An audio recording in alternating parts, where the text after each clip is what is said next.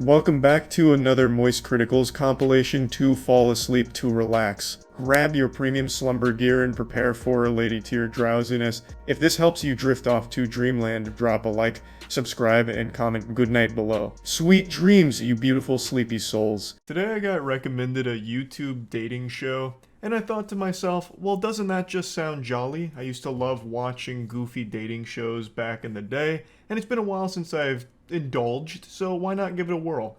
How bad could it be? Why not watch two people fall in love and have a happily ever after? How naive I was. Turns out I'm just a big stupid fool, because this isn't really a dating show, it's more like a combat sport, but with words instead of fists. It feels like I'm watching a bunch of people get into a Twitter argument, or like a bunch of Redditors fighting over karma passive-aggressively. It is so hard to watch. I think this is probably the worst dating show I've seen.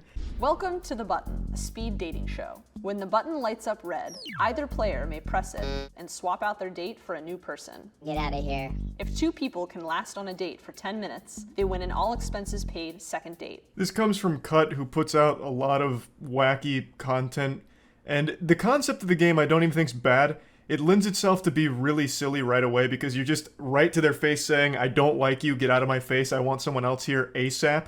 Just like a fucking ejector seat out of Johnny English, just kicks them right out. Like that's very silly, but it's also really uncomfortable in practice. And it also sucks that the button talks because the button is probably the most annoying character in the whole show. You two have similar vibes. Do we? What's this vibe? That what's the similar vibe? Like aesthetic. Okay. Okay. Do you find each other attractive? Oh, you're waiting for me to go first. Damn it. Off to a fantastic start here. A date out of your worst nightmare. This is like the number one fear for people that have never been on a date. This is how they think it's gonna go. And then it actually happened on camera here. Fucking terrifying. My heart broke for this guy immediately. Yeah, I don't really like guys with long hair. How dare you? Nicole, nice to meet you. Hi. Ryan was in the army.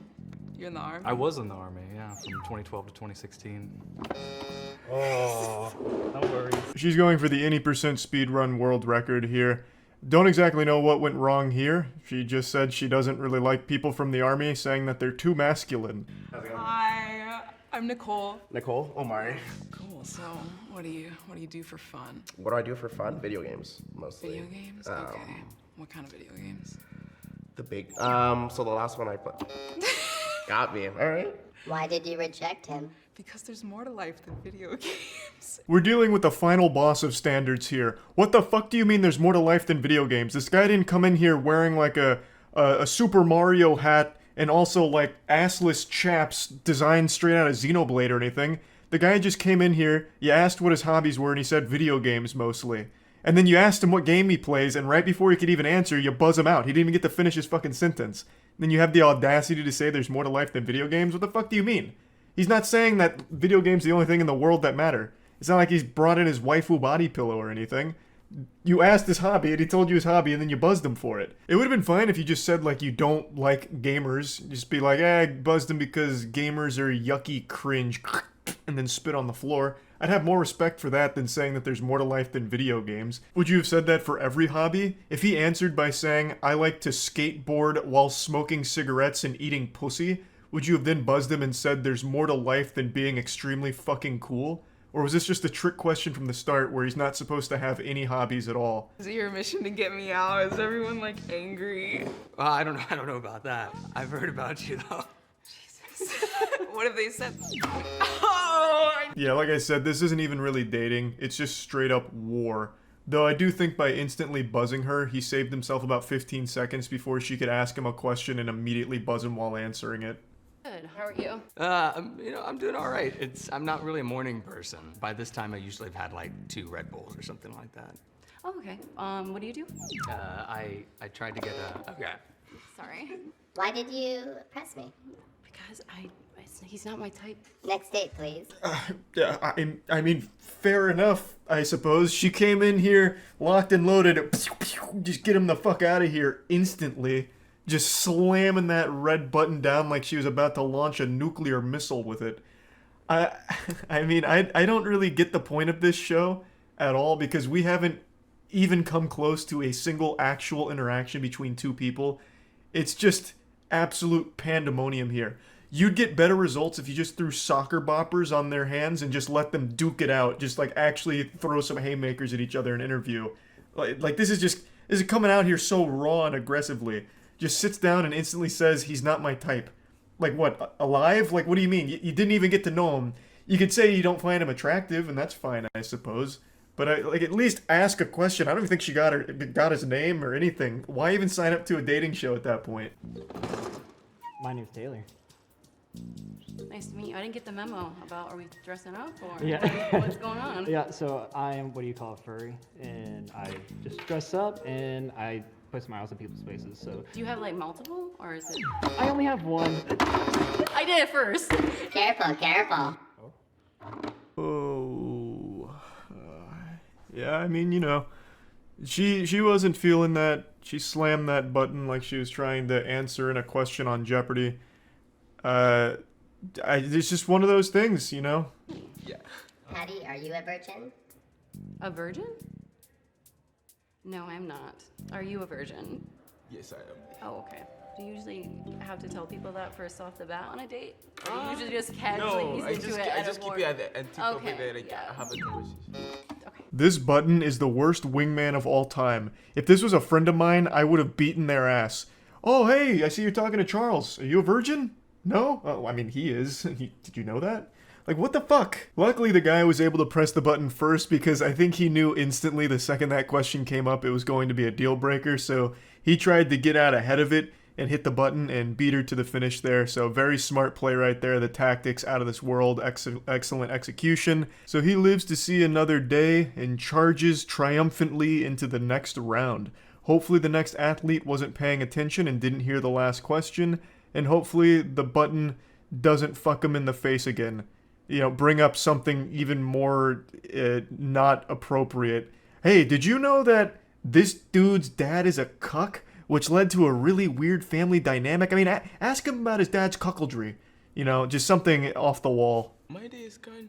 I'm scared, but I'm excited. Why are you scared? First time doing this. Can you tell me more about yourself? I'm a student. How old are you? I'm 23. Oh, okay. What's your dating age range? Above 25 and then stopping at like 36. It was a good run from our boy here, but unfortunately, he just wasn't tall enough to ride this ride here, I guess. He was just a little too young, I suppose. Do you like to dance? I like to dance. What about you? No, I just was having fun. I cannot dance at all. Bro, everybody can dance. No? Prove Everybody. it. Prove it, Jordan.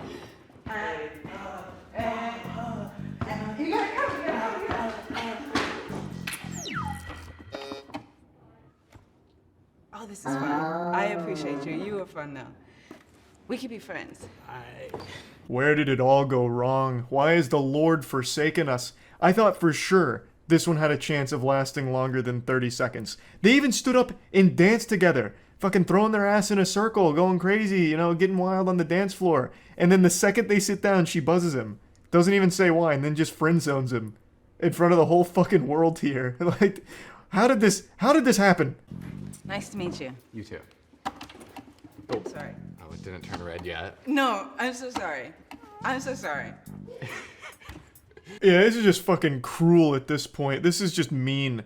This isn't dating. This is just how to make someone feel like shit as quickly as possible on video. Yeah, Are me you too. nervous? Yeah, like my hands were like freezing earlier. Just like, Yeah. so like ice cold because I was just nervous, Yeah. but Sorry. I won't make you suffer through any more of this. It is so awful. At the very end, two people do have like a normal conversation that lasts for longer than like 5 sentences, and they deem them the winners. They might or might not go on another date. Probably not. It's like they just gathered like the most awful AI together and then had them fight each other. Like, you know how when you need to confirm you're not a robot on those websites and you have to verify, like, click all the pictures of a boat? This is that, but in human form. Click all the pictures of an insult and then do it right to their face on video for us. It's so wild to me. Like, none of these conversations even remotely seemed like either party wanted to even try. They just wanted to, like, shit on each other. But yeah, anyway, I had to watch this, so figured, why not you too? And that's about it. See ya. I have sworn multiple times that I would stop talking about EDP 445, but just like most people's New Year's resolutions about going to the gym, I'm going to have to break it. Every few months for the last couple of years, like clockwork, he will try and come back to the internet after his historic fall from grace after being caught in the now infamous cupcake sting operation that outed him as a predator. He'll come back with an almost cartoonish development. He has been on this non-stop wild and wacky roller coaster of crazy, goofy shit that he tries. He's this gift that just keeps on giving with the amount of unbelievable shit he tries. Like an everlasting gobstopper of goofs. I've compared him to the box ghost from Danny Phantom, and I think that is just the most apt comparison. He's just this silly villain that keeps popping up every now and then just for people to laugh him off the face of the internet, but he'll always come back as a cameo in later episodes. And that's why we're talking about him again today, because it's that time of the year where EDP tries to make a claim that he's innocent. And this time, he's saying, actually, it was all acting.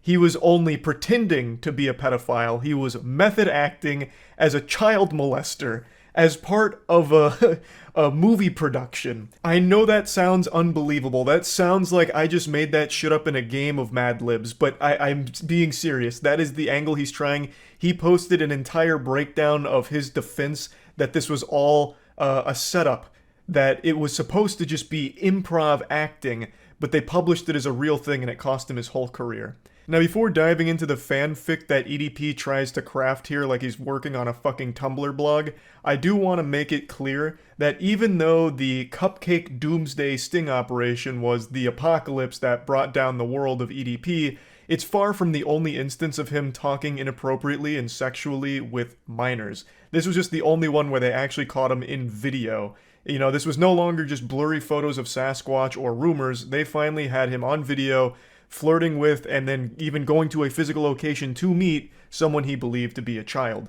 This followed sexually charged conversations as well as inappropriate pictures, including a picture of his poopy in a toilet, an actual shit pic. I make sure to mention that anytime EDP's name comes up because god damn it, that shit is crazy. And following all that, he went to the physical location to meet someone he believed to be a kid, and said the reason he was there was actually because his belly was empty, his tummy was growling for a cupcake, which is why it became known as the cupcake incident. But this is just focusing on that video and not any of the other numerous claims and evidence about the way he talked to children and all of that. So let's take it from the top here in the timeline of events. He lays out all the lore, and it dates all the way back to 2019. So he's laying out the goddamn Silmarillion here, preceding the Lord of the Rings events that take place later on. So in 2019, he flew out to Philadelphia for the world premiere of Maybe Next Year, which he was featured in.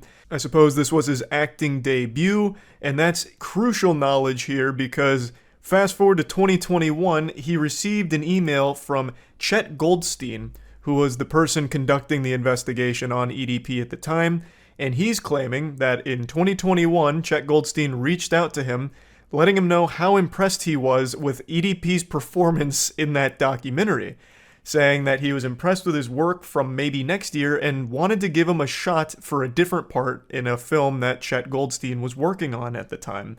So he drops a receipt here of an email that basically just echoes that, saying, hey, you know, your work was fucking amazing. Can't believe you didn't win an Oscar. Would love to have you as part of this next production if you're willing to try out for it. Get back to me. EDP responds, ecstatic to take this role. This was really going to blow up his acting career. He confirms an address with him, that it's a Rite Aid location they're meeting at. Chet Goldstein says that, you know, their cameraman will meet them at the Rite Aid parking lot, and it's going to be a random scene that they're going to act out for 30 to 40 minutes to see if he's fit for filming. He says, the scene we may ask you to act out may seem a bit odd, and I may crack some jokes and be rude in certain parts of the shoot that may seem offensive to you, but keep in mind, we have a protocol of situations we may throw at you to see how you respond and act in helping us determine if you're fit for the part. If selected for the part for the film we're shooting in Bakersville in October, we'll reach out in 7 to 14 business days for our meeting. Please message me back to confirm this date. So this is his bombshell, shocking revelation plot twist moment where you see Chet Goldstein actually was just wanting me to act, improv to make sure I was, up to snuff here with the role that I'd be required to play for his production. I was under the impression this was all part of the acting, which even upon hearing this excuse is one of the most unbelievable things I've ever heard. No, you remember that incident from 2 years ago. Keep in mind, he's just now posting this 2 years later. I'm guessing this idea came to him in a dream recently to try this garbage. But why wait 2 years if this is all legitimate? But regardless, all of that pedophile shit, no, that's just because I was a very good actor. I actually fooled all of you. It was acting, but I'm really upset because, I was misled. I was instructed to improv. I had no idea this was going to be the result. But I know what you're thinking. Charles, he posted receipts. He posted emails right there. There's proof. There's evidence to support these outrageous claims. Sometimes reality can be stranger than fiction. And to that I say, I do not like those green eggs and ham. I do not like them, Sam I am. These are fucking poorly photoshopped emails that he posts. He couldn't even Photoshop or crop it correctly. Look at Chet Goldstein's name. You can still see some of the black flakes at the top where Chet Goldstein was pasted on top of whatever this email originally was, and none of it's even centered in the first place. It doesn't even convincingly look like real emails. It is awful. It is terribly done. And to go even a step further, I can literally hear EDP's voice in the Chet Goldstein text here. He caps locked respond and act, as if that's supposed to drive the point home no, look, it's real. This is super real because respond and act. That's a key word. I'm going to have to capitalize that one so that way people know that this is key. It's blatantly fake. These aren't real emails. But you know what? I'm always willing to play ball and suspend disbelief. Let's assume that this is real somehow. And the odds of this being even remotely real are beyond minuscule, incalculably low odds, but let's assume they are.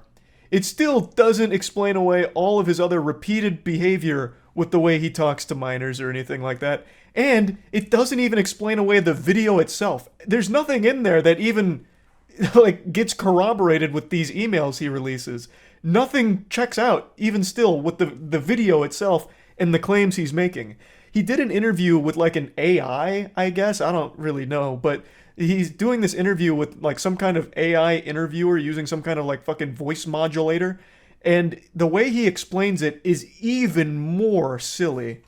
He had his business card attached to the email. Okay, and that was shortly after the movie, maybe next year or so. You put kind of 2 and 2 together and everything aligned to this actually being an opportunity for you. Correct, yes. Okay, so Chet emails you and tells you to meet him at the apartment complex? I'm sorry, maybe I'm not understanding. Well, again, the original meetup spot was at the Rite Aid. In what fucking solar system would someone be so stupid as to get a random email from someone claiming to be a movie producer who just reached out to you with a cold call saying, hey, your fucking performance in this documentary was superb, spectacular stuff. Come meet me at a Rite Aid where I'm going to have you play a child predator. Would you think that that's a good opportunity? So let's assume he didn't know he was going to be acting as a pedophile. The second that they start spitballing this improv at him okay, so all of these chat logs with this child, you're a pedophile. Why would he play along with it? What opportunity did you think this was? How would portraying a child molester be this golden goose for you? You are already a successful YouTuber with millions of subscribers, but this was your ticket to the big time? This role you thought you were playing, the role of method acting a fucking pedophile? That makes no sense. That is inexplicably ridiculous. You know what I mean? And then the camera guy, Javier, he actually walked me over to the apartment complex. So in the fucking email, it was just, boom, right here at the Rite Aid. And then camera guy is the one who walked me over to the apartment complex. This is the first time I ever seen this fucking apartment complex. You know what I mean? This does absolutely nothing to help proclaim his innocence here. If it was at the Rite Aid or the apartment complex, it doesn't fucking change anything. The clips he's showing, the Rite Aid only comes in the frame when EDP is leaving after they're talking about calling the cops and everything. That is when he is actually, like, making his grand getaway from this situation. He starts by going up to the apartment complex and then leaves going out by the Rite Aid. Do you have any indication on what you're walking into, what type of scene you're going to be acting out? He didn't tell me shit, basically. You know what I mean? He basically just said, hey, we got some chat logs here. We're going to improv this bitch. Go along with it. I'm just like, all right, cool. So... And then again, you know what I mean? It's like, how the fuck was I supposed to know this was a goddamn, how the fuck was I supposed to know that this was a goddamn setup? Like, it's like, you have fucking business cards, you have the official wavelength bullshit, you know what I mean? Motherfuckers is emailing you and shit. It's like, anybody in their right fucking mind would have thought that this was legit. I speak for every single living, breathing human being on this planet in saying that nobody in their right mind would have thought this is legit. At all. I will suspend disbelief yet again here to just toy around with this idea. Why the fuck would you even improv this kind of scene? Did you want the role of a pedophile? Did you want that to be your acting legacy? The follow-up to your magnum opus performance in maybe next year you wanted to be the child predator? What sense does that fucking make? This is the dumbest defense ever. And he doesn't even do anything to, like, somehow explain away everything he says and does in the video itself. None of this explains any of it. And this fucking email screenshots are fake emails to begin with. The whole thing is so stupid. But it is laughable that he is actually trying this with a straight face. Obviously, this is yet again another desperate attempt to prove that he's never been a child predator, even though there is overwhelming amounts of evidence, even outside of this big video that came from it.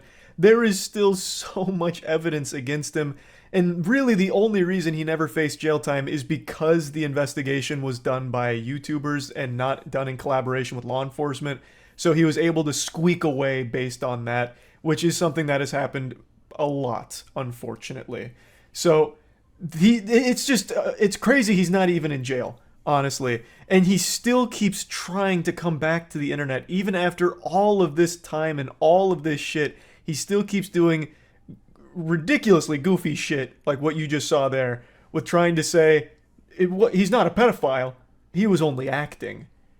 Wild stuff. I just wanted to give a little update here and share that. That's about it. See ya.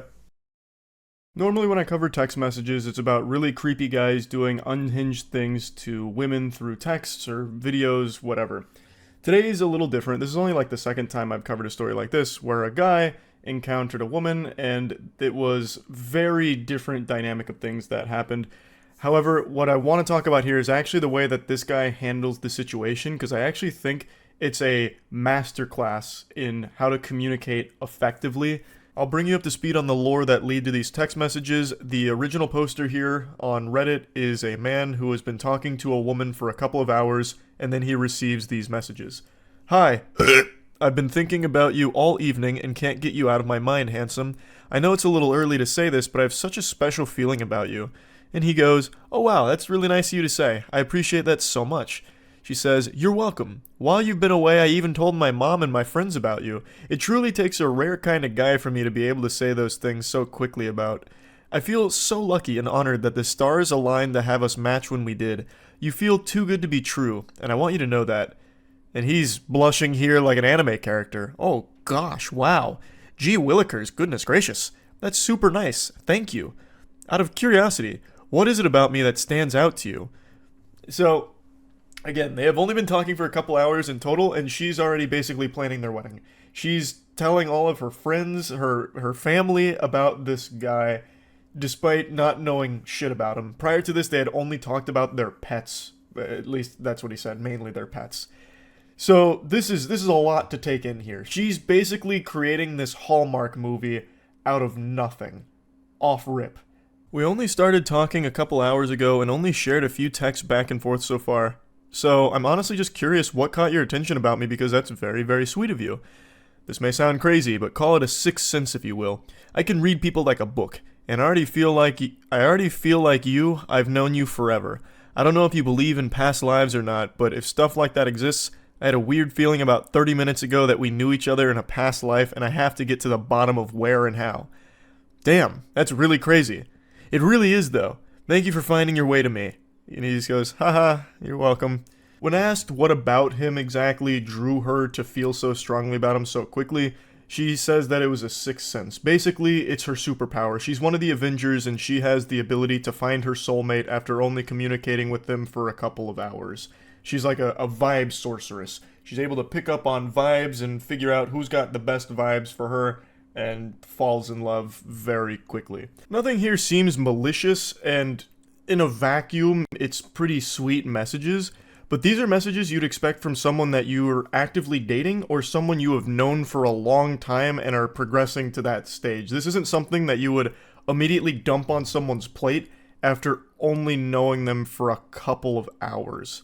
That's a lot of food to digest there. That's a lot to put in your pipe and smoke here. There's a lot happening way too quickly. I hope you don't think I'm crazy. I don't normally say stuff like this to guys, but there's something different here, almost like spiritual energy. I've been waiting for my soulmate for years and kept getting led astray by the wrong people, and now I think I know why. We have to meet ASAP. I'm so fucking excited to see what out energy in person is like. If it's this intense over text, I can't imagine how incredible IRL our dynamic will be. She's definitely seeing these text messages through a different lens here, because I'm not picking up on any type of electric energy. I'm not getting butterflies in my tummy just reading it. I'm not getting the tingles. This is two very different levels of intensity and excitement. She's out here full of jubilation, like she just won the lottery. Meanwhile, the guy's energy is the same excitement you get over finding an extra chicken nugget in your 8-piece box. Like, it's very different. But he still says, when are you free? I'd love to meet tomorrow, but I have therapy late afternoon and then work at night. So how about the day after? That would probably work. I can let you know for sure by tomorrow at some point. How about I take you to dinner? I would love that. I'm so looking forward to the first meeting in our beautiful story, handsome. Aw, lol. You're so sweet. I have to go to bed now for work tomorrow morning, but let's talk more tomorrow. Absolutely. Sweet dreams, sweetheart, and you'll be in my dreams. He says, sweet dreams. I hope you have a good night's rest. The next morning rolls around and it's a totally different ball game, sports fans. Good morning. How's your morning going? She says, good morning. Fine, and yours? Now he's the one with a lot of energy now. Great so far. You're hitting him with the Tony the Tiger. Great. Just had a meeting with my boss and got some pretty positive feedback, so I'm pretty happy about that. And she just one-words him. Gotcha. He immediately picks up on the tonal shift here and says, is everything okay, lol? Yeah. Why do you ask?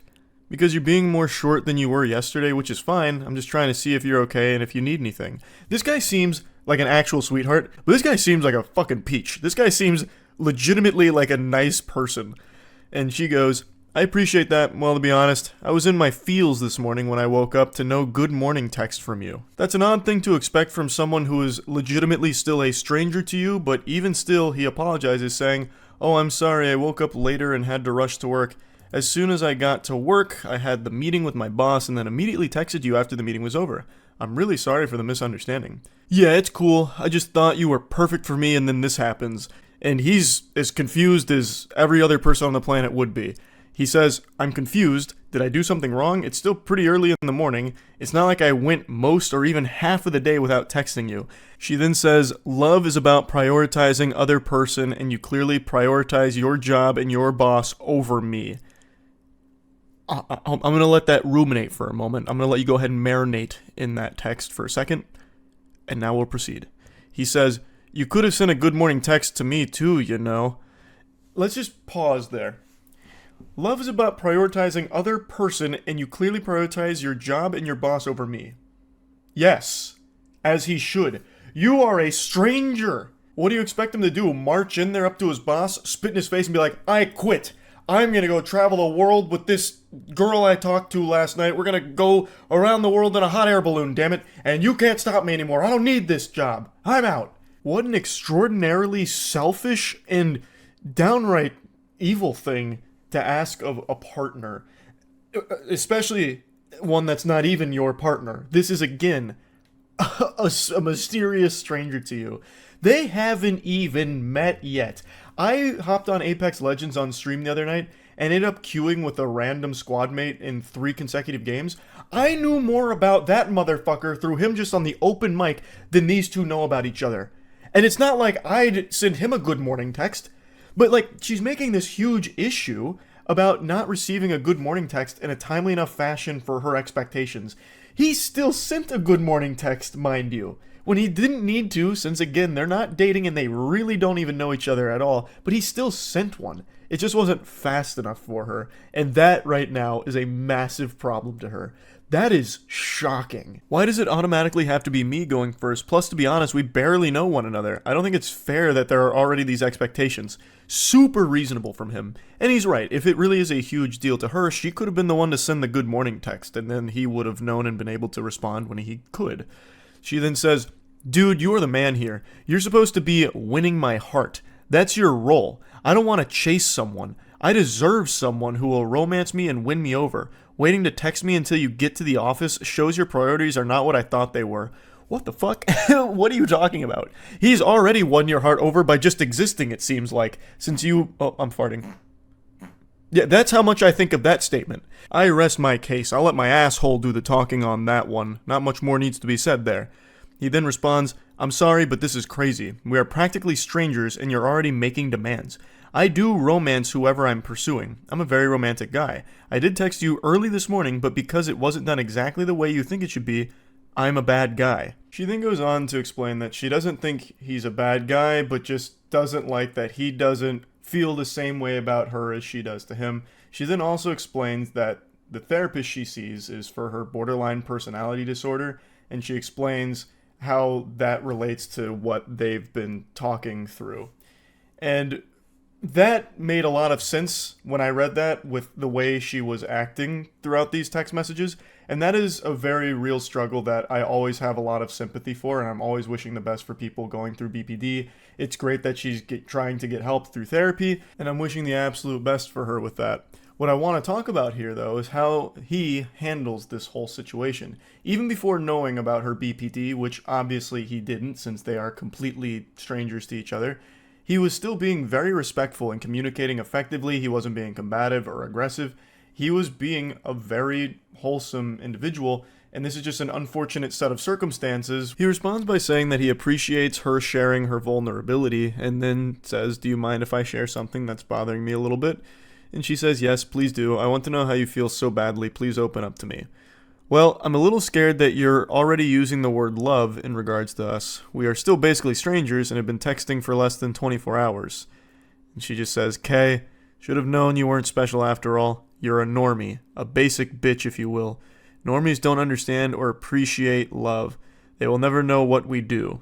He says, "Who is we?" She says, "Empaths. I am an empath and feel things more strongly and deeply than regular people, something you clearly don't appreciate and take for granted. One day someone will see my gift and cherish it." He says, "I mean, I wanted to take you on a date. If it went well and we were compatible after a while, I was definitely interested in a serious committed relationship, but I do have to meet someone first to know that and hang out a bit first before I make that commitment," which again is a totally understandable thing. And she says, "Fuck off, bro. You're disgusting. I can't believe I ever saw something in you. You are not the one. You're just another schmuck in a long string of disappointments." Schmuck is a word I haven't heard since the Stone Ages, and I really appreciate that she dusted it off for this message. Schmuck is something that used to make me giggle every time I heard it when I was a kid. "I deserve better. Fuck you. You thought I loved you, but I don't, bitch. Don't ever contact me again. We are over. I never loved you. You lost the best girl. You'll never meet someone like me again because you're a normie who can't see or identify a gym. We are not the same. Love is not a lie. You were. You're the problem. Don't contact me again, basic bitch. You repulse me. Bye, loser." It's actually very sad reading these things. Like, this isn't your normal r/nice guy blow up moment where a dude pretends to be a nice person just to try and get laid, and when he doesn't get pussy out of it, he has a meltdown like, I don't love you, you're fat and ugly, and no one would ever love you. I'm the nicest guy you'll ever meet, and you just blew it with me, the alpha male. Fuck you. Get out of town, scram, swine. Like, this isn't one of those moments. It's not her fault she has BPD. But she's clearly not ready for a real relationship right now. She's going to need to continue to get help.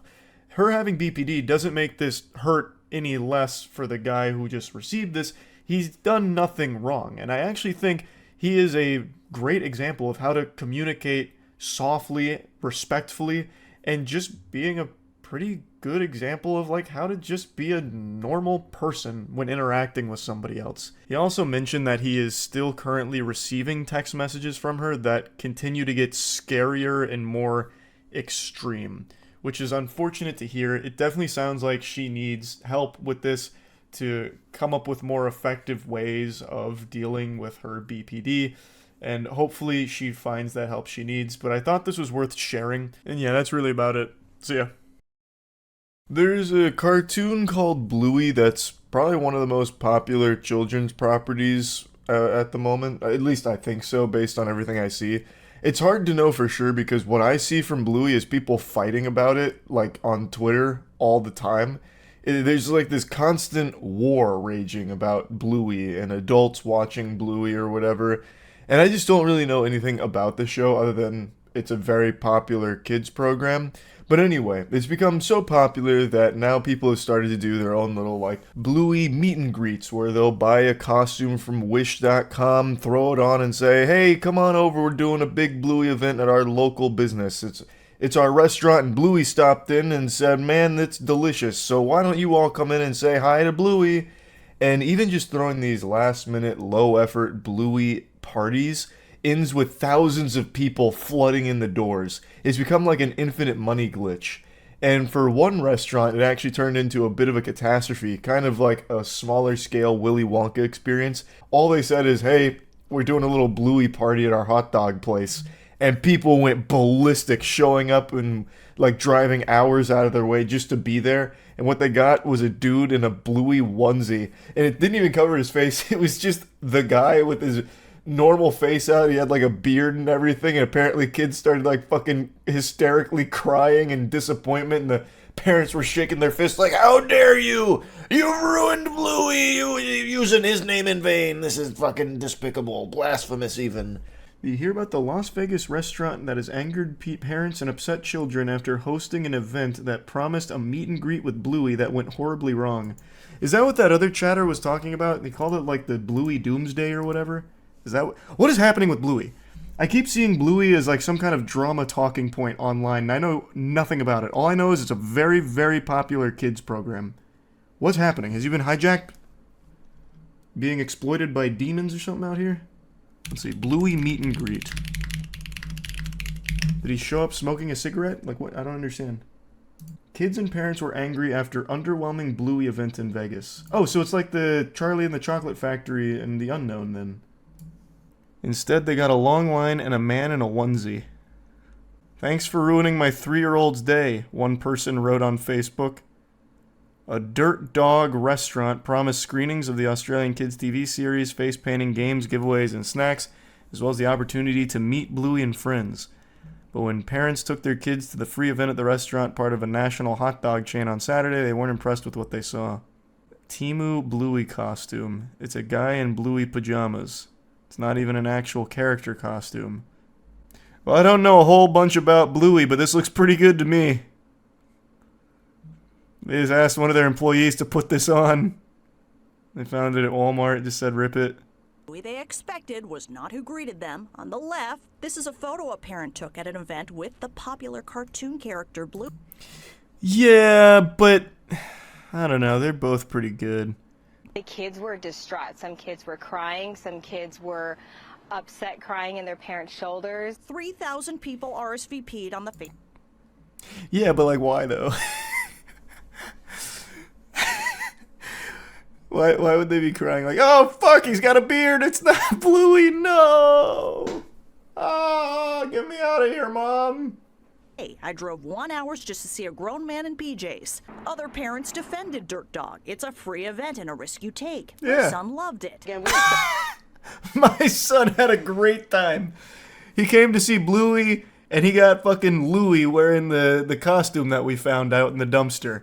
What more can you ask for? He was such a good guy. He even stopped and talked to my son. Taj Wilder of Dirt Dog broke down their side. She says, first of all, the That food gourmet looks good, hot dog though. hotspot with a hip-hop edge. Expected a few dozen. Bluey was big. I just didn't realize how big he was. The biggest takeaway. You and me Bluey, both. Go all out. You want to do stuff for the community. Just make sure you do it at the highest quality. Dirt Dog. They seem to have a really good attitude about it. They seem sweet. They seem super sweet. Isn't Bluey a she? I know nothing about Bluey. I have no fucking clue. Bluey's popular as fuck. I know Bluey's huge. I'm very well aware. I see drama about Bluey all the time. There's like 2 different camps. Like I guess like Bluey adults or something. So people that watch Bluey without kids, and the people that say it's weird to watch Bluey without kids, and they're always butting heads on Twitter. But I don't know anything about Bluey. So like bronies, I guess kind of. But I don't think they're watching Bluey sexually. You have to remember, bronies during their heyday, they masturbated to My Little Pony. I don't think Bluey's to that level. I think it's people that just really like the cartoon. I think that's all it is. It's not, I don't think it's sexual. Maybe it is. Like I said, I don't know anything about it. Only what I see on Twitter all the time. Do all bronies watch it for sexual gratification? Not all of them, but that was like the peak of it. You don't remember the, what was it, Sparkle Dash Cum Jar? Or Rainbow Dash Cum Jar? Like, most of it was sexual for bronies back in the day. Also, RIP to bronies. They have gone extinct. We were actually just talking about it on the podcast not long ago. Bronies completely fizzled out. They don't exist anymore. There's a woman on a podcast stating she indeed gets off to the dad on Bluey. I would look that up later. I'll listen to it. Why not? I'm already deep into the Bluey rabbit hole. Let's see what all the hype's about. Is Bluey's dad some kind of sex icon or something? What's this about? I mean, I'll listen to it, but it doesn't sound real. Like, I don't think she's actually sexually attracted to Bluey's dad. What the fuck is Bluey's dad's name? I'll address him by name. Put some respect on him. His name is Bandit. Okay, yeah, I don't think she's actually touching herself to Bandit. What the fuck? Why did this come up? Trigger warning, miscarriage episode of Bluey. Bluey tackles miscarriages? What in tarnation? Is it the dog cartoon? show? Dog show? I put it on for my dog when I leave. The dog dad? I would fucking fuck his brains out. The dog dad, he's funny, he's kind, he's smart. He's a dog? I have never, yes, Okay. he's a dog, and I have never been more attracted to anybody in my life. Really? And it is a cartoon dog. Yeah, this definitely doesn't sound such a real. good dad. He looks like a dog version of Phil Dunphy. I've masturbated to him. Really? I have masturbated to him. Like, I'm so curious though. Is he a cartoon? He's a cartoon. Were you? What do you mean? You were just looking at it. Of course he's a cartoon in there. Would it be better if they brought out a real dog? Like, I think it's, like, both are bad, but I'd rather it be the cartoon dog, honestly. What the fuck? She's like, hold on, wait, let me throw you a bone here. It's a real dog that you're masturbating to, right? That's the fucking, you're lose-lose there. You imagining you two together? Were you just reading to his personality? I was reading to him. Thank you for have to hear his clarifying. voice, though. I was also reading to his voice. Can you play a clip of his voice? Wait, what does Bluey sound like? Interesting. It just sounds like she was making some over-the-top silly shit. Like, I highly doubt she's done that. Maybe she has. I'm not her dad. I have no fucking clue. What was his name again? Bandit? Bluey Bandit Fart? Man, like I said, I don't know enough about, like, the Bluey fandom, but that sounded a lot like My Little Pony bronies right there. Are you telling me the first thing that comes up for Bluey Bandit is Bluey Bandit Fart? I don't know what the Out of Bed podcast is typically about, but man. Dog fucking, huh? Interesting. Do you remember that clip where the brony is at a My Little Pony convention and he goes up to the Q&A panel and asks the cast members about the sexual undertones of the show? Oh, God, yeah, I remember that. Oh, yeah. Damn. That is old. That's like, I think that might even be over 10 years old now, yeah. Like I said, bronies went extinct. They didn't even get, like, replaced by anything. They didn't, like, venture off into other fandoms. Bronies just vanished. I don't know what maybe there was like a great rapture or something and they all went to like the My Little Pony Rainbow in the Sky. I don't really know, but they just aren't around anymore. He's a membership Carter. Have you seen the video of that brony who confessed to his dad on the phone that he jerks off to My Little Pony? He said it's called clopping dad. Is it real? I don't think so. And I don't think this is where the term clopping came from. My friends are bronies, and I actually make animations and art for the brony community. Man, speaking of extinction, do you remember Skype? Jesus Christ. I'm glad we evolved past Skype. Actual, just official malware. That's why you always underscored your fucking computer whenever I walk in. That's why you always turned off your monitor. That's another thing. I kind of watch porn relating to ponies. What? See, he's laughing about it. It's not real. That is still a crazy thing to do with your dad, though. Dad, I'm gonna give you a call real quick and just go with it. What? It's called clopping. What? What are you? What? Are you fucking with me? No, it's called clopping, Dad. Oh my god, there is no way. It's called clopping, Dad. It's something every brony does, okay? It's a rite of passage. You don't get it. It's impossible to say what the worst feeling in the world might be. I think most people would default to answering that with something painful, like getting hit with a sledgehammer, getting shot. Childbirth is usually towards the top of that tier list for how painful it is. Maybe watching Rebel Moon Part 2 for how abominable it is. But I actually think there's a right answer to what the worst feeling in the world is. And it's being dead. And a YouTube channel called Watcher would agree with my analysis because they experienced death for about 3 days when they released their Goodbye YouTube video, where they announced that they were leaving the platform in order to have their own subscription-based third-party platform for their content going forward, and people didn't like that. They got spit on more than a mic at a beatboxing competition, and now they're backpedaling. They've released an apology, and they've announced that they've made a mistake, they've apologized, and they've talked about their plan going forward now. I'll bring you up to speed on the lore in case you're unfamiliar with this story, but this is a massive YouTube channel. They are a beloved group where they made this absolute wet fart of an announcement where it was saying that they were going to be producing all of their content going forward behind a paywall on their own platform for $6 a month. So all of the content that their fans were used to getting on YouTube for free is now locked behind a $6 a month subscription fee. They said they continue to drop premieres on YouTube, but the rest of the season, well, that would cost you some clams to access.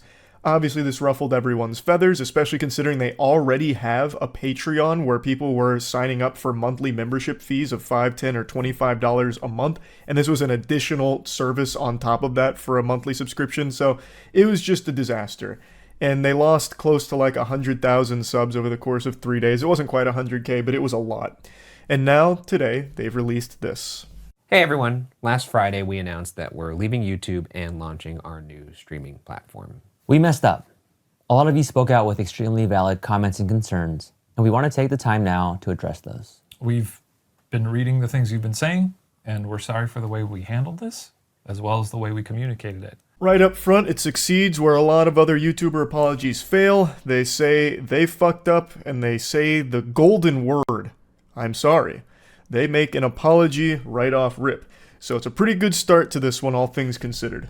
We understand where you're coming from, and we're making immediate changes. First, we want to affirm that you are the reason why we've been able to do anything at this company. You helped us every step of the way when we left BuzzFeed to start Watcher at the top of the pandemic in 2020. You've supported us in so many ways by watching our content, attending our live shows, buying our merch, becoming members of our Patreon, and giving words of encouragement over the years. This is another super strong moment here because it's tugging on the audience's heartstrings. It's very much buttering them up in a positive way. I'm not saying that as a negative thing. It's clear that they recognize the significance of having that audience. The whole content creation shit online doesn't work if no one's watching it. I mean, I guess if you had like an army of bots that view it like you're a kick streamer or something, then maybe you can make an argument that it'd be sustainable even if you don't have a single human being watching. But clearly they understand that you need a passionate audience in order to survive in the online cyberspace Thunderdome. Now there is something I want to mention here though. He briefly mentions some of the ways the audience has supported them over the years, such as buying the merch, attending the live shows, subscribing to the Patreon for the monthly fee, and encouraging words. 3 out of 4 of those are huge revenue drivers. The kind words, not so much. You can't really make a whole lot of money. You can't convert nice comments to USD. There's no direct conversion there for that. I mean, unless you're making Hallmark cards, perhaps. But those other 3, attending live shows, subscribing to the Patreon, and also buying the merch. And there is a 4th one there as well, which is just by watching the videos, you are directly financially supporting them because AdSense through YouTube monetization, as well as the brand partners that have paid to be on their content. So they're already heavily monetized content, and I didn't even think about the live shows the first time I watched their video. That's a huge part of some teams' bottom lines because they bring in so much money. It's like one of the main revenue drivers for bands in particular with concerts and buying tickets to it. So they have a lot of revenue sources already for their brand.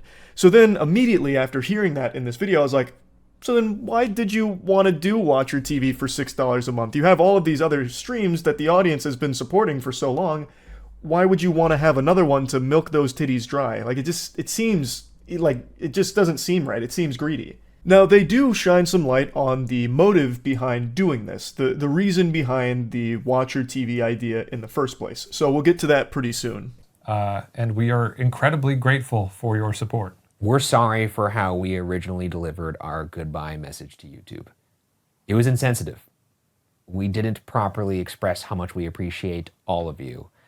And we did a really bad job of explaining the reasoning behind this transition. We also want to deeply apologize for our ignorance around the impact of the cost. We regret stating and implying that it's a price that anybody can afford, and we fully acknowledge that it is not.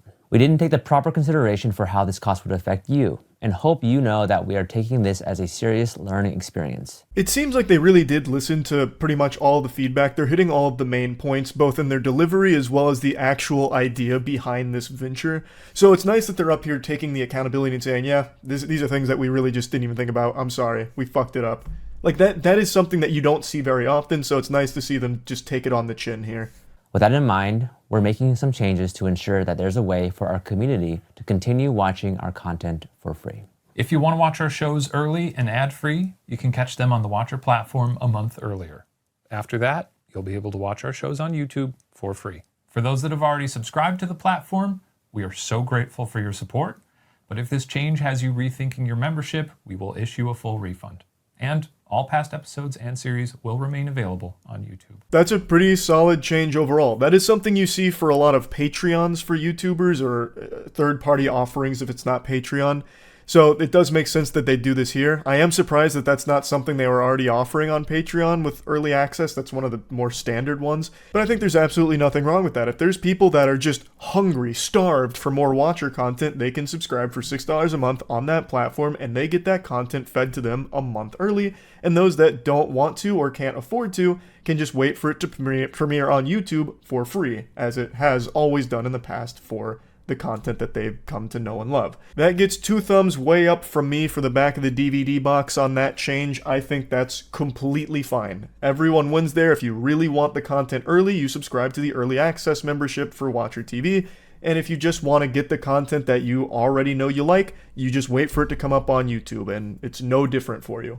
So I think that is a totally fair compromise. As for the question of why we decided to launch our own platform, when we started Watcher in 2020, we wanted to create shows that we were proud of, that we had ownership over, and that would provide you the caliber of content that we felt you deserved. However, we were finding it harder and harder to stay relevant to advertisers and the constantly changing YouTube landscape. This is where my eyebrow raised a bit, so I decided to look into their content just briefly. I didn't do like a full deep dive here, but of their last 20 videos, 12 of them have brands on them. I'm excluding their Goodbye YouTube video, but also there's one more in that batch of 20 that I think doesn't really count, and it's a teaser trailer for the mystery files that they did, so it was just a very short trailer. But 12 out of 19 full videos have sponsors in them. As I mentioned in the last video, I own an agency that manages a lot of major YouTube channels of this size and bigger. So I know what a lot of those deals look like, and I know that those deals are super lucrative. And at their size, those are significant numbers that we're looking at. over half of their videos of the last 20 are brand partnered. It doesn't seem like they were really struggling to get brands on their content, so I don't exactly know what he means by staying relevant to brands, especially because in this industry, brands focus mainly on your cold, hard Carfax, your metrics, your numbers, and they pull in great viewership numbers as well as a very engaged community. So brands must have hearts in their eyes anytime they get the chance to work with Watcher, just because their numbers are so good. But on top of that, they actually produce some of the most brand-friendly content imaginable. This is the type of shit brands salivate over. It's long-form, highly produced content, and the creators actually do skits for the ads. At least in all the ones I've seen. They do like a fully produced brand piece in this content. So the audience actually enjoys watching these ads. That is a match made in heaven for sponsors. So I was very confused on what he meant by staying relevant to brands. And then the second thing about, staying relevant in like the ever-changing YouTube ecosystem, that's a totally understandable one. I get that. The YouTube ecosystem is 100% like this boogeyman that no one fully understands. But it doesn't really make sense to me. We found it harder and harder to compete in the ever-changing YouTube landscape, so we abandoned it. We waved the white flag and said we're defeated, so we created our own platform with blackjack and hookers. That's a Futurama reference. I'm not saying that's what Watcher TV is. But the point is, why would you go from this is a lot going on YouTube and it's changing to, all right, guess we got to leave it now and then charge people for access? That just doesn't really compute to me because you kill your brand, obviously, which I think they've recognized now from all the feedback. It's very hard to get people to subscribe to $6 a month content on a third-party platform they don't know, as opposed to just showing them some free YouTube videos. You built your brand very successfully on YouTube, and you were still only growing from everything I can tell. So why would you abandon it at the height of your growth, right? Like that, I don't know, that reason doesn't really make a ton of sense to me, but I understand being like afraid about, long-term sustainability with how frequently YouTube is changing. I do get that. But I feel like the natural progression there would be like, okay, so how can we stay competitive on YouTube? As opposed to, okay, how the fuck can we get out of here? We faced some incredibly challenging decisions. We didn't want to compromise our content to ensure they met advertising requirements. And we definitely did not want to lay people off that have brought Watcher to life behind the scenes. And we didn't want to bring Watcher to a close, which would have happened if we stayed solely on YouTube. That's why we decided to launch the platform, so that we as a company could continue, we could pay our staff fairly, and not only continue to make great content for you, but expand with new shows, new voices, all ad-free. And now with the addition of accessible options, this is a decision that we all believe is the best for Watcher. All those reasons he lists are perfectly reasonable. You don't want to lay off your staff, great. You want to pay them fair, great. Like all of these, they check mark the boxes of good shit. I support that. But I don't understand why your only option was to leave YouTube and charge $6 a month to your audience that's already paying for more merch, live shows, and Patreon. At least a large number of them are. They have over 13.4 thousand Patreon members right now. From all of this controversy, their Patreon has actually flourished more than it ever has from what I can see. So why would you want to take even more money out of their piggy banks here? The strategy would be to keep growing on YouTube so you can continue to monetize, you can charge higher rates to the brands that you work with, that I imagine you will continue to work with. And also, more views means more AdSense money. And like I said, this channel is so advertiser friendly. It's exactly what brands and YouTube themselves want, long form, high quality content. Their RPM is probably super fucking high. So the more they would grow on YouTube, the more money they would stand to make. They would easily be able to expand, I would think, without charging $6 a month for their initial idea of paywalling the content that they were used to giving for free. I do like their new model of pay $6 a month for early access, but I still do find it unnecessary. I feel like the only reason that's there is because they can't fully walk back that now. They can't just get rid of that because people have already paid for it, so they need to offer something to those people that have already signed up. But I don't think it's a necessary thing for the survival of their brand. I really don't. Like I said, I know what these brands pay to be on the content. So just their sponsorships, I know they're bringing in 6 figures from these sponsorships. Easy. And their Patreon, you can start crunching the numbers. 13.4 thousand Patreons at $5 minimum up to $25. Like, come on. That's a lot per month. Plus their merch is pretty pricey, and people are clearly buying their merch. It seems to sell out quite a bit. That's a lot too. Live show tickets, when those come around, that's a pretty big influx. Their AdSense popping off. Like, they have so many revenue streams. I don't know how they can possibly be at this point where they need to find more ways of taking money from their audience in order to survive. That just doesn't really make a lot of sense to me unless there's some really odd mismanagement going on behind the scenes here. The videos they make aren't cheap, but I am confident that they're not costing them $500,000 per video or something outlandish like that. I know that's not the case. So how can you possibly be at this point where we had to find a new subscription for people to pay for in order to keep Watcher alive? I just don't get that. However, we realized that in figuring out the logistics of what this might take, we overlooked the way it would impact all of you. We hope you'll be patient with us through these mistakes, and we remain incredibly sorry that they were made in the first place. We also want to directly address our Patreon community, who have played such a key role in supporting us from the very beginning. All current Patreon members will receive a free subscription code to the platform. If you already purchased a subscription, please contact us and we will issue you a full refund. We look forward to continuing to make shows and introducing all the incredible things that we've got planned for the platform alongside YouTube. And in the meantime, we are forever grateful to all of the people who make up our community. And we hope that you consider joining us in this next chapter of our journey, whether that's on YouTube or on the platform. Thank you. Thank you. Thanks, everybody. Overall, this is a good apology video, I feel. They say I'm sorry multiple times, they admit their faults, they try and explain why things were the way that they are, and how they missed the mark. Like, they take a lot of it and seem to understand it from a place of genuine authenticity, which is great. I still, however, don't understand why it reached that point to begin with. I don't see how a channel of their size and their success with all of the revenue streams that they currently offer could possibly be struggling financially. I don't understand. I don't.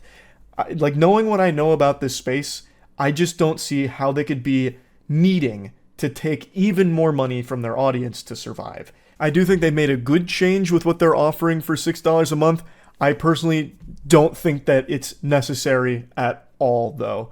Especially because the way they frame it in this video makes it sound like that's the only way the Watcher survives, is if they find a way to monetize even more off the backs of their viewers. So that's why the $6 a month there is being charged, because it helps keep them afloat. I don't know how they could possibly, with all of these revenue streams, be struggling to the degree that they make it seem like they are. But whatever, that's neither here nor there, I suppose. This announcement was very positively received by their audience, and that's the most important thing for the health of their channel and their brand, is that their audience feels satisfied with this update.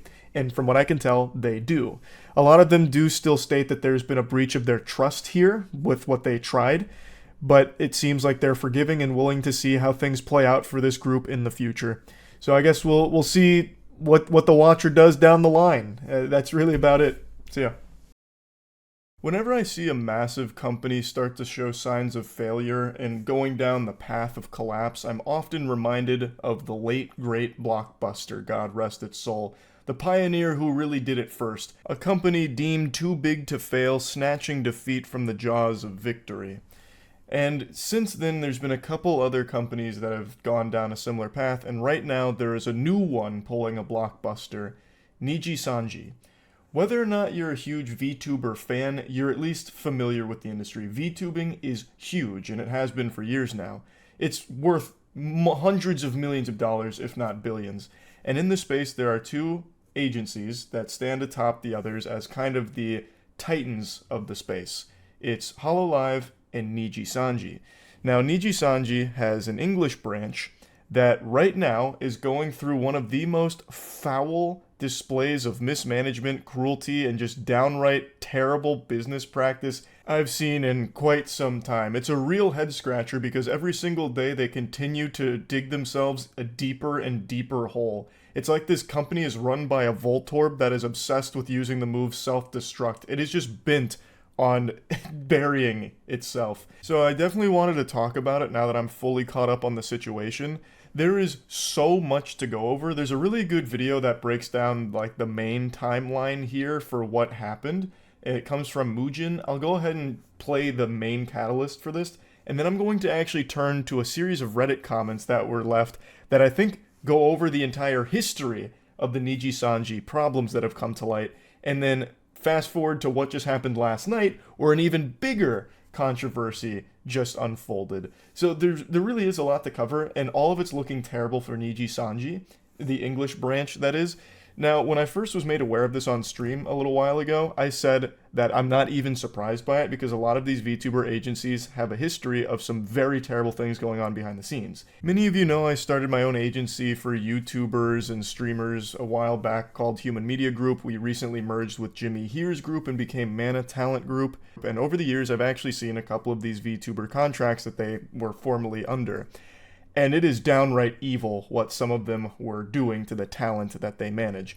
I obviously can't get into the specifics of it, but it is some horrible stuff, that some really bad stories and bad things that we saw from that. But even being familiar with some of the horror stories that we'd learned over the years from some agencies, I was shocked to see just how bad Niji Sanji was here.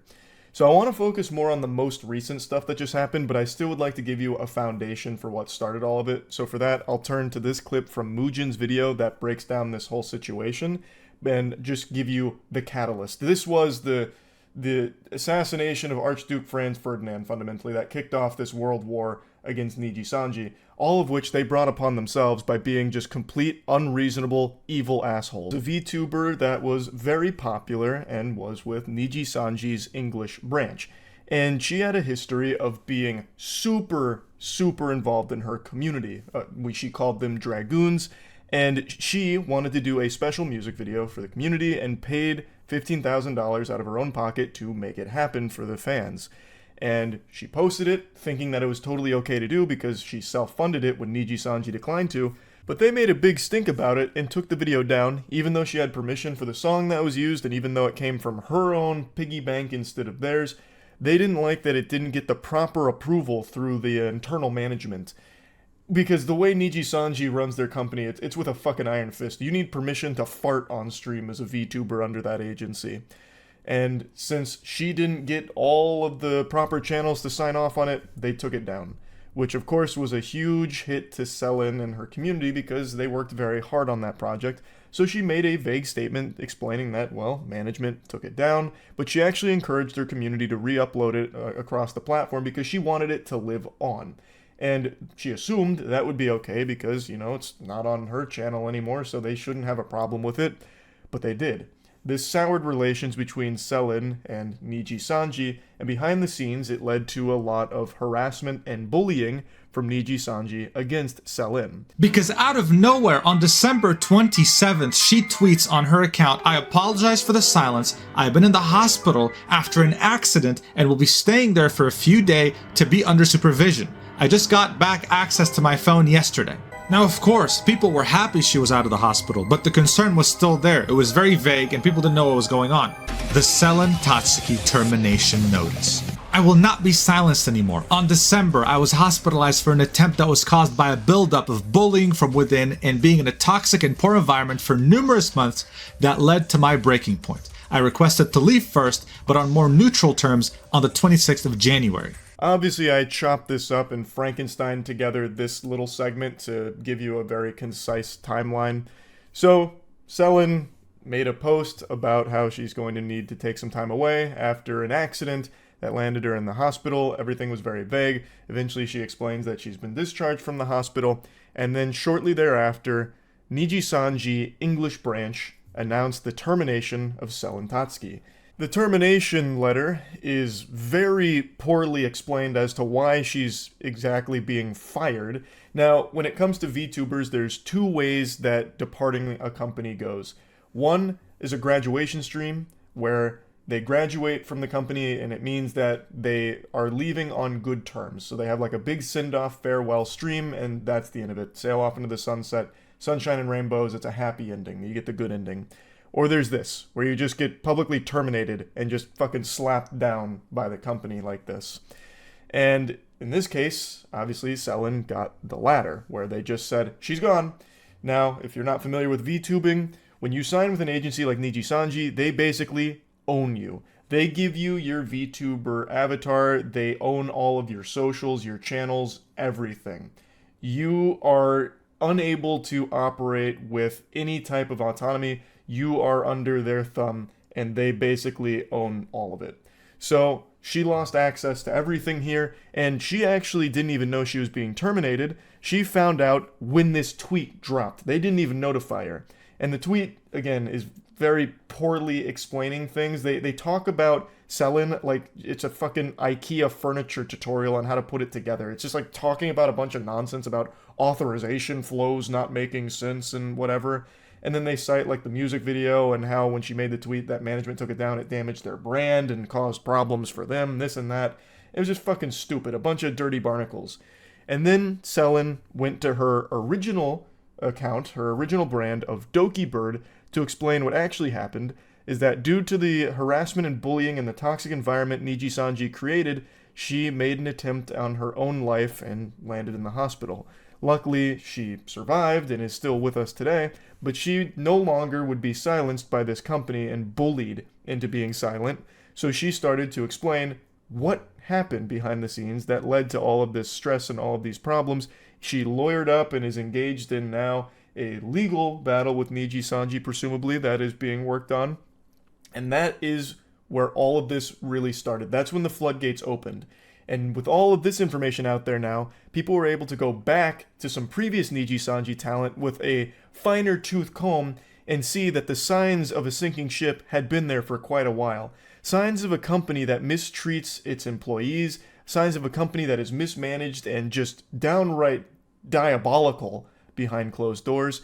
And I want to go over that because we have a lore master in the comments section of a live stream fails clip that I think does an extraordinary job of just laying all of this information out. So our guide is Weebshitter69, a great name for a great philosopher. So Weebshitter starts by explaining what Nijisanji is and how big Nijisanji is, and then takes us back to the past. March 10th, 2023, one of Nijisanji's newer talents, Zion Lanza, was terminated, which again is being fired, publicly, and then put out this bullet point list of the infractions that they accrued. And at the time, people sided with Nijisanji, but then stated that the way they handled it was a little unprofessional, especially coming from a multi-million-dollar company, and just overall not great.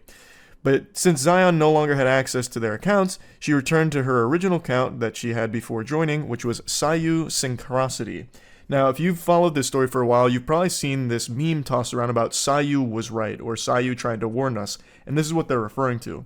On that account, she revealed more information about her own experiences inside the company, hinting at a toxic environment, incompetent management and bullying, stealth suspensions, etc., and she further stated that she hopes other talent realize their own worth and that they deserve better. Some people sided with Sayu, but most didn't at the time. Then in May of 2023, Selen Tatsuki hosts a contest letting her fans design her next outfit.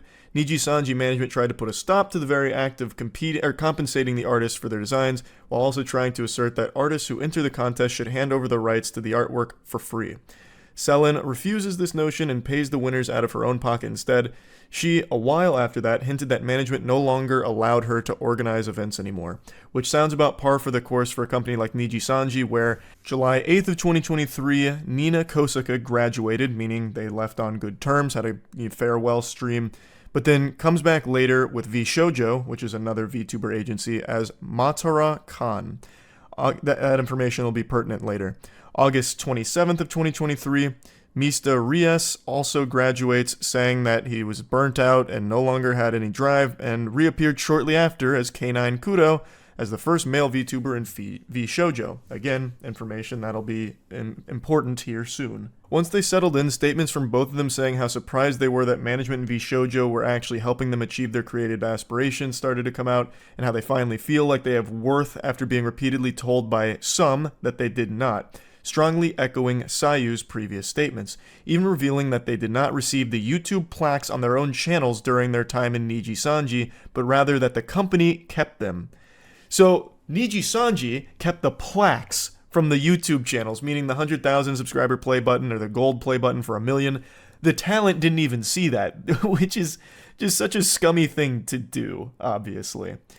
Now, while Sayu was a relatively new member of Nijisanji at the time, Nina and Mista were considered cornerstone, thus the tides started to slowly turn. And then they jump a bit forward in the timeline, and that's when they fast forward to the Selen Christmas catastrophe with the music video that got taken down by management. And then in January, with the departure of Pomu Rainpuff, more people started to wonder how bad things were at Nijisanji. Pomu Rainpuff was one of their biggest VTubers and shocked everyone when they announced their graduation in January.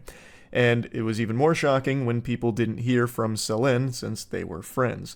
So that's when people started to worry about her safety. And then in February, another liver named Kyo Kaneko announced the graduation, which again brought the community into an uproar, wondering, why is there so many people departing all at once here? Is there like a waiting list, like this fucking purgatory or something with people waiting to go to the other side? And then on February 5th, Nijisanji released that termination notice. And that's when Doki Bird talked about what actually happened with her hospitalization following her unalive attempt that was built up from the stress that Nijisanji put upon her, and a lot of information started to come out, both from artists and other people who had previously worked with them, claiming that working with Nijisanji was never very good. There was delay in payments, NDAs being sent multiple times with the wrong name, just so many different things. But Selen had always paid the artist out of her own pocket during this period of turmoil while trying to work with Nijisanji. And following all of this new information coming to light, the public was understandably outraged, because this is just some deplorable garbage. The dam broke and they were flooded with tons and tons of angry fans. The tornado blew through and picked up 500 septic tanks, and the shitstorm that came with it was something that Nijisanji couldn't have possibly predicted. So Nijisanji's stakeholders started to suffer. They lost several sponsorships because of all of this. Apparently their stock price, like their valuation or whatever, started to plummet as well. It was a huge hit to their company, and it only continues to get worse by the day. So Selen revealed that she had spent like $250,000 of her own money on projects throughout the last year there, so she made no profit. And a very interesting piece of information that people brought up is that in December of 2022, Mista Rios had a slip of the tongue revealing that talent only gets 1% of merch sales, and other reports stating that it was a whole 2%. And this serves to showcase that Nijisanji doesn't just harass and bully their talent directly, they also financially fuck them. That is downright criminal. Only giving 1 or 2%, if they're feeling gracious enough, of merch sales to the talent is mind-boggling. And I saw a couple people defending this, and let me just go ahead and take you in real quick, because it looks like you blew in from Stupidville. That is unacceptable. Yes, the VTubers here don't actually own their avatar or anything. That does belong to Nijisanji, and they signed the contract and agreed to that. But without them, that merch doesn't move. They are still the sole force for why that merch sells in the first place, thus should be compensated fairly. If they don't make that tweet about the merch being available, if they don't talk about it on stream, 0 people buy it. And to only give them a 1 or at most 2% cut of that is just laughably pathetic and it's just depraved, really. And this also led to a meme that you've probably seen if you've been keeping up with it, about how Nijisanji's CEO was too busy on his yacht that he built on the back of his talent through exploiting them financially. It comes from this information, where apparently the CEO had flexed that he had a yacht that he had recently purchased or something. I didn't look into that too deeply, but I keep seeing that pop up everywhere with people citing different sources for it. I believe that that's probably something that happened because they are legitimately just exploiting their talent here. This is a completely unacceptable split. Under no circumstances should this be allowed. That is crazy. And what's even crazier is I know they're not the only ones that do that to their talent. In the VTuber space, I have seen some very unfair deals. Now, not this bad. I will say this is exceptionally horrible. But I wasn't surprised to learn that when I first saw that they take 98% of merch sales, because these VTuber agencies look for every possible way, at least the contracts I've seen from some of them, to squeeze every dime possible out of that talent while not letting them get the lion's share most of the time. I'm having to tiptoe around this a little bit because I don't want to get in any hot water with it. But yeah, it fucking sucks. That is awful. Now back to the Weeb Shitter archives here. Weeb Shitter then talks about what happened last night, which is what I want to talk about as well. So, the clip that he is referring to is Doki Bird was streaming. She has now come back to streaming, trying to, just have a good time with her community again, and things are going extremely well. She went from 10,000 subs to now over 500,000 subscribers. Her first stream back had over 100k concurrent. Absolutely fucking crushing it. And last night during her stream, which was her first gaming stream since being back, she had to end it early because fellow livers Alira Pandora, who'd been quiet since the announcement of Selen's termination, started a stream at the same time called A Message from Niji Sanji. And during the stream, she was joined by other Niji Sanji VTubers, Ike Eveland and Vox Akuma. Both of them were thought to be friends of Selen, or Doki Bird, and they read a totally not scripted message expressing how sad and betrayed they felt that Selen had given out personal information like real names and other required information about livers in her legal document that she sent over to Niji Sanji, and some of them stating that they had thoroughly read through it, as well as presenting Discord snippets between Selen and management when it was presented by them, thinking that it would absolve them. Now, I truly believe that Niji Sanji forced them to make this video. I think that they were 100% pressured into making this statement. I don't think the VTubers chose this, nor do I think they really believe what they were saying, because you'd have to be on some goddamn idiot juice to think that that was a good idea. Obviously, this is just inviting everyone in the community to throw tomatoes at you and scream, "Boo! Boo! You stink!" Like, it is a terrible statement from them, and the obvious big problem here, one that Doki Bird also had to call attention to, is that it seems Niji Sanji seemingly shared confidential information with these parties that are unrelated to the issues, which could potentially include her medical information. Which is fucking illegal. You can't do that. You can't just share this personal information. You can't break NDAs, and you certainly can't share sensitive medical information. There's protections in place for that. That's a highly illegal thing to do. Meanwhile, goofballs at fucking Niji Sanji here were real loosey-goosey with Doki Bird's information. Confidential information, it seems. So I'll go ahead and play the clip from Doki Bird when she learned about all of this.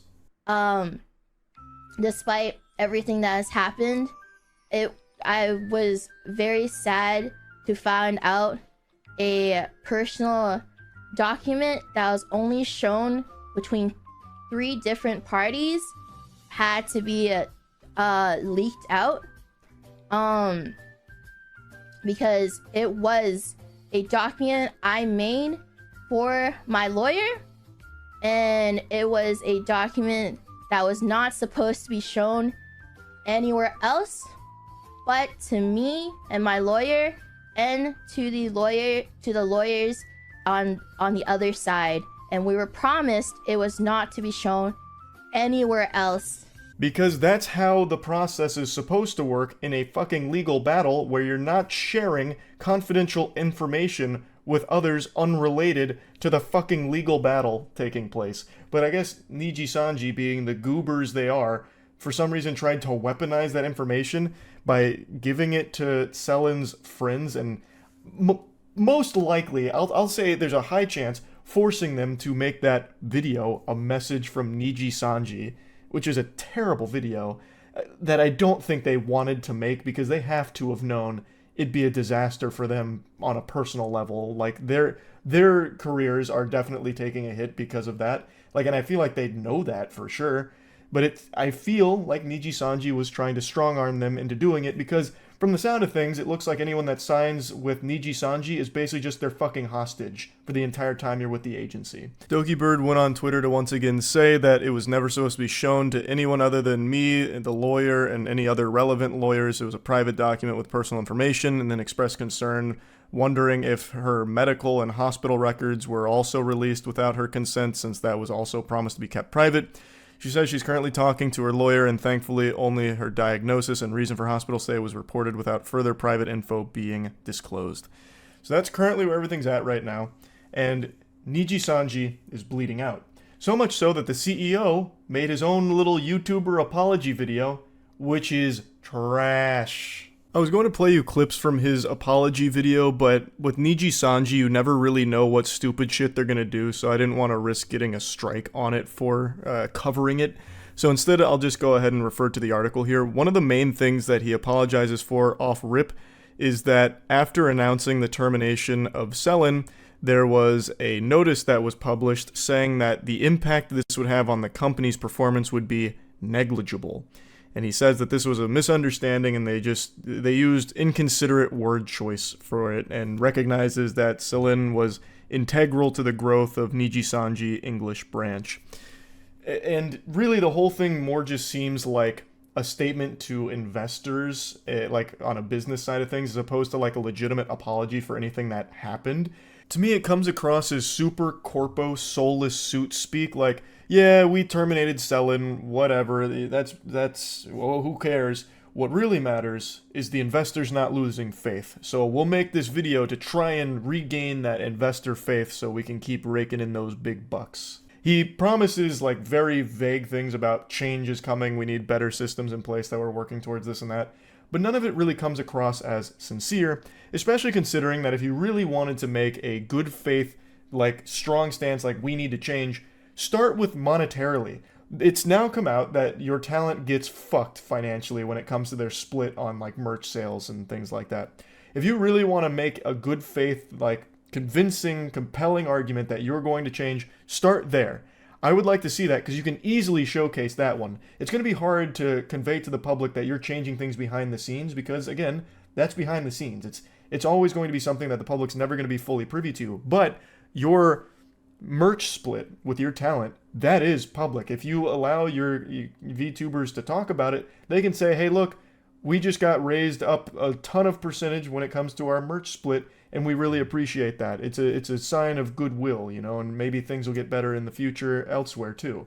But personally, I don't see them making any meaningful changes to company culture or the way things happen behind the doors or anything monetarily. I just don't see them really doing a whole lot to improve. And I think the community feels largely the same way, which is why Niji Sanji continues to fester here. Now, while they haven't fully gone under or anything of that nature, they are definitely trending in a downward death spiral at the moment, where it seems more graduations are on the way, most likely, or perhaps even terminations to more talent, and the public is not super excited about the future of Niji Sanji English branch. Now, the English branch of Niji Sanji is just one component of it. Its biggest is still the Japanese sector. But I have to imagine if the English branch flounders and fails, it's going to be bad for Niji Sanji as a whole, because it still was a sizable chunk of their company, and that's going to affect that side of things too. So it's definitely something that they wouldn't like to see go away, I would imagine. But it's looking like it's going towards that direction. So anyway, I just wanted to cover this a bit because it is a huge deal, and one of those situations where a company that was really at a point where it was probably too big to fail is starting to fail. Truly by their own mismanagement, own problems, and own toxicity. And I'm wishing the absolute best for Dokibird going forward. Hopefully the legal process she's engaged in is smooth and an easy W, and hopefully her streams continue to pop off. So best of luck to her, and yeah, that's really about it. So yeah. It really takes a lot to surprise me with stupidity in this day and age, because we have easy, unlimited access to the loony bin called Twitter 24 hours a day. It's like a zoo, like a little SCP containment facility for all of the dumbest and weirdest creatures that evolution and inbreeding has ever produced. And yet today, I watched a video that left me stunned by an evil imbecile. I'm sure a lot of you have already seen this because it went viral earlier this week, so I'm definitely tardy to the party, but I'm just seeing it now.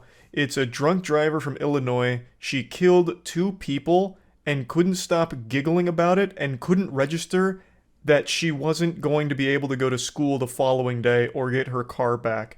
So there's body cam footage that has now just come out, even though this incident took place last year. She received 14 years for this, which I think is just not enough. I've been very vocal about my disdain for drunk drivers. I hate drunk drivers more than Garfield hates Mondays. It is a purely unforgivable act.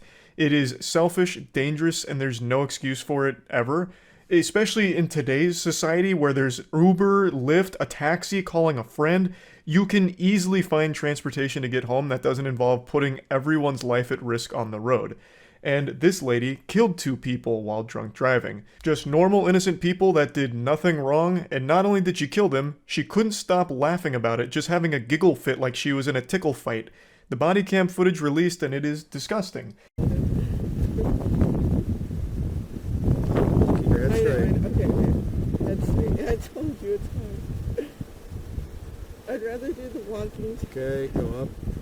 Keep your head straight. Just look up with your eyes. She's reacting to a fatal accident like a child reacts to a clown at a birthday party. And she was informed that 2 people involved here died.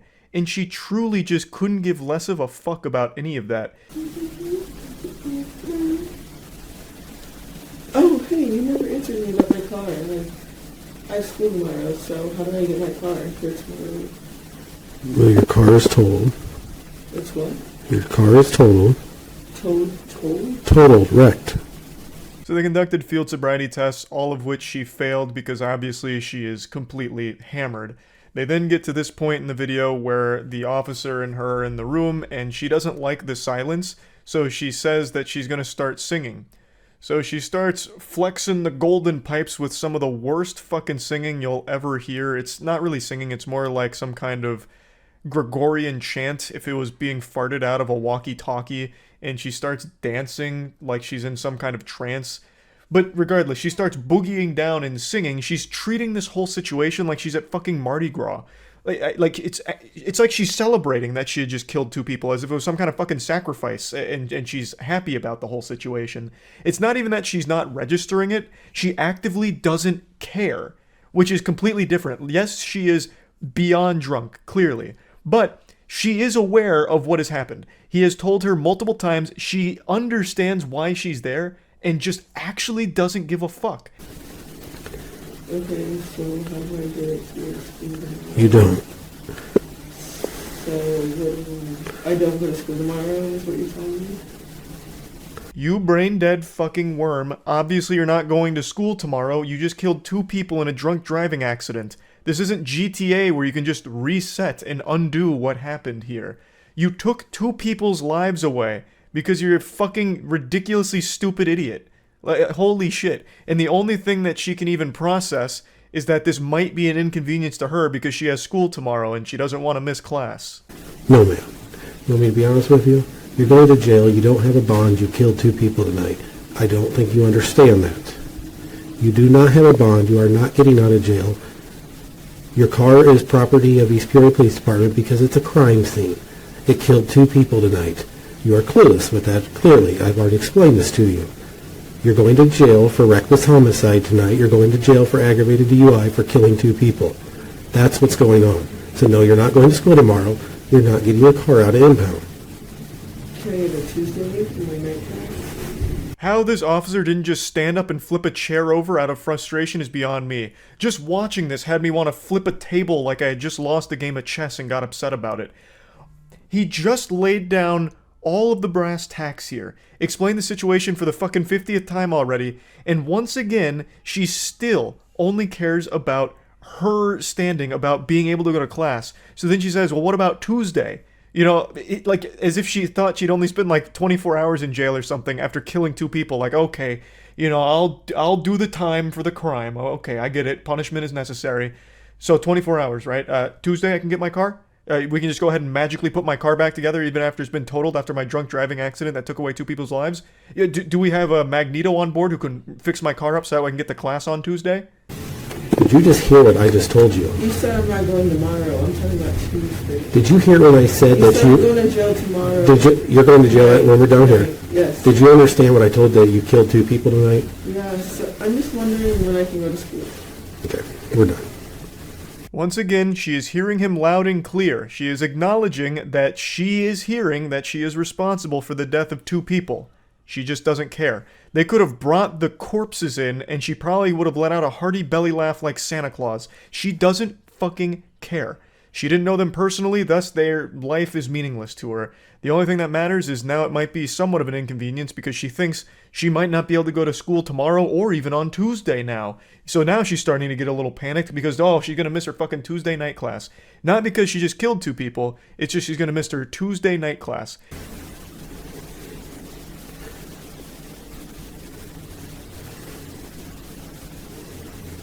You're all on body camera being completely careless about killing 2 people tonight. You could care less. That's sad and pathetic and horrible all at the same time. Can you say that as a cop? Yes, ma'am, I can. Okay, so can I ask when I can go back to school? I'm not the officer on the scene here, but I can answer the question for you. 14 years, and you can go back to school. And hopefully, if you do go back to school in 14 years, everyone bullies the shit out of you and never lets you forget this moment, and never lets you forget what you did. I don't think you should be able to go back to school in 14 years. I think that is way too lenient of a punishment for what you've done. I think the sentence should have been much longer here, for sure. But I wasn't the judge on the case, so it's clearly not up to me here. I think she is irredeemably stupid, and I do think stupidity can reach a level where it is dangerous, like in a case like this, where you become a danger to everyone around you because you are such an absolute bumbling fucking moron. Now, she was singing a bit of a different tune here, talking about how remorseful she was, saying she's sorry for everything and she'd never commit anything like that again, hasn't drank since that day and doesn't plan on drinking ever again. However, the judge was implored to just impose the maximum 28-year penalty, which I do completely agree with, but unfortunately, she only received 14 years. I also find it very hard to believe that now she's starting to feel remorseful, only now that she realizes she's not only going to miss school for those couple of days, she's going to miss school for 14 years. I still don't believe she has any level of remorse for the victims here. I truly don't. I understand she was drunk, but I used to get drunk a lot, and if you told me I so much as pushed somebody and hurt them, I would have been inconsolably upset that I was responsible for something like that, even while fucking inebriated. Like, it's not like when you're drunk, all of a sudden you become a callous statue that can't process emotion or process any level of information. Because she acknowledged multiple times that she understood 2 people died from what happened. She just still didn't care. She kept singing and dancing and just talking about school and how it might be an inconvenience to her. So I really do think that even while sober, she just doesn't fucking value anyone's life that she doesn't personally know. I know this is me getting very like armchair psychologist about all of it, but it's just the impression I get from the body cam footage as well as reading the rest of the story. I think she is irredeemably stupid and evil and dangerous. So just wanted to talk about this story a little bit. That's about it. So yeah. And why are you naked? Because it gives me damage bonuses because of these. Well, because of this. But even if it wasn't for a damage bonus, you wouldn't just assume I'm doing it because it's goofy and fun? Is that something over there? Do we have ourselves a little boss? No. Just a normal horse. Oh, it is! Another Knight's Cavalry.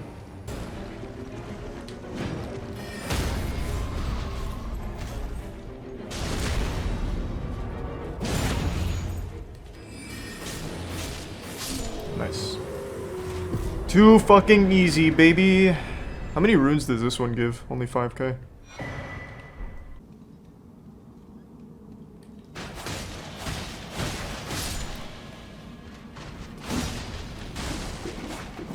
Oh, god damn! What the fuck is that?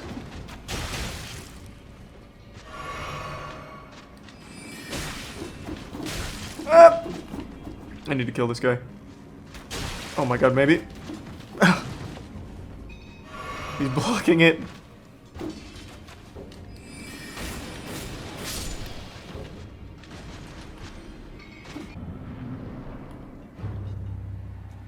Oh, this guy's new. Full Beyblade, huh? Okay, I don't know what I was thinking. Magic is not going to do anything against this guy. He's literally glowing blue.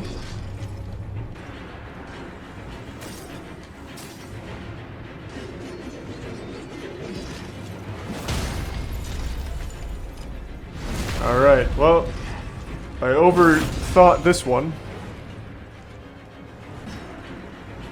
There. Alright. What an interesting boss.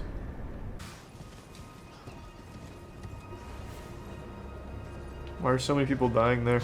Oh god, I see why. Oh, fuck!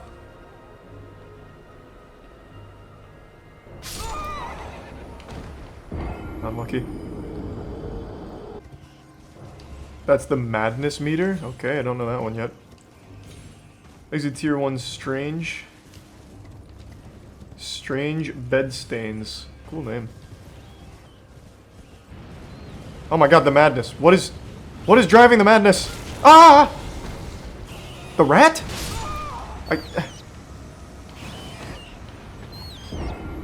You fucking serious? Oh, that. Sauron. Oh, fuck. Ah! Why? Where did it even come from? Oh. There's fucking rats everywhere. I'm gonna play that so safe, too. And they still just a gang squad of rats in the middle of nowhere.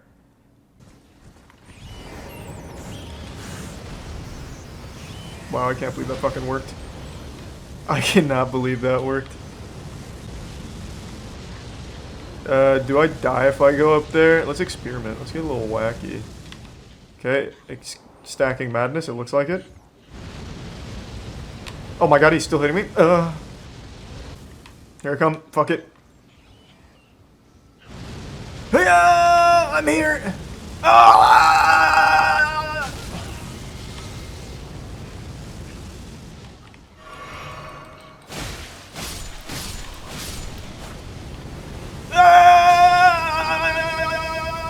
Oh, please. Oh, God, heal.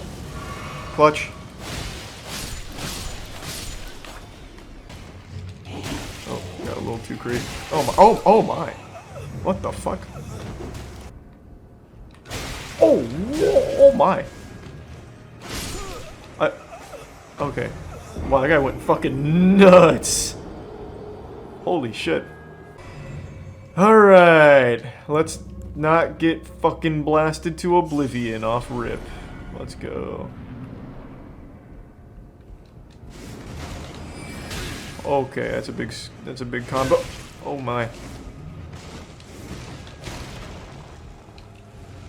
Jesus, he has range too.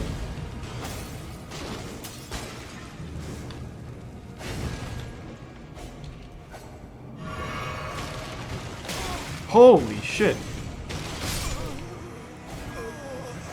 He never stops attacking. I don't know if I'll find an opening to try and get the slicer off. I'll probably have to use the Reduvias. I'm dead. Got lucky. Nope.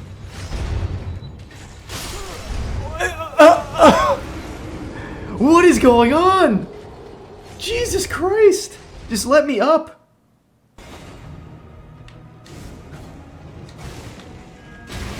Whoa, the skeleton's attacking from the door! Fuck! What a goddamn hero. Oh, what a disaster. The fucking skeleton is throwing fire bombs from behind the wall. Why?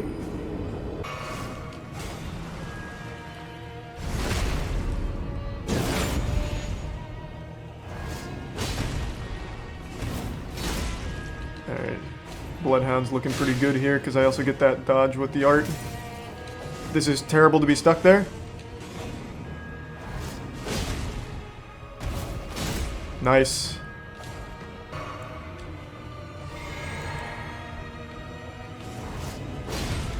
Going for it. Paid off. Nice.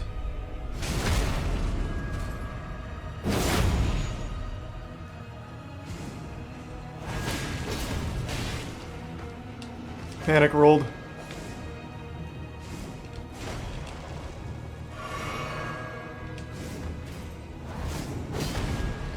He's against the wall.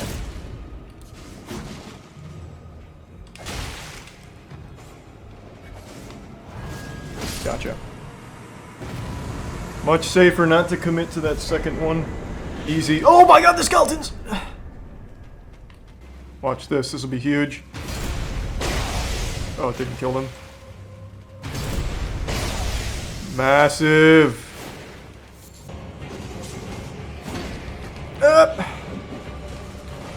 I hate that skeleton, like, whirling. Oh god! What a shame.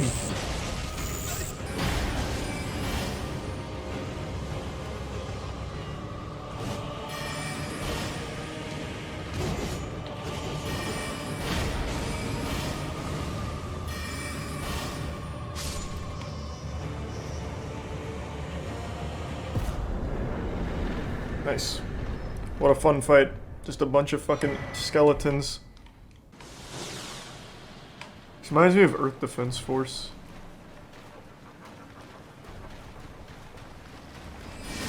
Oh, what the fuck? Wow, I didn't expect that. Just fucking farted on me. Okay. Whew. I'm assuming any attack from them is gonna one-shot me, not just their squirt.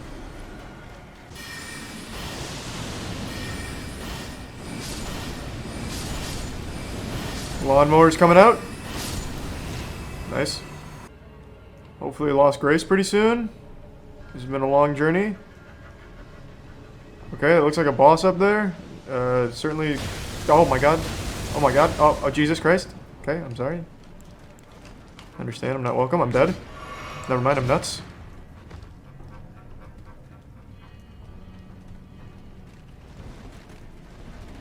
I'm stuck. Okay, that's where that one ends. That was a pretty good series of riot control operatives. Just blocking the door. Oh, this is definitely the boss. That dude looks fucking cool. Looking like old age Taskmaster or something.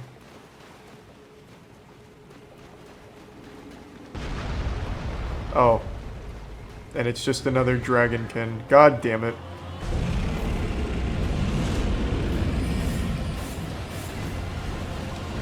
Well, I killed the harder version of this guy already.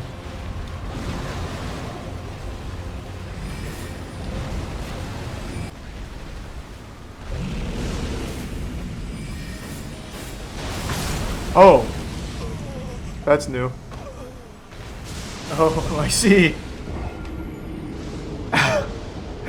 Alright, I didn't expect that.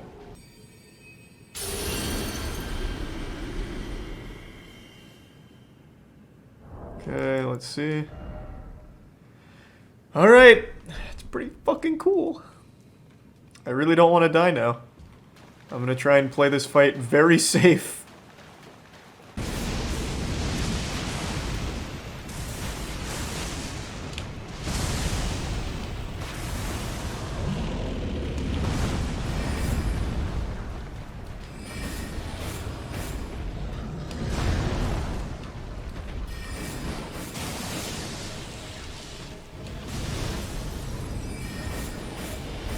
Nice. First try with that. Let's fucking go! Didn't even lose the rune arc, baby.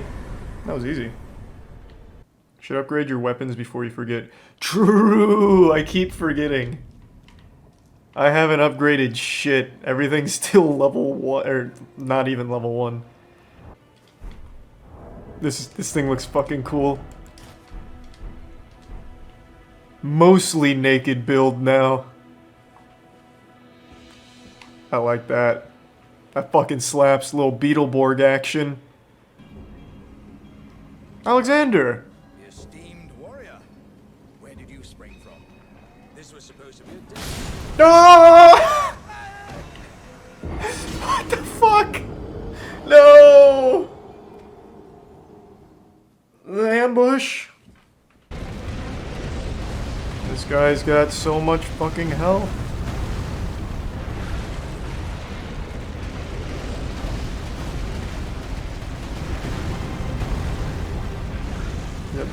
3 times again. I learned my lesson. Surely he doesn't go 4. That'd be outrageous.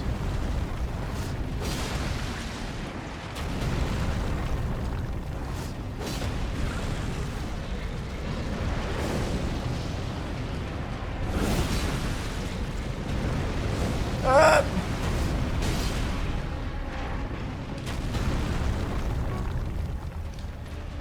There we go. Gotcha. Easy Moonveil. Wish I didn't lose the rune arc though.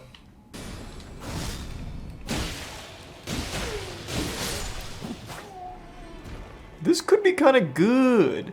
It's not good for my build though, because now I'm no longer light load, since now I have 2 katanas, so I don't know. Though I could in this case also just take off this for more equip load.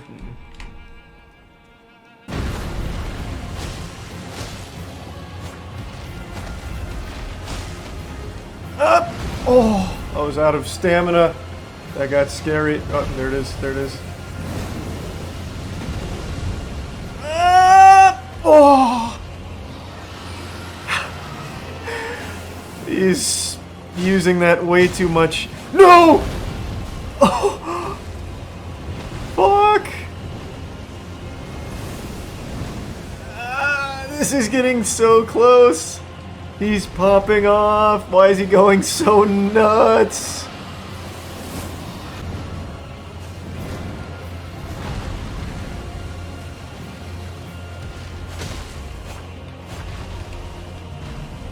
No!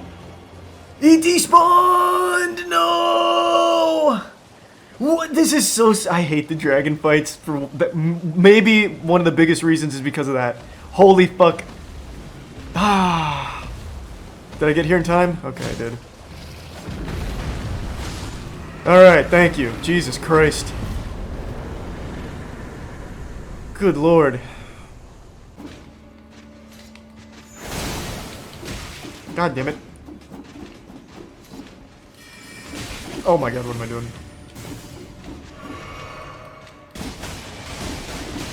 Holy shit, stop it! These guys are popping off right now.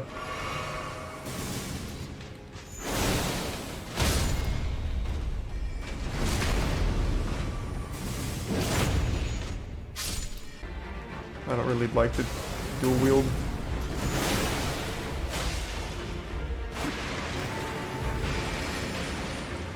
I wonder how this will do against him. He seems magic based, so I doubt magic's gonna do much, but let's try it. Wow.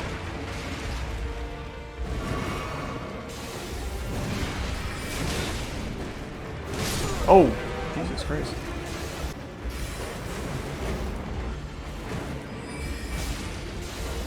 Oh no! Too early. It was a good rhythm. I'll get him in the next one.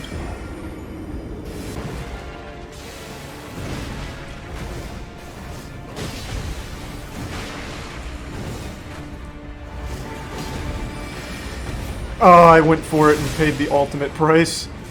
Yeah. I thought I was in range. That would have killed. Well, this thing absolutely chunks him.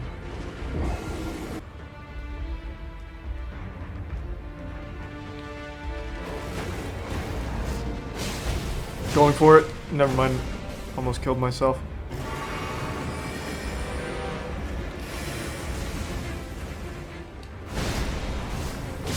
There. Just played it a little slower and that was pretty free.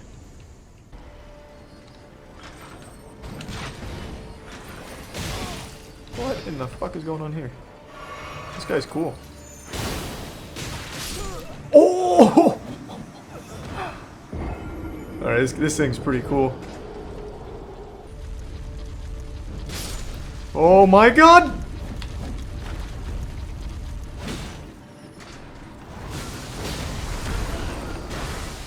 This thing is fucking gross. It has so much shit going on.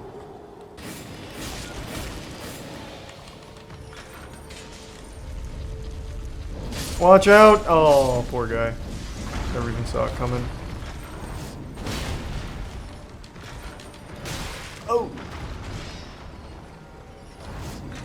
Gotcha.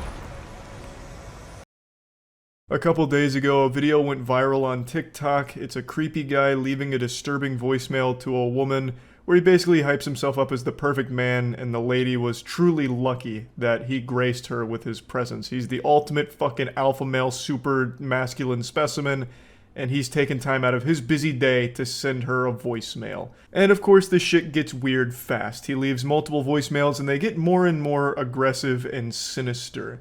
Now, I don't want to spoil anything, but there is an interesting story here, full of a lot of twists and turns. It's like fucking Fight Club, but for a shitty pickup artist. Yeah, hi there, Olga. It's Dimitri. Sorry I had to leave such a rushed message with you when we met the other day. I just want to quickly give you my phone number, and I had to get the heck out of the area.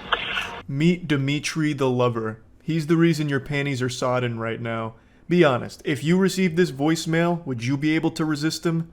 Nobody can. No one has that kind of willpower. You would have to fuck him on the spot. So suave. And he's truly an expert of his craft. He makes himself sound so dark and mysterious. I had to give you my number and then get out of there. I had to get the heck out of there ASAP. I had to get out of town, scram and skedaddle. Why? What was so urgent that you needed to flee? What was the rush? Were you being chased by Batman? I mean, he sounds exactly like the Joker in the Dark Knight trilogy, so maybe. In any event, I figure I better leave you a more detailed message and explain why I approached you. I am single. I have no trouble meeting women. I mean, women approach me 6-7 times a day. But I'm very particular about what I like. You're extremely elegant. If a guy tells you he has no problem meeting women, then he has no problem meeting women. That guy is slaying pussy left and right. Dude probably has a threesome waiting for him at home, and you are lucky that he stepped away from that in order to talk to you. Spoken like a real alpha male here. No doubt this man's getting approached 6 to 7 times a day. No doubt in my fucking mind. That's probably on the low end. That's probably like during the off season. But I bet when spring break rolls around, maybe even St. Patrick's Day, he's getting upwards of 20 offers for sex. I couldn't take my eyes off of you, and your friends were very jealous. Even if they say they weren't, they were envious of the fact that I approached you, and I was very taken by you. Elegant women are very rare. I'm Greek, and I'm very particular about what I like. So I'm giving you an opportunity here. Sounds like he's about to pitch an NFT scam to her. It's like he's trying to sell her on some kind of multi-level marketing scheme. This dude talks like an anime villain who's explaining his plan to the protagonist. He's just so fucking weird. It sounds like Die Hard 3 every time Bruce Willis would pick up the payphone to talk to the terrorist. It's just so, like, unnerving listening to this guy talk. And then, of course, he goes into, your friends were jealous. Did you know that? I saw it in their eyes. They were so fucking envious of you when I approached you. They might say they weren't jealous, but that's just them lying. That's how you know they were actually really jealous. And you know what? You watching right now, if you want to make your friends jealous, get on the wait list for the new G Fuel flavor. Finally have a custom flavor, Divine Peach. It's peach plus kiwi plus dragon fruit. For billions of years, the universe has been building and evolving. And now we finally reached the apotheosis of creation. Divine Peach, a new flavor from G Fuel. An exquisite concoction sent straight from heaven, made by the angels. Join the waitlist at gfuel.com. The link to join is in the description below. I don't know if you pick up the messages on the weekend, but I'm working on a movie script, so I'm pretty much around all weekend doing that. I left you my number, 416-9184. This looks like a landline, and if it is, you may not get the message till Monday. But when you do, call me, and then we'll get together for coffee and chat and let the romance begin. What a great way to kick off a relationship. Let the romance begin. That's such a bold statement. It immediately lets the person know, I am here with romantic intent, and it's time to commence. Let the pussy flow, please. Where's your vagina? This is where the romance starts. Come on. Didn't you hear? I said let the romance begin. I think it's extremely effective. He's reinventing the relationship meta here. No guesswork anymore. Once they say let the romance begin, well then that shit better start. It's so fucking good. It's like a terribly written line in an old video game.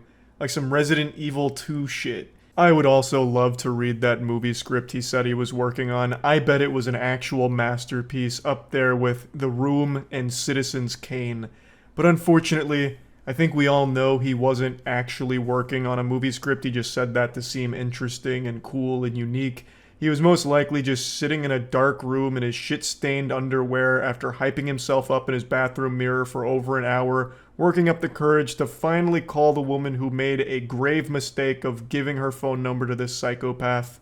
You look very taken aback by my approach, and I hope that isn't timidness. I hope it was just a little bit of shock at being approached so directly, because I don't really date timid women, because I'm a very direct, very passionate, very assertive man, and I want a woman who's very independent and strong.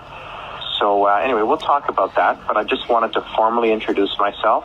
Now I have. I leave the ball in your court. You call me as soon as you have the courage to.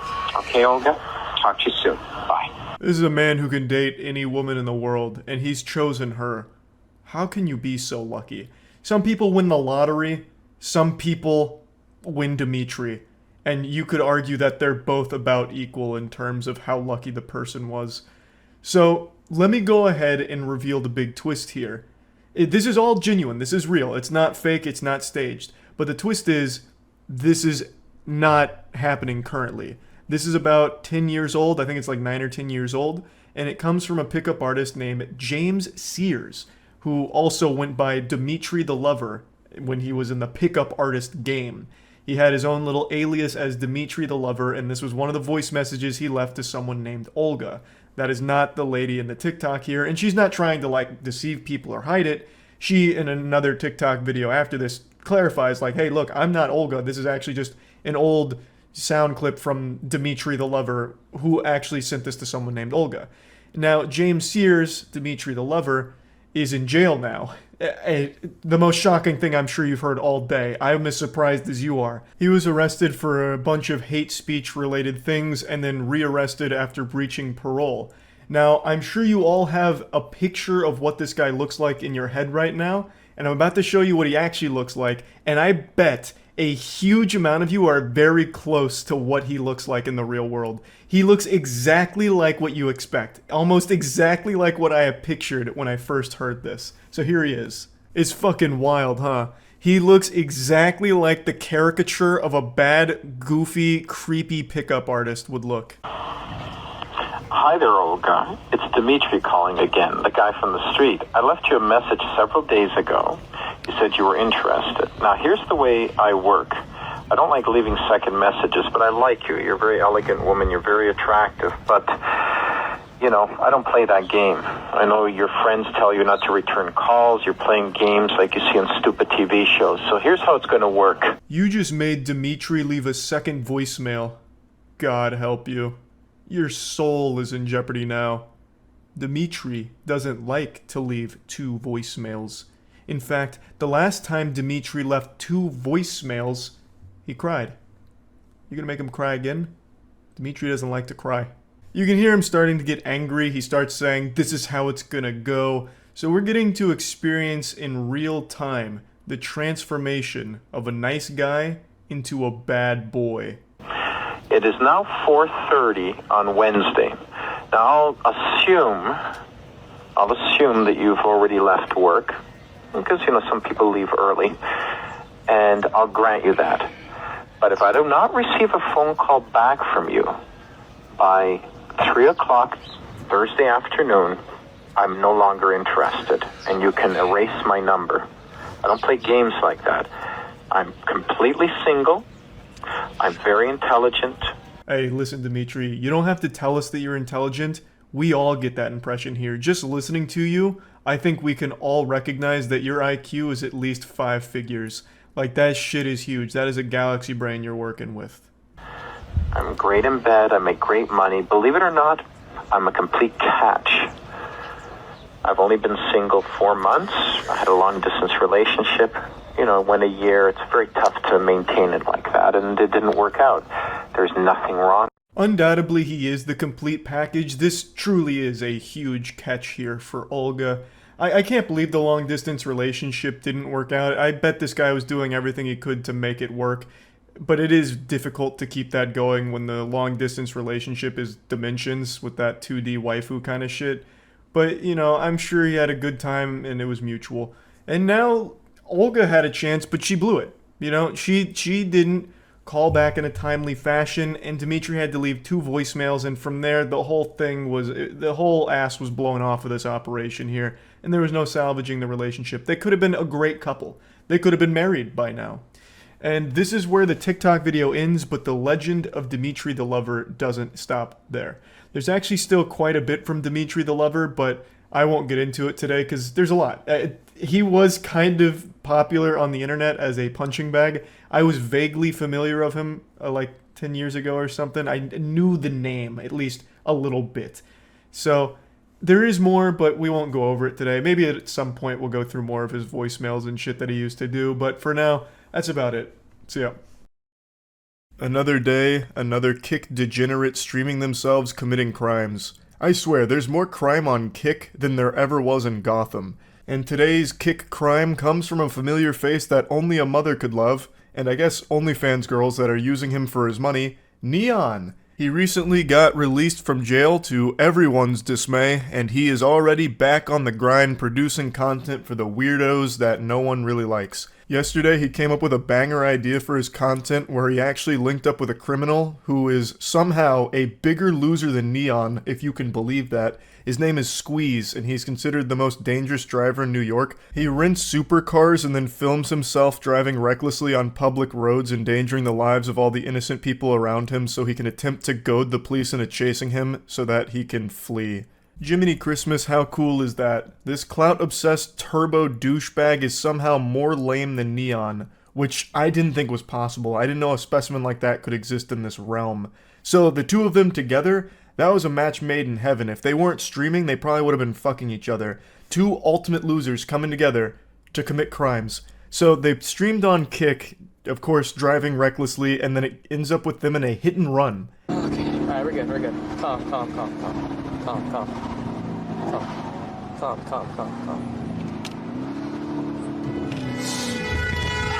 Oh my god!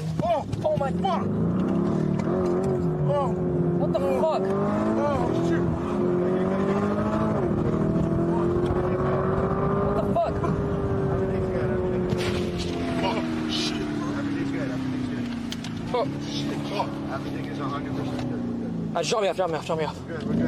Neon begs to be let out of the car, and his wish was granted. They let him out, and then he starts running away, saying that he needs to get inside and off the street. He starts treating it like he's trying to lose stars in Grand Theft Auto here.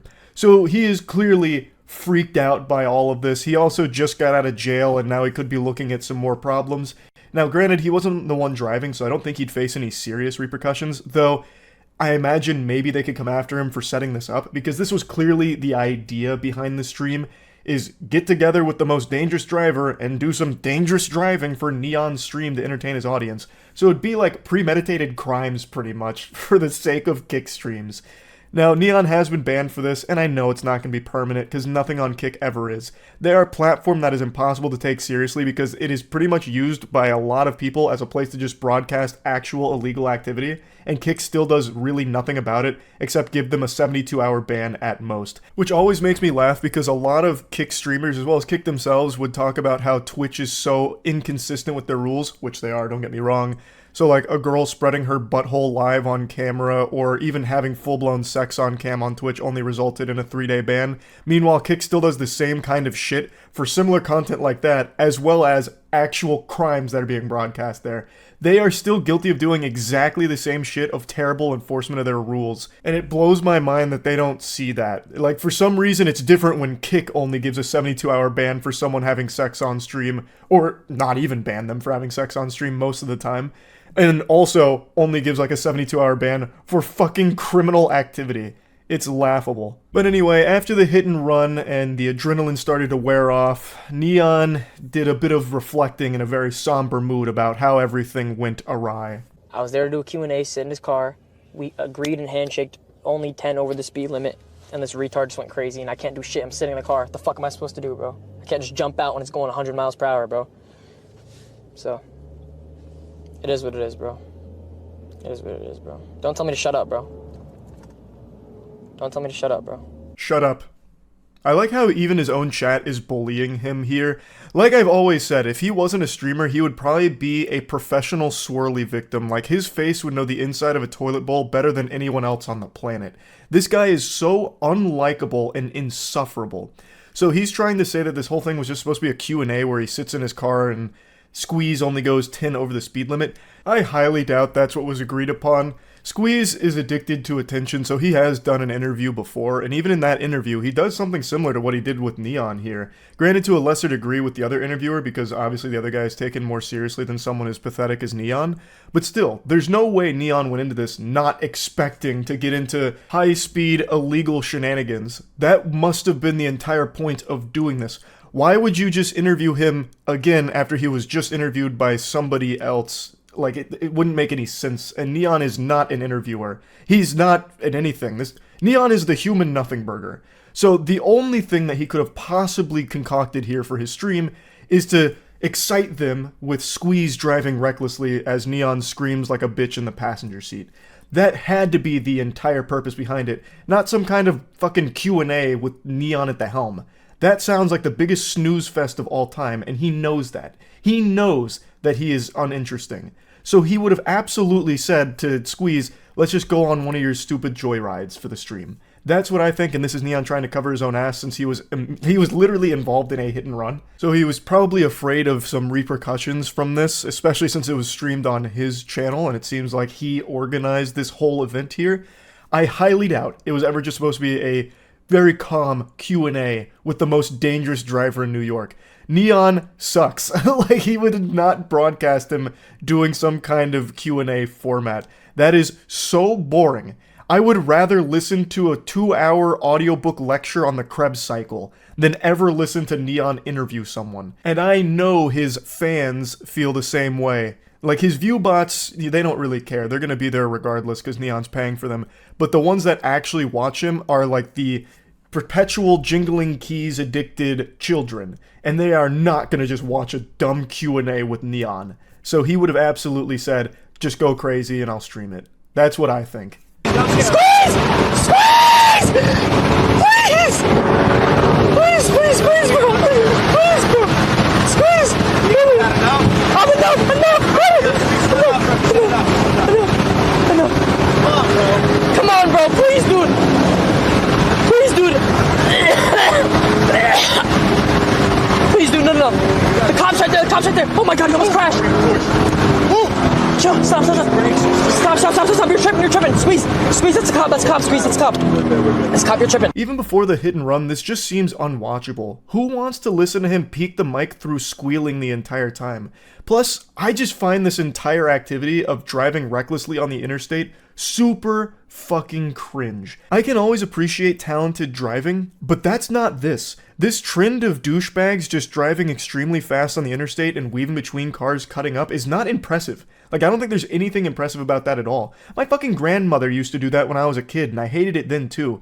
She used to cruise around on the interstate taking me to Perkins in her 1978 Chevrolet ass tutor or whatever, and she'd do this, and there's nothing cool about it. My grandmother used to do this, and it wasn't cool then either, but now all of a sudden there's a lot of people that think it is, I guess, because it's becoming somewhat popular. It shit sucks. All you're doing is putting your life and everyone else's life at risk for nothing, literally nothing. I did do a bit of a deep dive on Squeeze in particular though. He does seem to be a pretty talented driver, especially when it comes to drifting. But all he uses it for is this, illegal criminal shit, and putting people's lives on the line for nothing. Why not actually do something cool with that ability? Why use it for this garbage? It's fucking frustrating, it's infuriating. And the best case scenario is when Squeeze inevitably does crash doing some of this content, he doesn't take anyone else with him. But yeah, anyway, just wanted to talk about this a little bit. Another classic kick crime. That's it. So yeah. There's a lot of bad news in the world, so allow me to cleanse your palate with some good news. A very tasty treat for you today. 8 months ago, I made a video covering the story of a Rhode Island criminal named Nicholas Alaverdian. Nincompoop Nicholas here tried to avoid punishment for his crime, and he fled the country after faking his own death. It wasn't an elaborate fake death ruse, it wasn't a galaxy brain scheme. He didn't exactly call up best quality vacuum from Breaking Bad and order a Hoover Max or anything. But he was successful in leaving the United States and evading authorities, and he started a new life with a new alias, Arthur Knight, which was only one of many names that he went by. He was changing his name more frequently than kids used to on Club Penguin. But Arthur Knight was by far his most used alias. Now, it's important that I tell you what charges he was trying to run away from. Rape charges. You see, Nicholas Alaverdian, Nicholas Rossi, Arthur Knight, all one and the same. A rapist. He faked his death in 2020 by feeding media outlets a bunch of baloney and horseradish about how he's about to die, he's about to meet his demise, but the reality was, he was just trying to get out of the country while the authorities were investigating the rape allegations.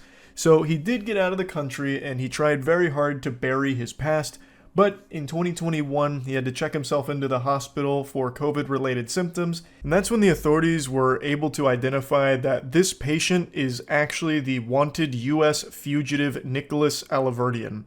And while parading around as Arthur Knight, he tried desperately to convince people that this was all a complete misunderstanding, or that he had been framed, claiming that it was all part of a grand conspiracy to connect him, the innocent Arthur Knight, to this rapist, Nicholas Alaverdian. He kept trying to insist that it's a miscarriage of justice what's happening to him, it's wrong, it's outrageous. But it's not like they just gave it the old eyeball test or the smell test to connect him. They had every piece of hard evidence possibly required to say beyond a shadow of a doubt that these are the same person. They had DNA evidence. He had identifiable tattoos that they were easily able to connect to Nicholas Alaverdian. Like, they had everything, fingerprints, all of it, the whole kit and caboodle. And the judge even said as much as well. In July, Knight was arrested again, and prosecutors matched his fingerprints to Alaverdian's. Friday, prosecutors of the Scottish court revealed they were able to tell he was Alaverdian after matching the tattoos on his arm. I am ultimately satisfied on the balance of probabilities. And even in the face of overwhelming evidence against him, he kept trying. Like the world's worst anime character refusing to give up, Nicholas Alaverdian kept desperately trying to convince even a single soul on this planet that it was all just a misunderstanding. He's Arthur Knight, damn it, not Nicholas. So he now has this infamous interview he did where he tried to prove it. To the media, our lives have been interrupted, and we'd like privacy, and I would like to go back to being a normal husband. But I can't, because I can't breathe, I can't walk. People say that's an act. Let me try to stand up. Let me try No, don't do it! up. Oh my god! Exactly. We almost lost him. What do you say to someone who believes that you are Nicholas Alaverdian? I am not, Andrea, I am not Nicholas Alaverdian. I do not know how to make this clearer. What do you say? He's to got that people who say rock these are bottom crocodile intonation tears? going on. He's I'm putting on not a show. Nicholas. This is all an act. Oh, you could. Oh. Andrea, that's a low blow. That's a right low blow. That really was a low blow to say that it's all just putting on a show and an act. It's more than that. He's out here with a fucking performance that would make every thespian troupe in America jealous. This is Oscar-worthy material that we're working with here. To suggest that it's just a show or an act, it's disrespectful, honestly. This is one of the finest, most convincing pieces of anything I've ever seen in my fucking life. But as you might imagine, this didn't work super well. Nobody believed this. Actually, nobody on the fucking planet believed this. However, he does travel with his supporting actress here for this interview, where she sits next to him and she's like trying to calm him down, like, no, don't do that. Not that death-defying stunt where you stand up. Oh, you're gonna hurt yourself, dear. Please, no. No! Like panicking when he stands up and starts, wacky inflatable tube manning his arms around, like he's getting hit with an earthquake or something. So he does have her traveling with him, I guess, to try and make it seem more credible, I guess. Clearly, it doesn't work. So anyway, what is the good news here? Well, the good news is Nicholas Alaverdian is being extradited to the U.S. He is finally going to face the punishment that he has eluded for so long now. U.S. fugitive accused of faking his death to avoid rape charges, extradited from Scotland. In case you don't know who this is, let me pull up his infamous interview where he tried to prove that he is not the rapist. So that little song and dance he tried to put on for the thespian troupe, it's coming from a very bad man. It's not exactly like, you know, some minor offense or anything that he's trying to weasel his way out of with that. The man known in the U.S. as Nicholas Rossi, whose legal name is Nicholas Alverdian, is charged with sexually assaulting a former girlfriend in Utah in 2008. He also faces multiple complaints against him in Rhode Island for alleged domestic violence. Rossi was 36. Rossi, 36, was Utah bound on Friday and will stand trial in Utah County for felony rape charges. The man said he was framed by authorities who took his fingerprints while he was in a coma so they could connect him to Rossi. He repeatedly appeared in court in a wheelchair using an oxygen mask and speaking in less than convincing British accent. I'm glad they didn't just let it go. I'm glad that they did fight to get him back so that he could finally face punishment. I can't believe Arthur Knight could be slandered like this. I know, I'm as shocked as you are. Now, even amidst all of this, he still has the gall to continue to state that it's a case of mistaken identity and that he is an Irish orphan named Arthur Knight. That's his story, and he's sticking to it.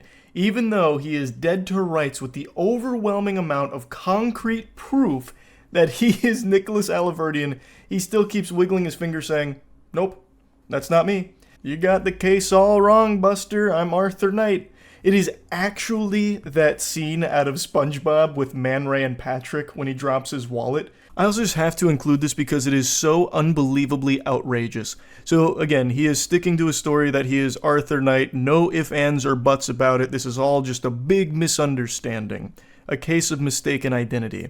And as I've stated, they have concrete proof that he is indeed Nicholas Alverdian, one of them being his arm tattoos and fingerprints. So, Alverdian, when confronted with this, talking about his distinctive arm tattoos and fingerprints that left no doubt about his real identity, he claimed that he testified that somebody inked those tattoos on his body while he was in a coma, hospitalized in Glasgow with COVID-19, and that a hospital staffer had taken his fingerprints and sent them to Utah. And as the article states, his testimony left the courtroom observers with mouths agape. It leaves my jaw on the floor too, that he would even try to say something like that. That is the most nonsensical story ever told. Let's just go ahead and play with that idea for a moment. Why would a hospital staffer take your fingerprints and send them to Utah, of all places? Again, he is not in the United States. Why would they send his fingerprints internationally to Utah to just frame a random guy? What kind of fucking conspiracy would that be? And then also, who the fuck would tattoo a man in a coma at a hospital just to connect him to the guy in Utah again, this Arthur Knight academic Irish orphan? Like, what is, like, I don't know why he thought anybody in the world would believe this. Not even the most delusional individual would hear this and think there is an iota of truth to it. Yet he continues to stick with that story. It's fucking wild. But again, he has been extradited to the US now, so he will finally be facing punishment that is long overdue. So that's good news, and I just had to give you the update to this. That's really about it. See ya. I'm following the Diddy case very closely. I think this is a super serious one that's up there with like the same level of Epstein almost. And in following the case so closely, where I have peepers on it at all times, I'm also following his lawyer pretty closely. So I've watched every interview that his lawyer has done. Good old Mark, a real patriot. The majority of what Mark says is just boilerplate standard lawyer lie speak, just a bunch of babble where when confronted with questions, just basically deflects it or reshapes it. So if he's confronted with a question about the case, he will do his best to steer it differently. So in one interview, someone asked him point blank what he thinks about the video that shows Diddy beating the shit out of a woman. And he says, yeah, that's bad. He basically just says, like, it's not good, you know, beating women, boo, I'm not a fan of that. But we have to remember, He's not being indicted for beating women. Wow, Mark. Checkmate. Right you are. We do need to keep that in mind. Surely this video evidence of P. Diddy beating the shit out of Cassie has nothing to do with anything else. You've nailed it there, Phoenix, right? You're a real shining star, Mark. And that's kind of what he does. He'll take things, be like, oh yeah, no, beating women, not good. But that is not what he's indicted for. In fact, they're coming after him for sex trafficking. Can you believe it? What nonsense. It's ridiculous, and we're gonna prove it in court. We'll give him the razzle-dazzle, a little bit of that slam jam, thank you ma'am, and prove that P. Diddy is an innocent man. It's a bunch of fucking nothing, a giant nothing burger with the way Mark talks about it. I know he knows that P. Diddy is guilty, but he's about to get a fat paycheck for it. So there's not a whole lot I want to talk about when it comes to Mark's interviews or statements, but there are 2 interviews I want to show you and really talk about because they are beautiful. So Mark's been getting asked a lot about the baby oil. Mark has to defend so many awful, fucking heinous, and downright weird things for his client, and he has to defend all of them, mind you, which includes the fucking baby oil, and the way that he tries to defend it is so silly. He is a fucking amazing clown. So if, like, this whole lawyer thing doesn't work out for him, or if he wants to retire and just, like, do something on the side, this dude absolutely needs to get into, like, honking his nose professionally, because this shit is great. They called them freak-offs. But, you know, back when I was a kid in the late 70s, they were called threesomes. If these are genuinely threesomes, how do you explain 1,000 bottles of baby oil? I don't know where the number 1,000 came. The U.S. Attorney said it. I can't imagine it's thousands. I mean, you know. There's already so much to unpack there. He is trying, with a straight face, to say that the freak-off parties are just threesomes. Brother, open your eyes. There are videos from some of the freak-offs, and it's a lot different than what you're trying to paint it as here. That is just so disingenuous and delusional. I get that it's his job, but man, don't insult the intelligence of every human being on the planet. It's just one Google search away. You can see. It's not just threesomes, and Goober here is trying to pull the wool over your eyes by trying to convince you that it's just threesomes. Well, back in my day, we used to call that a threesome. Now all of a sudden it's a freak-off or some shit. Like, what are you talking about? It's so dumb. But anyway, to the baby oil. He immediately tries to downplay it like, oh, it wasn't 1,000. Where'd that made-up number come from? That's a fucking fake news fib right there. And the interviewer's like, no, that came from the attorney. Like, no, that's the official statement. And he's like, no, they must be lying. Surely they're lying about that. And I'm not really sure what the baby oil has to do with anything. They're essentially saying it's a lubricant for an orgy. I guess. I don't know what you need 1,000. One bottle of baby oil goes a long way. I don't know what you need 1,000 for. I mean, he has a big house. He buys in bulk. You know, I think they have Costco's in every place where he has a home. You can see the cogs in his brain turning in real time as he starts to come to the realization that there is no way to try and justify or explain away 1,000 bottles of baby oil. That quantity is absurd, unfathomable even. And he starts to like break it down, and he starts to go like and argue against his client, like 1,000 bottles of baby oil? That just doesn't make any sense. Who would possibly need that amount of baby oil? Do you know how much mileage you can get out of a single bottle? The best he could come up with is saying that since his houses are close to Costco, he's probably just buying it in bulk. I decided to look it up, just out of curiosity, what the biggest bundle of baby oil you could even buy in bulk is, and the biggest pack that I could find was 5. A 5-pack of baby oil. He would need 200 packs of that. Just picture that for a moment. Imagine stacking 200 packs of baby oil, 5 packs. If you stack them on top of each other, from bottom to top, it'll probably be about as high as a small office building.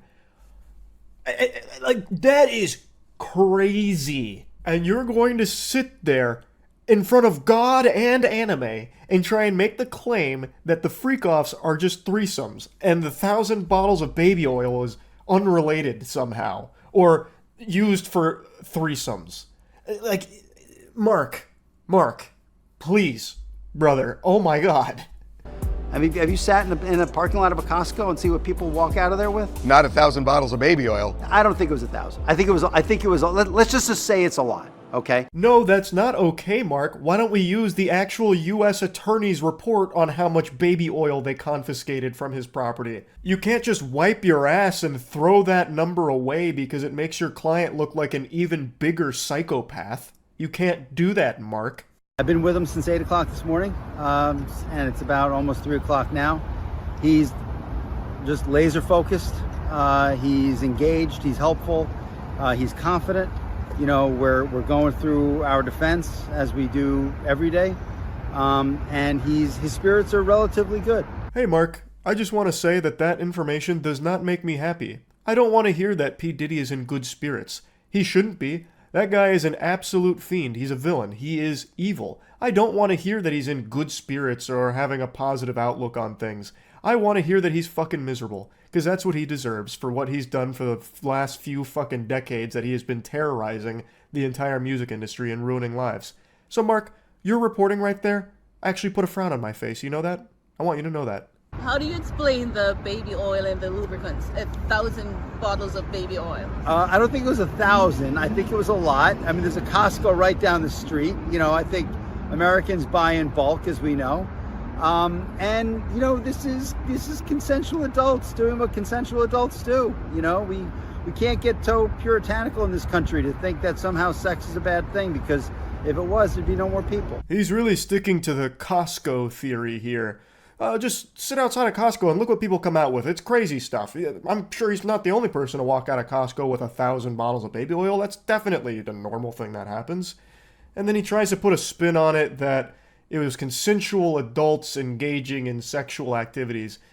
Mark, one of the big things about the freak-offs is the non-consensual nature of some of the shit that P. Diddy would force the guests to do. It's like a crucial component of this. And I understand, like, he can't go out there and say anything like that, but the evidence is overwhelming. So I just don't, I hate hearing lawyers speak about a case in a situation like this where the client they're defending is clearly guilty, because then you can just see the lies spilling out of their mouth, and it's just an awful thing to even just look at. But he then does try and put like that last little bow on it by saying like, oh, we can't be like this. We can't be all yucky about hearing about sex. It's important. Imagine if there wasn't sex, there'd be no more people. Whoa. Galaxy brain, Mark. Wow. I see why they pay you the big bucks. But yeah, I just wanted to show you these two interviews here because I love seeing Mark squirm when it comes to the baby oil statement and the baby oil line of questioning. It's really just so good to watch Mark try and tackle it. So yeah, that's really about it. So yeah. I don't understand what's going on in the world right now because there is a cheating scandal in every single sport, every game, every hobby in the entire world, all happening at once. This is like something out of the Bible to signal a doomsday or an apocalypse. Today we're going to be talking about a Call of Duty cheating scandal, but not so much the cheating itself, more so how one YouTuber took a huge L trying to suckle a drop of clout out of the situation by posting an embarrassing video about it. I'm not a huge fan of Call of Duty. I haven't been a fan of Call of Duty in a while, but I am a big fan of clowns. And yesterday, these two worlds collided when Doug Censor Martin made his exposed video on Nadia, a person who's been accused of cheating for a while now. Doug kind of hyped himself up as the authority to bring down judgment once and for all and bring the truth to light. He dusted off the monocle and got to the bottom of this case like Scooby-Doo and the gang to solve the mystery here.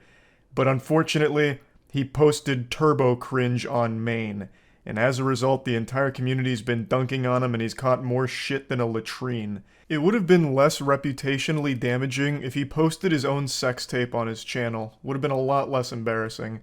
Now let me just go ahead and break down the situation here to bring you all up to speed, since I'm sure a lot of you don't know exactly what I'm talking about. Right now, there is a massive Call of Duty streamer named Nadia. She mainly plays Warzone, Rebirth Island, and she's massive. And she's had a ton of cheating allegations against her for quite a long time now. A lot of people analyzing and going over very suspicious and odd moments from her streams, as well as some peculiar things that have popped up in terms of like aim locking and tracking and shit like that. as well as recently she went to a LAN tournament and didn't perform super well. She went like 4-15 in one of the bigger matches. So people were confused on why she plays so well at home where she's dropping like 50 bombs and absolutely spanking people versus on LAN where she goes and just doesn't do super well. So there's just been a lot of videos breaking down and analyzing suspicious moments from her streams and explaining that there's a chance she's cheating, though nothing's 100% proven as of right now, but it is a very peculiar situation, one that I'm not super familiar with, so one that I'm not going to opine on heavily, but that's the gist of it in a nutshell. And Doug Censor Martin stepped into the spotlight to try and be the authority on whether or not she truly is cheating. And this backfired on him terribly. So yeah, I'm not really here to talk too much about the possible cheating itself. I'm just here to laugh at this awful video Doug made. Even if it's confirmed Nadia's cheating, like right now, if she goes live and just admits, I'm a cheater, here's the proof, I would still say Doug Censor Martin took the bigger L in this situation. Also, he really hyped the shit out of this for days, like on Twitter and everything, making very bold posts about the impact this video is going to have and how he was taking it so seriously and researching it thoroughly, and man, that aged terribly.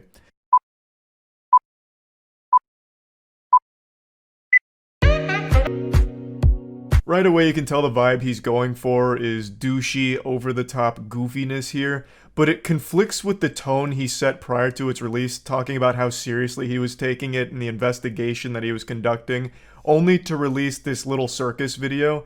So immediately people were pretty turned off just from the intro alone. Detective, what are you smoking? That Nadia pack. Wait, isn't that your $1 million? Comedic stylings of Doug. I bet you have to pick yourself up off the floor after laughing so hard and falling out of your chair. But that's a side-splitting humor you can expect to find from Doug here. No doubt this man's going places. So he's probably going to start writing jokes for Amy Schumer next. I mean, this is just good stuff. This bit drags on for a very long time here because I have no other explanation for why it goes on for as long as it does. I'll spare you the next like 45 seconds of this shit and just get to the part where he starts talking.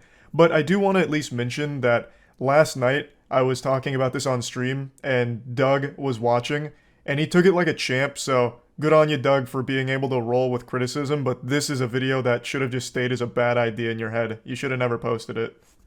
98! Ugh!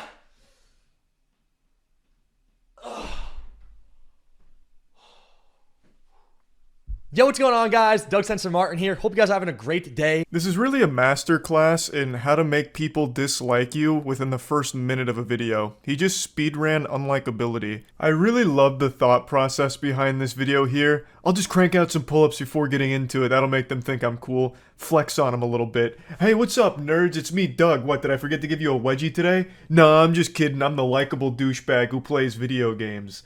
You know, what a Sigma male. And today I bring you guys a brand new video giving you all the truth about Nadia. So if you guys don't know who Nadia is, she's a 22-year-old Warzone player. She streams every single day on Twitch TV. So I've been putting in about 8 to 10 hour days, 7 days a week to Vanguard rank to be the #1 ranked player on the planet. And with that comes the sacrifice. And sometimes, like I said, you lose your mind. Sometimes you play against cheaters and they really are inevitable. There's not really too much you can do about it. The first minute and a half is just actual nothing burgers. This man is a restaurant that's serving up buns and nothing inside of it. It is absolute worthlessness. It's him patting his ego for a bit, I guess giving like a background on himself. He's like, oh, you know, at first I looked at Nadia, I wasn't suspicious, but then everyone else was, so now I'm suspicious.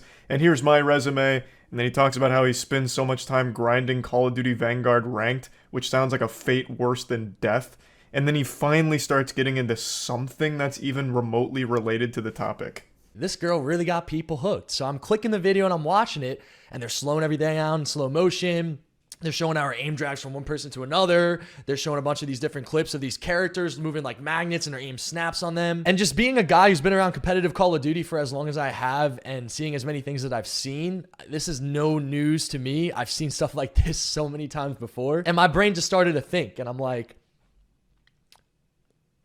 Let me look a little bit more into Nadia. We are 4 minutes and 33 seconds into this video, and he has still done absolutely fucking nothing. Silence would have been more productive than everything he's said so far. If he had spread his own asshole like Goatsy for 4 minutes and 33 seconds, I feel like I would have got more information out of that than what I've watched so far.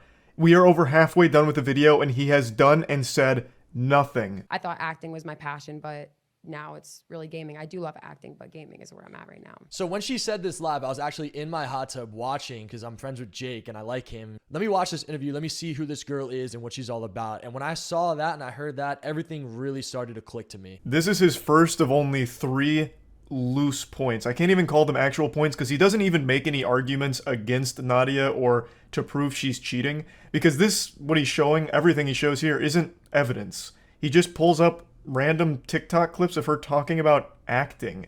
He doesn't even go into like the actual cheating allegations.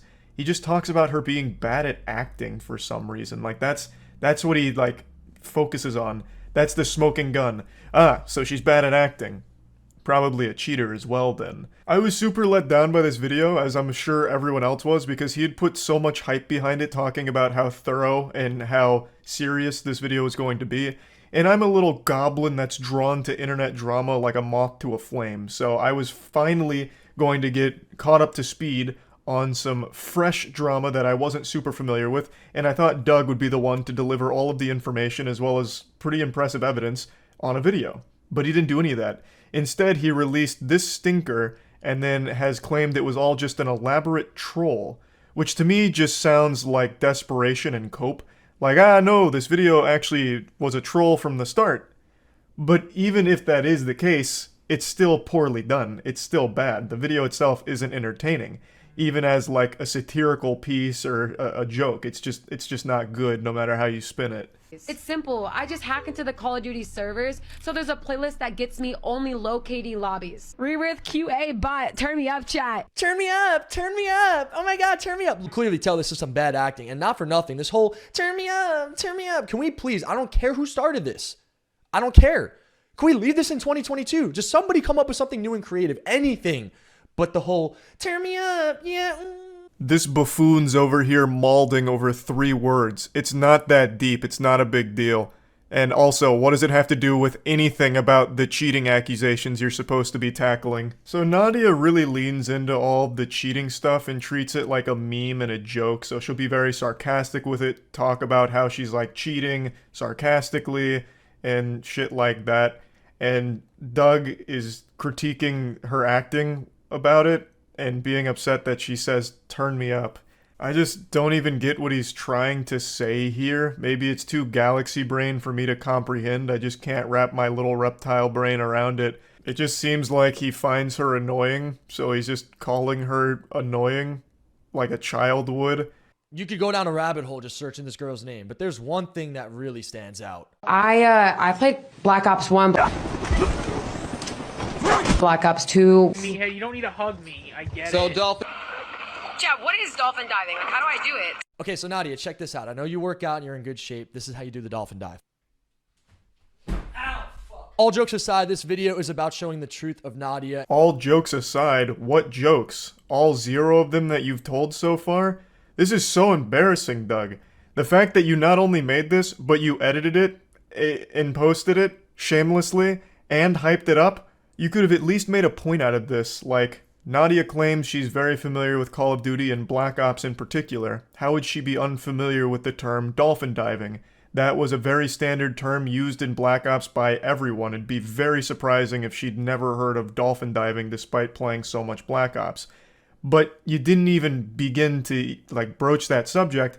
Instead, you took this and made an absolute nothing sandwich out of it again. Like, I just don't understand the motivation behind this video, like what the purpose was, other than to just siphon a few views out of the topic. Because everyone is talking about this Nadia cheating allegation situation, and perhaps Doug felt a little left outside, alone, cold in the rain, and he said, hey guys, I want to come inside where it's warm and get in on this view party as well. So then he threw this piece of shit together. All jokes aside, this video is about showing the truth of Nadia, and somehow the internet over the last few days has really turned this and conforted this into me exposing Nadia for her cheats and having clear-cut evidence of her cheats. So I do want to clarify this really quickly. My buddy made a program to catch Vanguard cheaters on the rank play system. I've made that very clear. I've also told Nadia publicly multiple times that I don't care about her. My video is going to be unbiased. I don't need her. I'm not looking for clout. I'm not looking for money. Don't need any of that stuff. This man just spit out more garbage than a landfill. I don't even know where to start. We'll just go from the beginning. He starts blaming the internet as if people got it all twisted and got it fucked up. Oh, you've misconstrued it. You know, the internet's bastardized and perverted my point. They think that I had evidence against Nadia and this and that. I don't even know where they got the idea from.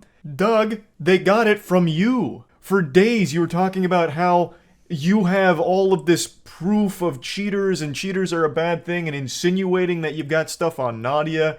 And like you put that idea in everyone's head. They got that information and that idea directly from your mouth. So I don't know why you're trying to spin it like, oh, you guys, you went wild with these crazy ideas, none of which I influenced at all. I didn't do any of that. You guys are just weird to think that I had this evidence or any real proof against Nadia. Like, it blows my mind that you've tried to now blame people for getting it wrong because you have absolutely nothing. He then shouts out his friend's anti-cheating program, which he mentioned a few times in the beginning of the video, but I felt it was completely irrelevant to the topic, which was proving Nadia was cheating or talking about it or submitting evidence, none of which he does and none of which his friend's program helped with or did anything with. So it has no purpose in the video other than like a hashtag ad, I suppose. I don't really know.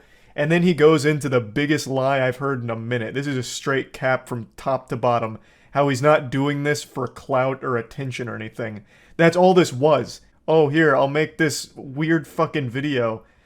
Like, you did all of this for clout, 100%. There's no other motivation here. I guess you can fall back on the defense mechanism of calling it a troll, but even still, it's done poorly. So if the goal was to troll people, you did it at the expense of your own reputation and the goodwill from the community that you still had left over. So the joke at the end of the day is on you. So the real only purpose to the video was just views, which you got because this is more viewed than your recent uploads. But I just don't see why you do it when it comes at such a high price to your image. There's really nothing in this video. This video is like 99% you just working out or flexing and talking about nothing. You don't even really mention Nadia's cheating allegations or provide any evidence. You provide legitimately no evidence. You don't make any points. You just don't talk about anything in the video. There's just nothing of substance here. So there's only one conclusion to draw. That you did this whole song and dance, you made this video for clout. It all just became clear. I can't play the music from here because of DMCA, but he concludes the video by parking his jet ski, walking up on the dock, and pretending to propose to Nadia. It is so fucking embarrassing. Everyone with eyes was sad to see this. It is painful to look at. So yeah, I just wanted to talk about this a bit because Doug just really made a complete fool out of himself. That's about it. See ya. Anytime there's a new video game coming out, inevitably there will be leaks. It's just the way the world works, the way the cookie crumbles. Like Michael Jordan in his prime, you can't stop him, you can only hope to contain him. So what happens is, inevitably when these leaks do start making it into the public mainstream consciousness, studios do their best to kind of put the kibosh on it so not a ton of people see it because obviously they don't want their product released before it was scheduled to and they don't want it spoiled for potential customers because it might have an effect on their sales. So it ends up being a big song and dance every time there's a new game that comes out. And that's what's currently happening with Starfield. Starfield has been leaked by more than one person, but I want to focus on one that recently just got arrested for the way in which they were doing it, as among other things. It has to be probably the dumbest leaking incident I've ever fucking seen. Now, of course, like I said, the video game industry is no stranger to leaks. Video games leak more than my ass after eating gluten. But this time, it's a very big title, probably one of the most hyped titles in a long time with Starfield.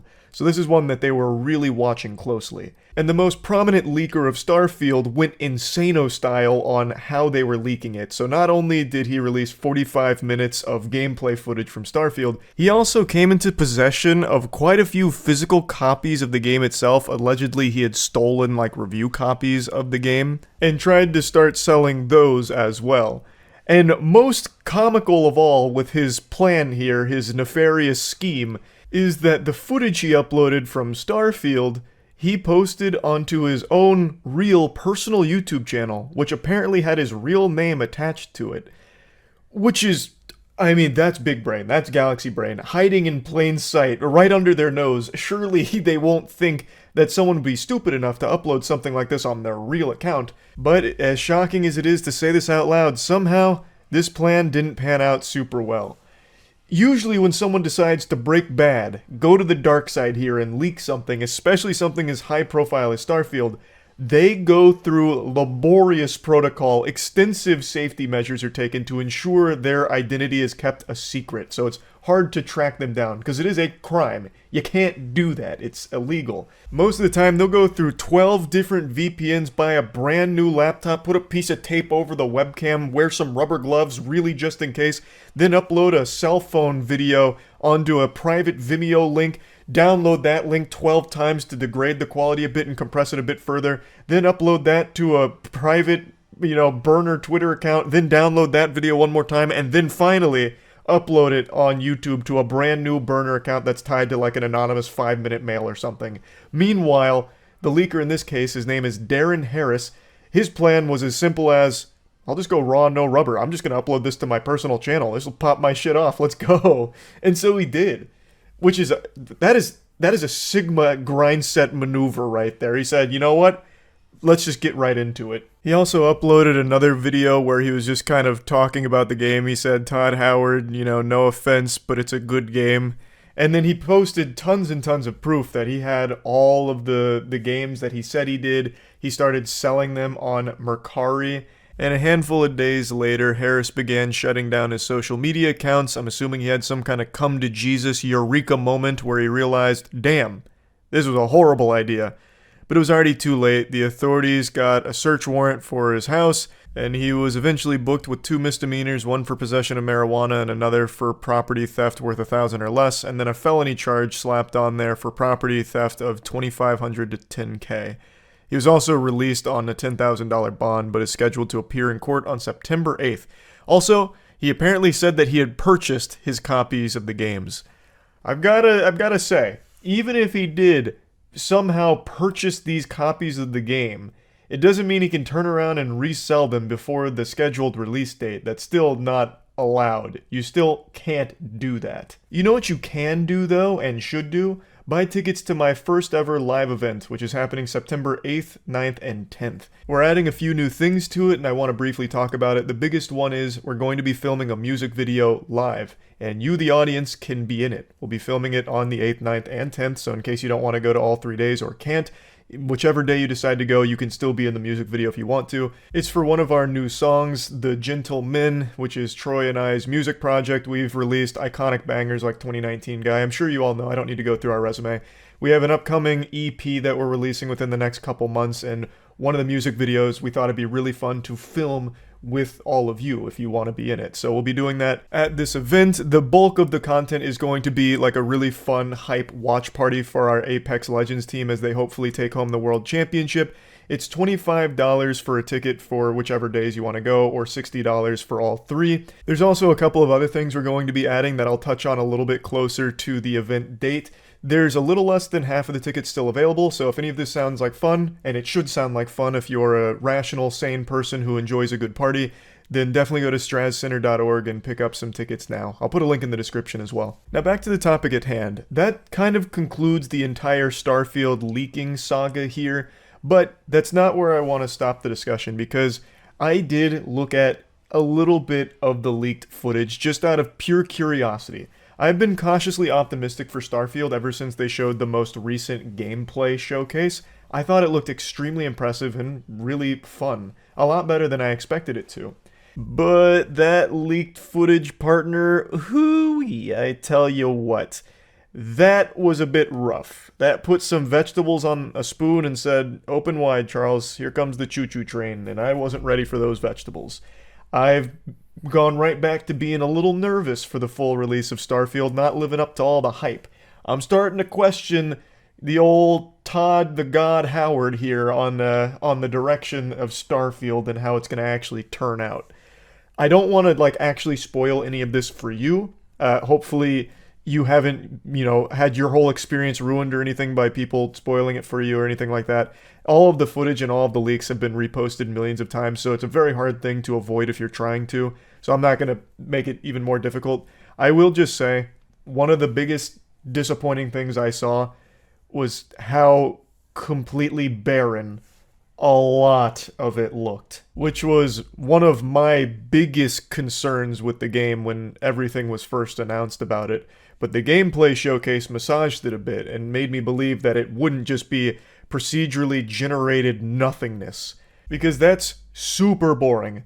Just aimlessly wandering a soulless, empty, dead world, a barren wasteland. There's nothing enjoyable about being able to explore a ton of empty, like, substanceless planets. Just walking by some rocks, oh, yeehaw, woohoo. I was really worried that that might be the case. I then wasn't as worried after the gameplay showcase. Now after the leaks, I'm worried again.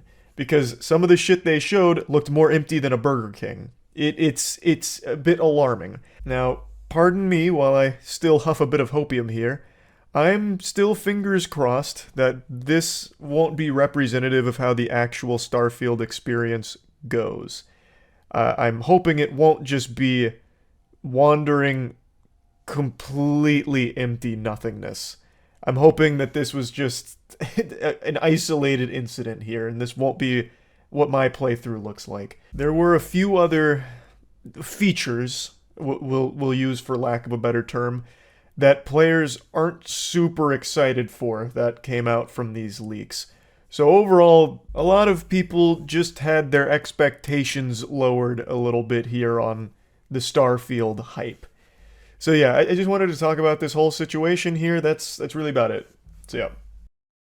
P. Diddy. I'm sure most of you know that name, and I'm sure in recent times you've at least heard a little bit about the awful things he is accused of. P. Diddy has been a huge individual in the music industry for decades now, and with a lot of new information coming to light about his past as well as what he's been doing behind the scenes, a lot of people are comparing him to the Harvey Weinstein or the Epstein of the music industry. It's abhorrent stuff that's come to light. And in recent times, he's become known as the Diddler. And you don't want to fiddle with the diddle. P. Diddy's got a laundry list of extremely serious accusations, and he's embroiled in a ton of controversy as well as lawsuits, and there's just been a lot to keep track of with everything he's accused of. From car bombings to assault to abuse to sex trafficking. It's like he's trying to get the platinum trophy for crime. He's committed like every crime imaginable, allegedly. It's scary stuff. And like I said, there's been so much that I imagine a lot of you aren't even aware of all of it, but luckily, Jackson, Windigoon, and myself did all the heavy lifting and compiled all of the information about everything he's accused of into our Red Thread episode covering P. Diddy. I'll drop a link to the full episode in the description, but for this one, I'm just going to give you all of the most pertinent information concerning the P. Diddy case. We're going to start with Cassandra Ventura's case against P. Diddy. She was in a relationship with him for quite some time and suffered greatly as a result. It initially started with P. Diddy signing her to his record label, Bad Boy Records. He signed her for a 10-album record deal, which is a ton. 10 albums is more than probably most artists have ever put out. Unless you're someone that's just using AI-generated music, it's hard to just shit out 10 albums. That's a lot. Like, that's not small potatoes at all. You're fucking in there for like 30 years to make 10 albums, most likely. And it seems like from the very start, this was all just a ploy, a nefarious scheme from P. Diddy to get Cassandra to be with him. So immediately he started driving a divide between her and her boyfriend. He would leverage his power in the industry to just have control over her. And it's just a horrible, horrible situation. So on the 16th of November of 2023, P. Diddy's ex-girlfriend, Cassandra Ventura, filed a lawsuit detailing a years-long series of abuse perpetuated on her by Diddy. Ventura claims that she was trapped in a cycle of sexual abuse, violence, and sex trafficking, listing that Diddy, A, raped Mrs. Ventura in her home after she tried to leave him, B, often punched, beat, kicked, and stomped on Miss Ventura, resulting in bruises, burst lips, black eyes, and bleeding, C, blew up a man's car after he learned that he was romantically interested in Mrs. Ventura, D, forced Mrs. Ventura to engage in sexual acts with male sex workers while masturbating and filming the encounters, ran out of his apartment with a firearm in pursuit of a rival industry executive whom he learned was nearby. All right, never mind. He could have absolutely killed Tupac if he's doing shit like that. He's assassinating rival industry executives. Yeah. Yep. So for what it's worth, I don't know if you clarified, but the car explosion was actually Kid Cudi being the victim. So Kid Cudi's car exploded in his driveway, and P. Diddy is the one that's blamed for it. Cassie was in a relationship with producer Ryan Leslie from 2004 to 2007. It appeared from the start, however, that Diddy was interested in a relationship with Cassie. He started to push her away from Ryan and forced a divide between them. Diddy was in a long-term relationship with Kim Porter, which ended in 2007 due to his alleged infidelity. Even while in his previous relationships, Diddy would apparently not allow Ryan, her boyfriend, around, flirting with Cassie and forcing her to do drugs while she was in private with him. Cassie was young and impressionable, and Diddy flaunted his wealth, showing his ability to look after her or control her. Diddy had the ability to skyrocket Casey's career, but in return, he seemed to have wanted her obedience and loyalty. She feared that rejecting him would harm her future career and album deal, so she eventually went along with his request. So just the like age-old manipulation tactic that all of these like Hollywood producers and all these executives have used time and time again. It's like you want to be famous, don't you? Yeah, you want to be famous. Just holding it over their head. Just some awful stuff. The stuff that started the Me Too movement, obviously. Harvey Weinstein. Stuff like that, obviously. Just massive amounts of pervasive corruption that's kind of systemic in all those entertainment industries. And yeah, I'm not shocked at all that Diddy is one of them, the biggest proponents of it. Yeah, people using their power to get sex. Yeah. Casey decided to leave, prompting Diddy to repeatedly message her throughout the night, accusing her of leaving him high and alone. Imagine getting those kinds of messages and these actions from what is ostensibly your boss. Because he is. He's a boss. Come back, frowny face. I'm all alone. You're just gonna leave me like this? I'm scared. I'm high and I don't want to be alone. Why have you never messaged me like that, Charlie? The phrasing of that did seem kind of juvenile, accusing her of leaving him high and alone. I'll start sending you those text messages, Jackson, when I'm out, like at a bar. It's like, Jackson, I'm so lonely. Where are you? Why didn't you come? Why aren't you here? Where's my hug? Where's my hug?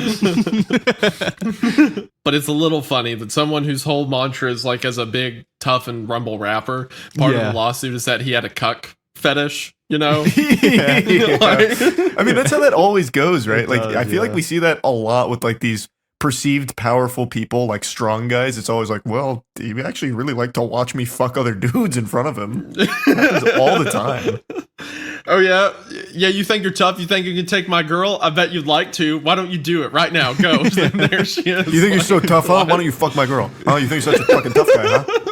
In 2007, there was another instance where Diddy paid a promoter to create a fake flyer for a party supposedly hosted by Casey.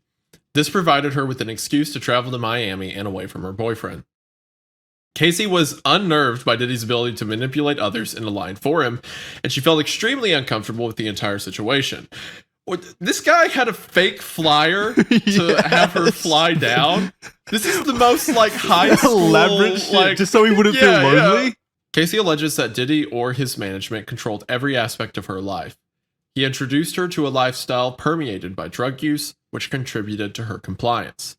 He insisted that she refer to him as Pop Pop, a term she called her grandfather. Fucking Ew. disgusting. Ew. Gross. Oh, Gross. yuck. Diddy would have his personal staff accompany Casey during all of her day-to-day activities, and even some of her medical records sent to his email address. The example listed in the lawsuit is from when Casey suffered memory loss, possibly due to injuries from abuse and/or drug abuse. When she had an MRI, her results were sent to Diddy and not her. Diddy also made Casey get prescriptions from his doctor in her name for medication that he was addicted to when he exhausted his own supply of pills. God, It's that's kinda so like Lex Luthor. He's Yeah, like that's getting older. fucking just constant drug. Diddy would often show spouts of incredibly violent fits of rage, apparently beating Casey multiple times each year, leaving bruises all over her body. He would go to extensive lengths to hide evidence of this, like having Casey hide away in hotels for days while she healed. She recalls after one particular party, in which Jay-Z was named as being in attendance, that Diddy kicked and hit her and forced her out of a vehicle on 5th Avenue in New York City. She got a cab to take her to her apartment, but was so traumatized and afraid of Diddy that she had the realization that she could never tell anyone due to how influential he was in the music industry. Where Diddy discovered that Casey had a conversation with another music producer at a party in Los Angeles in 2009. Casey wanted to discuss her career with the producer. In response, Diddy abruptly removed Casey from the party and departed in a car. Allegedly, Diddy forcibly pushed her into a corner of the car and proceeds to, quote, stomp on her face. Despite the presence of Diddy's security team, the situation escalated beyond their control, which showed her just how loyal his network was. I doubt the security Man. team even like tried to stop it, right? No, Yeah, they definitely yeah. didn't. Casey was expected to find locations and hire male sex workers when Diddy wanted. The situations being frequent, sometimes weekly. He would become so intoxicated and belligerent during these situations and would allegedly also beat Casey in front of the sex workers. The lawsuit lists multiple locations where this, what Diddy referred to as our secret to Casey, would happen, including Trump International Hotel, the London Hotel, the Intercontinental Hotels, and more. Man. Hotel suites would be decked out with baby oil and Astroglide, and Diddy would provide Casey and the sex worker with seemingly endless supply of drugs, including ecstasy, cocaine, GHB, ketamine, weed, and alcohol. What's GHB? I have no idea. I don't know what that stands for. Diddy would film these encounters, and even when Casey deleted the videos, Diddy would claim that he had backups. So using it for blackmail, probably like hoarding these. Oh videos yeah, as blackmail. absolutely. Casey tried to escape Diddy multiple times, but he utilized his staff and networks to lure her back in. During a brief breakup, Casey actually dated musician Kid Cudi. Diddy was irate as he had found her phone and saw emails between her and Kid Cudi. He apparently had a manual corkscrew in his hand and charged towards Casey in an attack. In a panic, Casey escaped to Kid Cudi's home. She returned to Diddy, however, as she felt as though she had no choice when Diddy would ask to just talk to her. Diddy was still enraged and hit her multiple times. Casey says that he threatened to blow up Kid Cudi's car. Around this time, Kid Cudi's car did explode in his driveway, and Cudi has since come out and confirmed her version of these events. It's probably just a coincidence, right? Yeah, just faulty wiring somewhere. Casey says she was stuck in a cycle of abuse, trying to run away, being trapped, apologizing, and coming back. It was a rotation of bruises, black eyes, busted lips, and heavy amounts of makeup. She believes that Diddy paid Intercontinental Century City $50,000 for hallway security footage that showed him beating and throwing glass at her. Man, if that's fucking true, if that is true and they have proof to back that up, that Intercontinental Century City is complicit in hiding evidence of domestic abuse, fuck whoever accepted that Yeah, offer it at had to that be a hotel. manager or something, right? Because it's not like 50,000 is a bribe to the whole organization brand. or anything. Yeah, it'd be nothing. It'd go to an individual, so they need to find the individual. They arranged a dinner in 2018 where she thought they would be discussing their official separation. However, instead they returned to her apartment after the dinner and he forced his way in and onto her. She repeatedly asked him to stop and attempted to push him away. She was sexually assaulted and this left her traumatized and says she continues to suffer emotional distress. Just one day after the lawsuit was brought against Diddy, they settled outside of court. The terms of this were not disclosed, and Diddy's attorney in a statement made it clear that this was not an admission of wrongdoing. Cassandra's statement in this says, "I have decided to resolve this matter amicably on terms that I have some level of control. I want to thank my family, fans, and lawyers for their unwavering support." And Diddy's statement says, "We have decided to resolve this matter amicably. I wish Casey and her family all the best. Love." This next allegation is from a woman named Liza Gardner.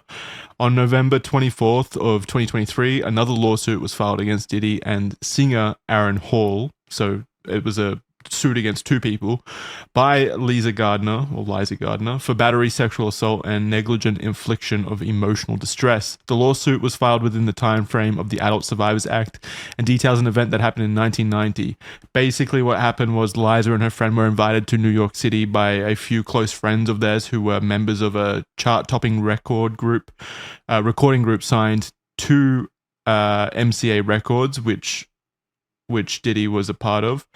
Liza was from North Carolina at the time. She recounts that they met up with Diddy and Aaron at the offices of MCA Records where an event was being held at the time. Diddy and Aaron were very flirtatious and offered rounds of drinks all throughout the night. So remember, this is in 1990, so this is a long time ago by this point. Diddy and Aaron extended an invitation to Liza and her friend to join them at Aaron's apartment for an after party. There, Liza alleges that she was offered additional drinks and coerced into engaging in sexual activity with Diddy. Following the assault, Aaron allegedly barged into the room and proceeded to assault her as well. After the ordeal, Liza hastily dressed and fled the apartment with her friend following closely behind. And when they were speaking to each other afterwards, they kind of recounted their experiences and a lot lined up, suggesting that both women had been exchanged between both Aaron and Diddy. Days later, Diddy turned up to where Liza and her friend were staying, and he acted in a Diddy-esque irate manner, something we've come to know and kind of experience over the next 30 years as being pretty common with Diddy. He began to choke Liza to the point where she passed out, and he was also searching for her friend out of worry that she would alert the authorities about what had happened. This lawsuit goes into just really disturbing details, like apparently Aaron Hall had bragged about engaging in sexual activity with minors as well. Like there's information in the lawsuit about that specifically, and confirmed that Diddy was sometimes in the room when this was happening, so he was at least complicit to the conversations about some really disgusting stuff happening with minors. So one thing that you didn't mention here is that she was 16 at the time. The Liza Gardner was 16 during this period. Okay. Yeah, that sounds about right. I don't know why that wasn't in there.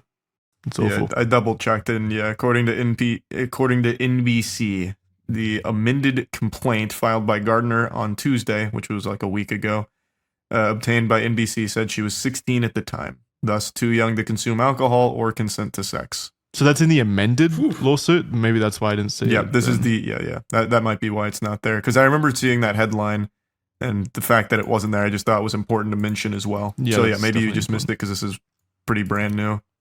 Charlie, you can take the next one. Sure. This next one is Dickerson Neal versus Combs. On the 23rd of November 2023, a lawsuit was filed against Diddy, Bad Boy Entertainment, and Combs Enterprise LLC by Joy Dickerson Neal for suffering as a result of being drugged, sexually assaulted, and abused and being the victim of revenge porn. The lawsuit was filed within the time frame of the New York Adult Survivors Act, same as Liza Gardner's. Joy was a student at Syracuse University studying psychology. She was looking to make a step into the music industry and also worked many odd jobs in the industry, such as a receptionist at a renowned talent agency and as a location scout. When they met, Diddy made several advances on Joy, but she had heard that he had a reputation of treating women badly and rejected him every time. So he already had that reputation. Yeah, and this was in 1990. Yeah, before he even had like his massive amount of fame to his name. Fucking Christ. In January 1991, she eventually agreed to meet Diddy in New York, but she chose the Wells restaurant in Harlem as she was reluctant and knew the employees there. During the evening, she started to feel more comfortable. They were sharing drinks and food, and she made a point to say that there was a period of time that she went to the bathroom and she left her drink unattended. Diddy did not want the date to end and invited her to run errands with him. and once they were in the car, he brought out a blunt. Originally declining, Joy felt pressured to take a hit, and Diddy told her he would have her home with enough time to study. After this, Joy says her memory is incomplete. She remembers feeling rubbery in the legs and being unable to stand, and he brought her to a music studio.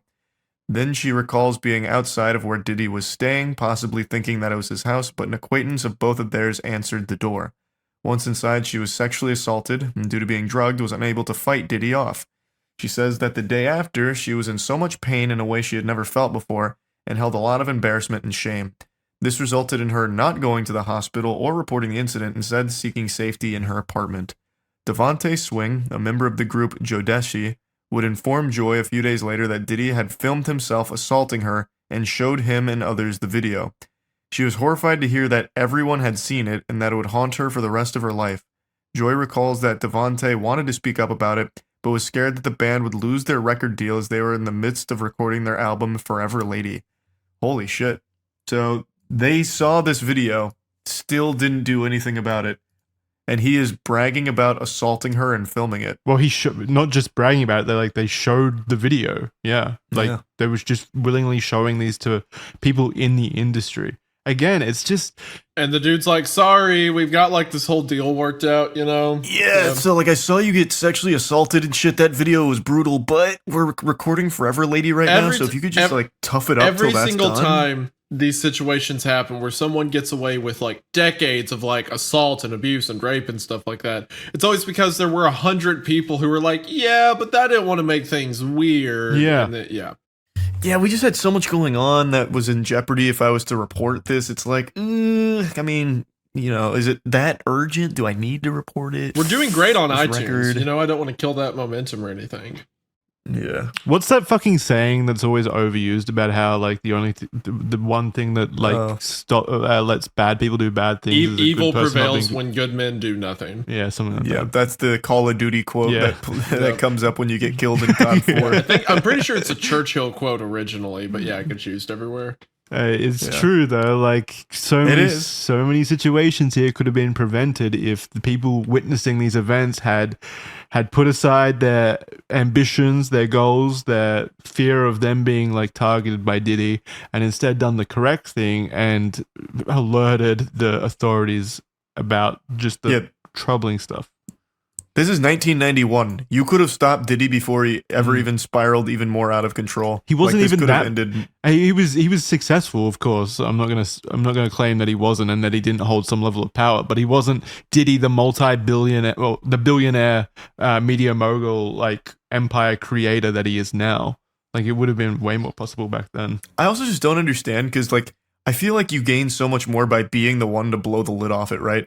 Now, This yeah, band back or then, this no. group I'm not even familiar with, and they were so excited for this album that I don't know. But I probably would know them if this was the group that led to him going to jail for these kind of things and stopping him. They would have had so much more success. I imagine. I don't think back then, but now, yeah, in current year where everyone's so connected and the allegations and stuff like that gets a lot more screen time and people taking it seriously. But back then, all it would have taken was B Diddy saying no you or something, and then now they're shunned and no one believes them. Yeah, I guess that's true. Maybe back then it would have been different. Joy had tried to file reports against Diddy and had even allegedly spoken to several prosecutors with the intention of pressing charges. But members of the law enforcement told her that she needed witnesses or people who had experienced similar assaults. People around her were terrified to speak up against Diddy, as he was powerful and could ruin future opportunities. He was also known to be violent, and they seemingly did not want to be at the other end of his anger. God damn it. This is Lil Rod. On 26th of February 2024, a lawsuit was filed against Diddy, his son Justin, multiple members of his staff, and Chalice Recording Studio, Love Records, Motown Records, Universal Music Group, Combs Global Enterprises, and more by Rodney Jones. Rodney Jones, or Lil Rod, was a former producer and videographer for Diddy. He worked on 9 songs on Diddy's album Love from September 2022. Oh, he worked on... Sorry, I put all that together.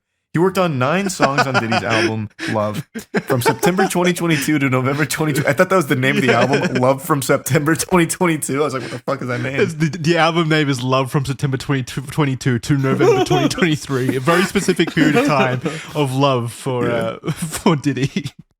great year of loving, I suppose. But yeah, so he worked on that album, 9 songs for Love, and he lived with Diddy for months at a time. Lil Rod is said to have many witness statements, video, audio records, and images which corroborate his complaint. Apparently, Diddy required Lil Rod to film him all the time, and on which is a great idea. Which is a great idea if you're committing crimes constantly, like fucking crimes. Hi, I'm Diddy. Welcome to Jackass. Make sure you film this. What a fucking idiot. Of course, it's not idiocracy though, it's confidence. That's what's annoying about this to me, is he's not an idiot.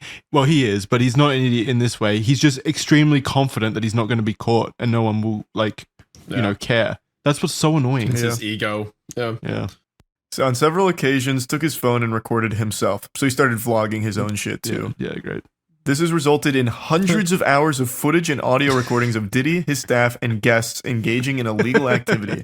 Lil Rod claims to have irrefutable evidence of the acquisition, use, distribution of ecstasy, cocaine, GHB, ketamine, marijuana, and mushrooms. The displaying and distribution of unregistered illegal firearms, case 124CV 01457, document 1, filed on 2/26/2024.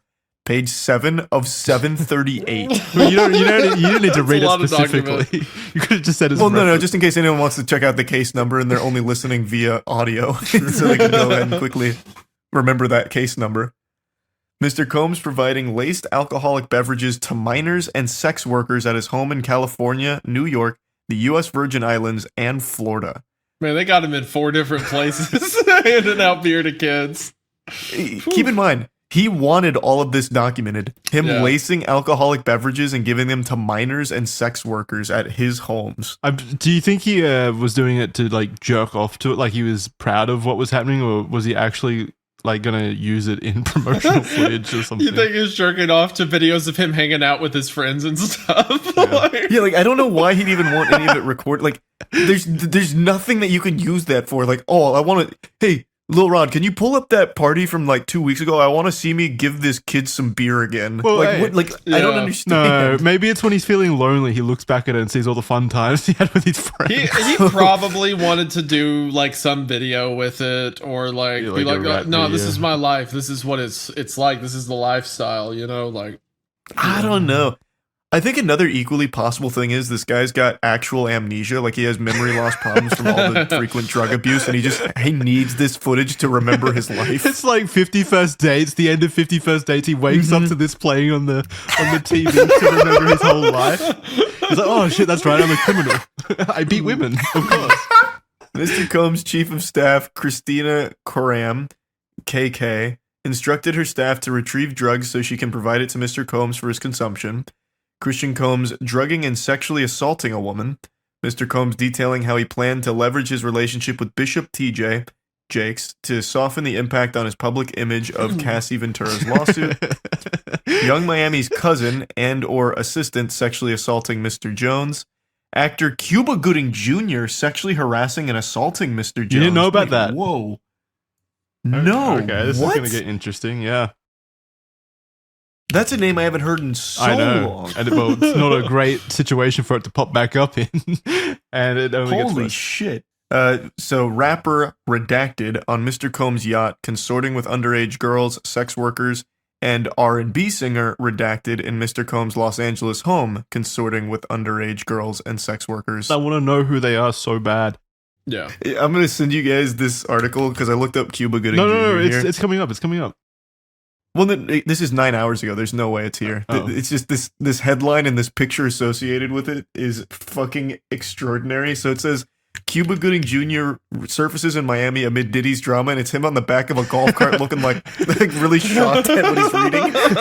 Like he's reading it in real time. He's on his phone. Yeah. Oh my god. I'm going to throw this up on screen as well. He's got like a vacation shirt. He's got like a vacation shirt on. He's going to a yacht. He's like, shit, I did what? Like he's like, damn, I don't who did I sexually assault? He's in the next picture. He's shaking his fist. Damn you, Little Rod. However, this turned from promises to threats. Allegedly, Diddy even threatened to harm Lil Rod physically, saying he would eat his face off. Diddy even said he would kill his own mother, Janice, to achieve his goals. Jesus Christ. Unprompted, just go. Yeah, I can imagine how that conversation went. Listen, I will kill my mother right now. Like, I will do in an it. instant. You think Janice is reading these fucking allegations and be like, what the fuck? My son said what? That's fucked up. My son's gonna kill me. Why? Also, Edie's face off, was he on fucking bath salts at the time?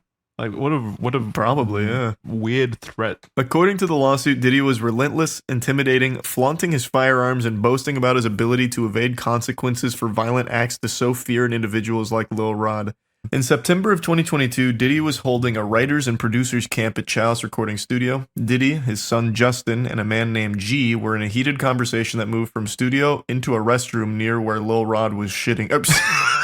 Sitting. Is that because you read restroom?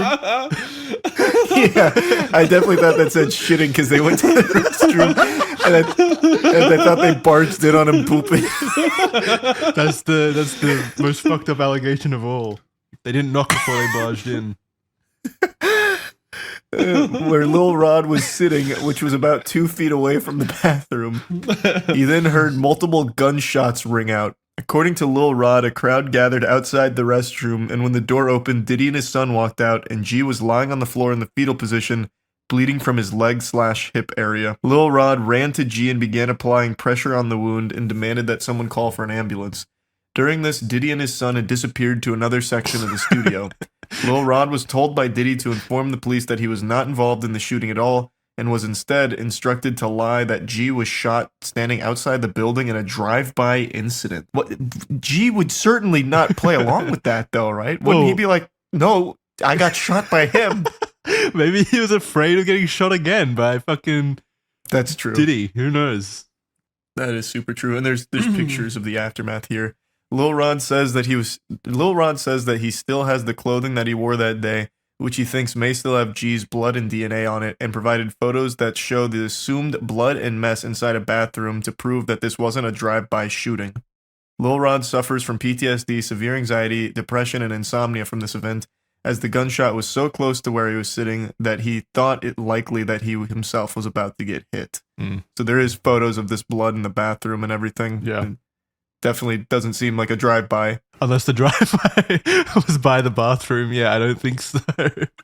While living with Diddy, Lil Rod says he was the victim of constant and unsolicited groping and sexual harassment by Diddy. He was also forced into working in environments like Diddy's bathroom, where he would walk around naked. Lil Rod expressed his discomfort to Christina Karam, who was chief of staff to Diddy. She responded with, "You know, Sean will be Sean." What the fuck? How was this made? Just what was the absurd lengths they went to be like, it's just dudes being dudes, all right? Get your pants off. I've got some Astroglide. She was fucking chief of staff. Like, she earned that position. And walk around naked, grope everyone. Yeah, that's just quirky old Sean. Yeah, maybe you should talk to someone about that instead of perpetuating and accepting it. She also attempted to downplay the groping as friendly horseplay. That's even worse than Sean will be Sean. What are you getting so upset about, Lil Rod? It's just he diddling your balls. What, you don't do that with your other friends? Then she slaps his ass. It's like just the worst working environment. Lil Rod also believes that Diddy was grooming him to pass along to his friend Cuba Gooding Jr. They met on Diddy's boat, and Diddy left Cuba and Lil Rod together in a makeshift studio on the yacht. Cuba then began groping and touching Lil Rod, who felt extremely uncomfortable in this situation.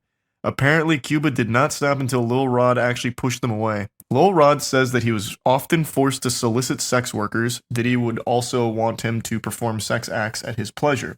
Another incident on Thanksgiving saw Diddy asking Lil Rod to solicit sex workers from Booby Trap on the river in Miami. Shout out. Did he actually provide? I think it's Booby Trap on the river. Oh, that's the whole name of it? I think so. Like, is there only one river Booby in Trap Miami? on the river? Yeah, I think. I have no idea. I've never heard of that. You've never been? But anyway, did he provide Lil Rod with a bad boy baseball cap and forced him to wear it at the venue?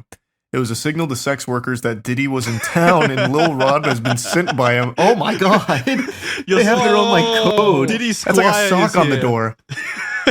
Lil Rod did not want to do this, but was intimidated by Diddy and felt forced to. He felt Diddy had some level of power and influence over him. In February 2023, Diddy compelled Lil Rod to bring sex workers back to his home. Here, Lil Rod believes that he was drugged by Diddy. He woke up naked and confused in bed with 2 sex workers and Diddy. He recalls wandering around the house naked aimlessly. Bro, what the heck? Yeah, he also details that Diddy hosted a listening party at his home in July of 2023, and the party consisted of his son Justin, a redacted R&B artist, sex workers, and underage girls. Apparently, at least 5 of the girls were under the age of 16, and Diddy forced all of the women to drink DeLeon liquor laced with what Lil Rod believes was ecstasy. No IDs were checked at this party, and Lil Rod says he felt uncomfortable and attempted to leave, but Diddy forced him to stay. Lil Rod says that there were many people of power that attended these sponsored events and listening parties at Diddy's home that should or would have known that the underage girls were present. Apparently, there were specific bottles of alcohol that were only for females and certain bottles only for himself, staff, and friends. That is fucking abominable. Yeah, it's one of the worst allegations so far. Because if this is happening, I mean, it has to happen frequently, right? It's just, there's so many people involved. He's got his own code language, so this is definitely frequent. Oh, yeah, true. Like the baseball cap. Lil Rod also witnessed Christina Karam order all assistants to keep Diddy high off gummies and pills and made everyone from butlers to housekeepers walk around with packs filled with multiple types of drugs, so it was readily available if he asked. Has he ever been sober? It doesn't sound like it. She made Lil Rod carry around a drug pouch on multiple occasions. Another shocking allegation made in this lawsuit was that Diddy has hidden cameras in every room in his house, which I 100% believe. So my guess is that Stevie J video came from one of Diddy's listening parties where he started doing whatever was on that video that he secretly He's clearly recorded. got like a bunch of footage of all these powerful people, and that's probably why Stevie J went to bat for him against Lil Rod. So Lil Rod believes that Diddy has incriminating videos of important celebrities, music label executives, politicians, and athletes without their knowledge and in compromising acts.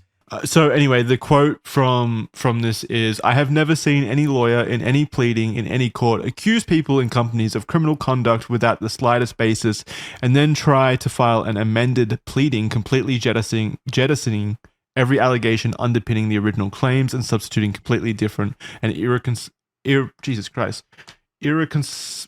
someone pronounce that for me?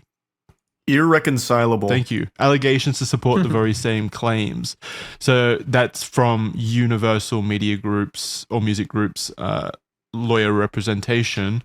So they're claiming that because the lawsuit was amended, this is clear, irrefutable proof that some tomfoolery is going on and such. So I don't know if that. I mean, there's fucking photo evidence and apparently hours and hours and hours of footage evidence of all the stuff that Lil Rod is talking about here. I mean, throughout the document, I've got the pictures here.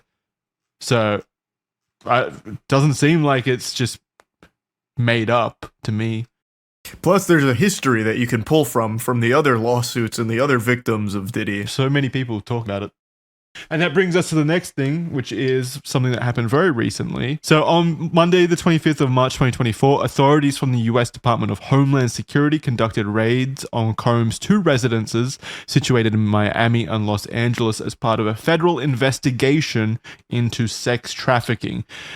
So they clearly had information If the lawsuits corroborate an unrelated Homeland Security investigation of sex trafficking, that they think the federal government thinks it's worth it to raid 2 of his houses at the same time. Yeah, shit's not looking good for PD. Like, not looking good. Yeah. We didn't even really touch on sex trafficking in the allegations. Like, I don't think that this investigation by Homeland Security has even been spurred on by the allegations themselves. No, it hasn't, because sure, it can be implied, like maybe sex trafficking was happening with some of the underage prostitutes and stuff like that, but like it's not like a few celebrities filing lawsuits made Homeland Security decide to do this. They've been doing their own investigation for a while. Yeah, that now everything's coming to light at once. So if their determination is that they need to execute a search warrant for an investigation into sex trafficking on 2 residences owned by this guy, they've found something that led them to a search warrant being justified, which is pretty concerning. And also speaks to something much larger here. Validates the lawsuits as well. Also, he was not at either of these residents because allegedly he had received some kind of tip that this was going to happen. So this is when like the fleeing allegations came out where he had run away. So he had abandoned both of these properties. He was well aware this was on its way. So he took preemptive measures to get out and potentially hide damning things. Yeah, that's definitely a possibility. He definitely wasn't at the residences when this occurred, so it's likely that he was tipped off. That's good. If there's something there, which I assume there is, they would have found it. Well, I don't think there would be, since he clearly knew this was coming. I imagine he got everything out that would be a problem. Yeah, maybe. Man, I hope not, man. Fuck. Additionally, it has been reported that Homeland Security confiscated hard drives during the operation. But it doesn't stop there. I wanted to end this one on another little anecdote, which is Diddy's relationship with minor artists, so artists who are minors at the time. Due to the allegations of professional malpractice, a new wave of scrutiny was washed over all of the previous relationships Diddy had with minors. As such, a creepy video of Diddy interacting with 15-year-old Justin Bieber resurfaced, where Bieber was said to be spending the next 48 hours with Diddy. Quote, "He's having 48 hours with Diddy." This is Diddy talking, by the way. Just I should specify. Oh, Diddy says he's having 48 hours with Diddy. Yeah, he referred to himself in the third person. Gosh. Were we hanging out and what we're doing, we really can't disclose. Oh no, but it's definitely a 15-year-old's dream. Diddy, then 40-year-old, says in the video. He would continue by saying, quote, "He signed to Usher, and I had legal guardianship of Usher when he did his first album," after implying that he's been given custody of Bieber for 48 hours.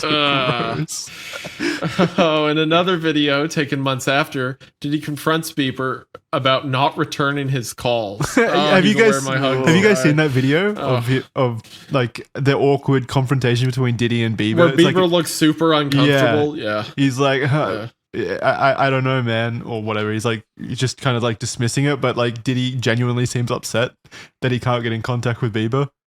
Oh gosh, this is so sick. That's so fucking weird. He's having 48 hours with Diddy, where we're hanging out, what we're doing can't disclose, but it's a 15-year-old's dream. That's like it so here. creepy. Was a resurfaced Howard Stern interview with Usher from 2016, where Usher, who was closely tied to Diddy when he was a minor, admitted that he saw some, quote, "very curious things" that occurred at Diddy's New York mansion. Usher was sent to live with Diddy for an entire year, hence the legal guardianship referred earlier, when Usher was just 14 years old. Why is Diddy? What is happening with these parents? Why are they just sending children to live with Diddy for like? Well, you hear stories all the time about like, you know, parents would let it happen because they thought it would help the chances at fame or something like that. Yeah, but this is they're acting like it's a medieval kingdom. Like they're sending their children as like wards of Diddy. It's so strange. Like, here's your new squire, Diddy. It's Usher. Like, it's so strange. How would this help? How would this help, like, launch a career? You can still work with him without, like, having to live with him. All right. I just don't understand how that even happens in the first place. I don't understand the reason for it. When Stern followed up by asking if Usher would send his own kids to Puffy Flavor Camp, which is what Diddy called his mentorship program, Usher quickly said, "Hell no. Puffy Flavor Camp? What the fuck?" He would have kids come live with him and said it was Puffy Flavor Camp. He's the king of branding. Like, what? I don't know, man. This is so out in the open. I feel like this is one of those cases where when the dust settles and he's in jail for, you know, life within the next couple of years, people will look back at this moment and be like, how the fuck did people not know? How did no one see? Like, this was all That's the right in troubling their face. thing. People knew. Like, I mean, right there though, like, this is an example of a celebrity knowing something's wrong and not doing a single thing about it. Like, Usher's like, fuck no, I wouldn't send my kid to Puffy Flavor Camp. I know what happens at Puffy Flavor Camp. Yeah. Well, if you know it, you wouldn't send your kid there. Do something about it. Be a good human being. Yeah. Jesus fucking Christ. Everyone just stays shut up constantly. Because they're afraid. They're afraid of Diddy and his Puffy Flavor Camp. Usher would go on to say, and this is before about yeah. when he was living there. Usher would go on to say, "I got a chance to see some things. I don't know if I could indulge and even understand what I was looking at. It was pretty wild. It was crazy. There were very curious things taking place, and I didn't necessarily understand it. We can't know with guaranteed certainty the validity of the multiple claims of the lawsuits, but there does appear, I mean, it's undeniable, there does appear to be a troubling and problematic history of abusive behavior and, frankly, just shocking activity by Diddy that seems to be overwhelmingly illegal and also overwhelmingly covered up by an industry that seems to have a habit of turning a blind eye if it means career security and progression." I don't think any of us disagree with that statement, right? Mm-hmm. I definitely don't disagree. Like I said, I think he's guilty on pretty much everything he's accused Same. of. There's too much evidence, too many similar stories from so many different people. I think that he is guilty. God, I'm like,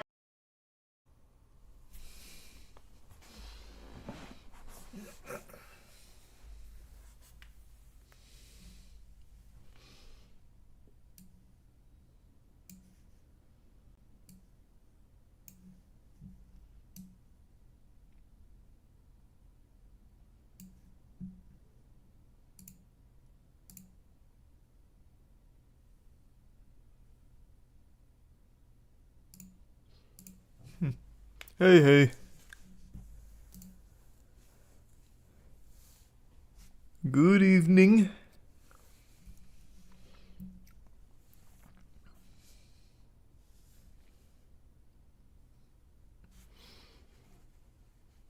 Yeah, played a little Texas Chainsaw Massacre.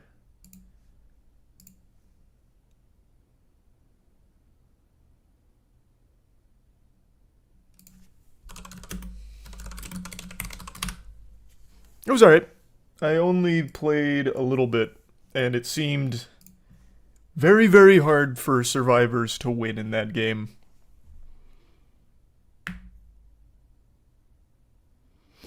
You broke your collarbone. Well, I'm sorry to hear that. Wishing you a speedy recovery. Thanks to 10 letters. And thanks, Brent.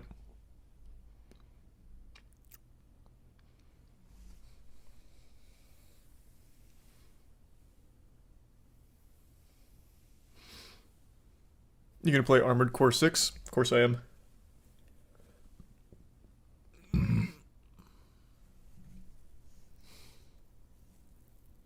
Welcome, Cheese. And thanks, nickname. Yeah, Paxton's great. No big plans. Playing it by ear. Welcome aboard, Jira.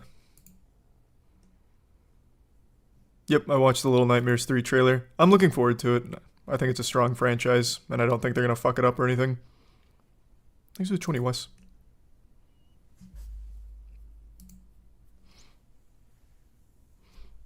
You coming to the live event, Mint? Awesome. Looking forward to meeting you.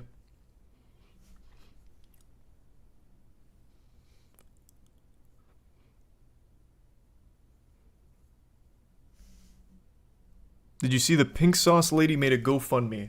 Matt just sent me that. I was going to read about that. So apparently, the pink sauce lady is claiming that she is broke. I don't know how that's possible, considering she got a big payout from Dave's Gourmet or whatever it's called. Bill's Sauces, I forgot. I think it's Dave's Gourmet. I think I got it right the first time. So I don't know how she could possibly be broke now. She's claiming it's a faulty deal, I guess. I don't even have enough money to buy my kids food. Veronica Chef P was all over social media last summer thanks to her viral pink sauce condiment. It was bottled botulism. And it did pop off. That much is true. Thanks, Geode. I use Redkin. And yeah, of course I'll do more Dark and Darker. I'm a big fan. Welcome aboard, Dusty. Thanks for a long time of watching, Montgomery. And Billy. The bubblegum-hued condiment was a concoction that Shaw devised in her kitchen while working as a private chef in Miami, often finished her TikTok videos by slathering whatever she cooked in the mystery pink sauce. Although Shaw never revealed the sauce's ingredients, her followers demanded it, so she began selling the sauce for $20 a bottle, which quickly sold out. As orders quickly came in, the backlash followed. Customer complaints about inadequate food packaging and alleged contamination began to damper the hype around the viral sauce. What an understatement. She was shipping biological weapons. All of the ingredients that were listed on there, minus the chemical X of her secret formula, were all highly insufficient for long-distance transportation in hot temperatures. It was a disaster. Truly. Which I think helped propel it into the mainstream even more. And no, I still stream on Twitch occasionally. Like even earlier today I was streaming on Twitch. I do both. Did you hear about the person who got a spear thrown at their car in Texas? I did not. It's fucking wild though. Welcome aboard, Warlock. Thanks, Fiction. And Gallon. The most significant blow was when Shaw went live to address followers questioning if her sauce was FDA approved. She responded, "What do you mean FDA approved? I don't sell medical products." Yep. I remember all of this. And no, I didn't see that digital announcement at all, Deep. In January 2023, Delish announced that Shaw had partnered with Dave's Gourmet. The condiment company added pink sauce to its portfolio, selling it on Walmart.com and in 4,000 locations nationwide until July. Which was a shocking development. Because again, this got so big because it was basically shipping poison. It'd be great for assassinations, but as for actual sauce, probably not wonderful. We actually did buy a bottle of it in order to see how yucky it would be. Not to taste it, but to like put it to the test, like take a Geiger counter to it, see how radioactive it is. See if it could be used to take the paint off of one of our cars due to like really high acidity or something. See if it could replace acetone. But we never ended up doing it. We still have the pink sauce somewhere, fermenting, like a fine wine. Thanks, HD, and welcome, Clef. Hope you're enjoying your your Warhammer painting. I haven't seen enough from the South Park game to tell you. Seems like an odd direction to take it. The sauce was now in a new bottle, providing the standard nutrition and ingredient facts. Walmart.com also stated that Shaw's pink sauce is made at an SQF and FDA-approved facility. Cool. Okay, here we go. On August 17th, Shaw took to her Instagram announcing the launch of her GoFundMe page and asking for financial assistance. She alleged that a partnership left her in financial ruin. As a young entrepreneur with big dreams, I followed my intuition and went forth toward my dreams to create something new. I made a few mistakes on the way, which led me to trust a company that is trying to take everything away from me. They lied to me. They are not paying me and are not being transparent about records. I have tried on multiple occasions to try and come to one accord with them, but they refuse to reimburse me for marketing expenses that I spent my own funds towards. That's not surprising to hear at all. I don't know enough about Dave's Gourmet, but there are tons of shady companies that'll take advantage of young people selling shit, give them the worst deals ever. This is a deal they shouldn't have even made in the first place, though. Pink sauce was an absolute disaster. And I guess she didn't have anyone look over the contract or anything, so she got roped into a terrible deal. I don't know what that game... Oh, Q-Wop. I was wondering what game you were talking about, Billy. And I haven't played No Man's Sky. Welcome, Coffin.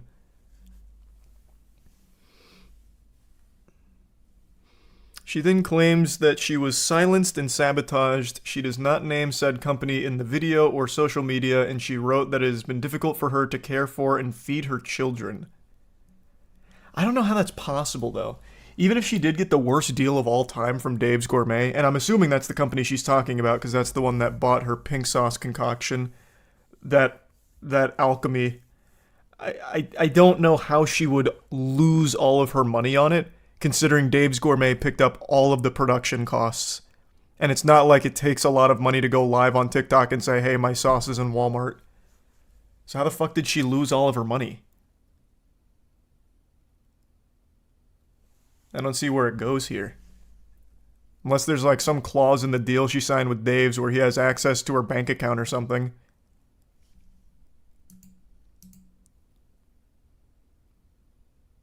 That's a tough question to answer, Nalo. I have no idea. And sleep well, Bread. And I haven't seen the new Netflix One Piece behind the scenes. I work at Walmart and they advertised that her sauce was in the store. Yeah, no, it had a big marketing push when it made it to Walmart. I know. Which is why I'm saying, again, like, it's not like she paid for that. That would have absolutely been on Dave's Gourmet. So I don't know how the fuck she lost all of her money in this bad deal.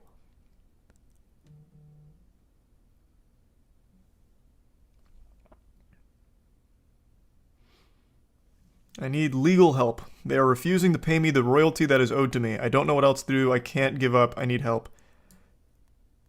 So if it's not paying her the royalty, how is she actively losing money? If it's just the royalty on sales.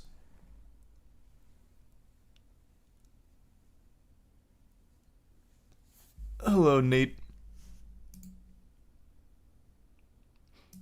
Welcome aboard Axiom and Twisted. She probably got sued by someone that got sick from eating the biohazard. No, she didn't. That lawsuit would have been highly publicized. It probably would have been like a class action lawsuit.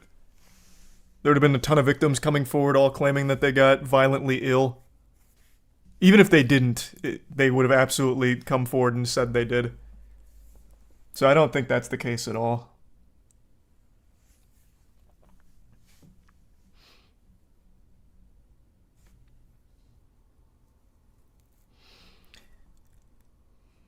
Shaw also claimed the company is removing her Instagram posts where she's outing them. That might very well be the case.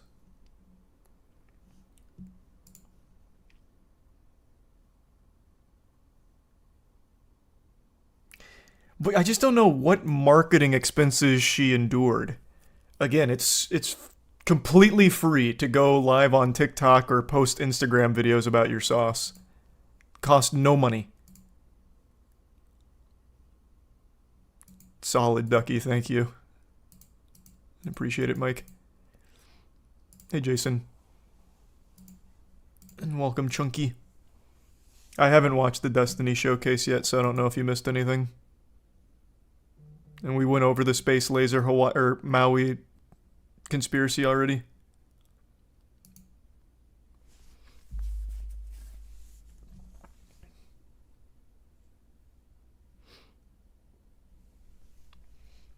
I've been silenced and financially sabotaged. I'm a single mom and do everything for my kids.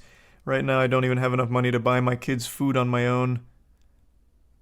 My mom is on disability and has been giving us $20 just to get by on a daily basis. School is a few days away. I haven't been able to get my kids clothes or anything. I'm currently facing an eviction that has gone into default. The sheriffs can come to my door any day now. I need legal help. They're refusing to pay me the royalty that's owed to me. I don't know what else to do. I can't give up. I need help. Horrible story to hear. Assuming it's all true, that's awful. Sorry to hear that, Chef P. But what the fuck does that have to do with Dave's Gourmet? If they really stiffed you on a bad deal, it's not like they somehow took all of your money away. Where did the money go? She got a big payday in order to just sign with Dave's Gourmet. How the fuck did it all fizzle up?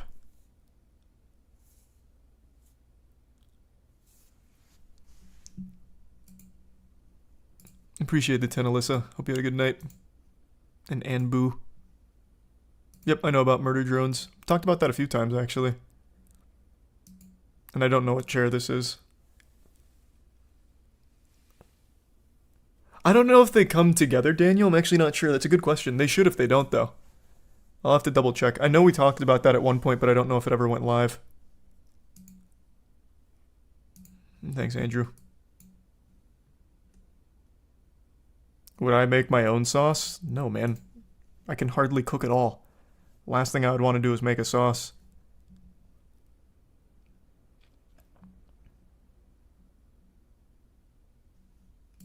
Oh, appreciate that, Tyler. Thank you. Charlie, put on the glasses. You got it.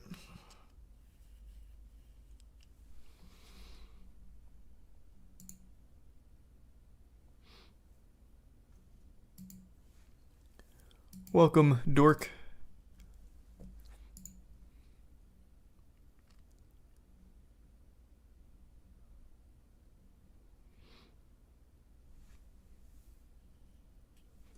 Whoa, she wants 100K. Oh, I didn't even notice that. Wait, what? 921 raised of 100K goal. Holy shit. What the fuck?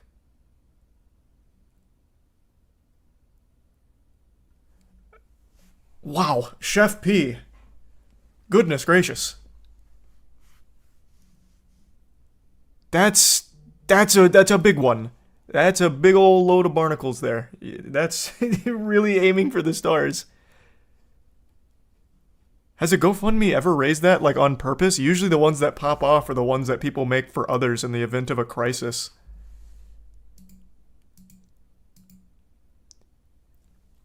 Best movie of 2023, I'd have to really think about. And just started, Tyler. And we talked about the banana that got eaten, the $120,000 banana. And thanks, Existence and Anbu. No, Full Sail was a lot of fun to shoot at. Appreciate the 20, Will. 100K to make another sauce brand.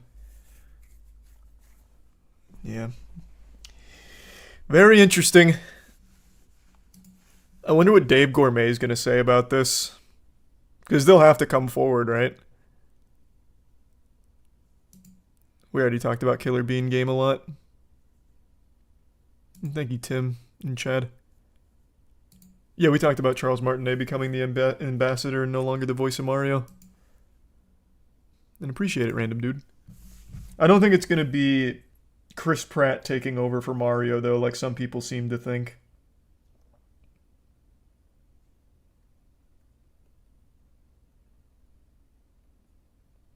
Quick text message.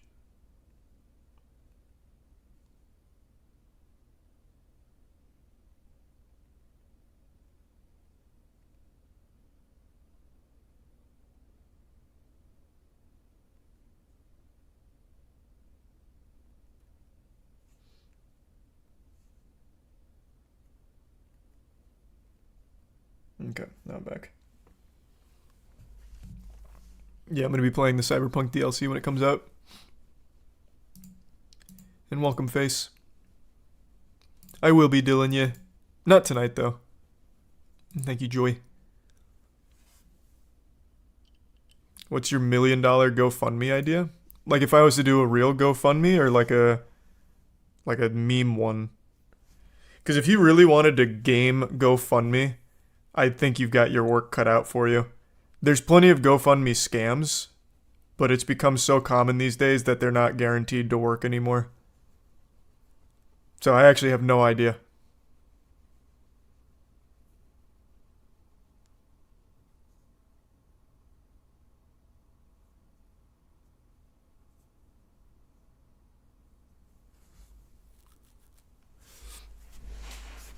You know about the DLC for Pokemon Scarlet and Violet?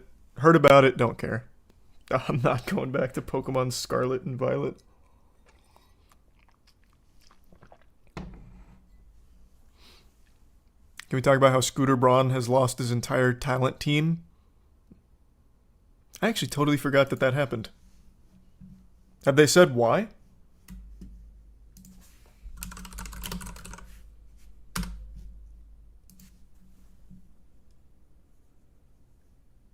Doesn't look like it.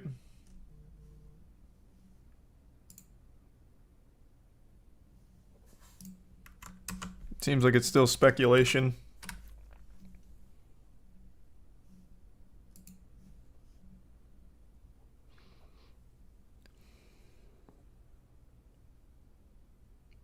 On Friday, rumors circulated Justin Bieber was leaving Braun, longtime manager. Days that followed, other high-profile clients like Ariana Grande, Demi Lovato were parting ways. So they have no idea why. I actually don't know shit about this guy. I just always heard his name. Is he a weirdo or something?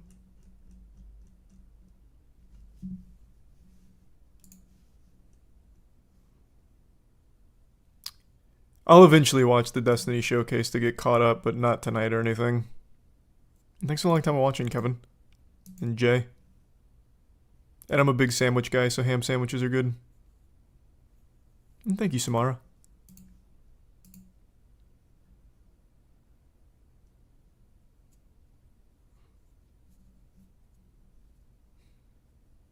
Look up what happened with Taylor Swift. With Taylor Swift and Scooter Braun.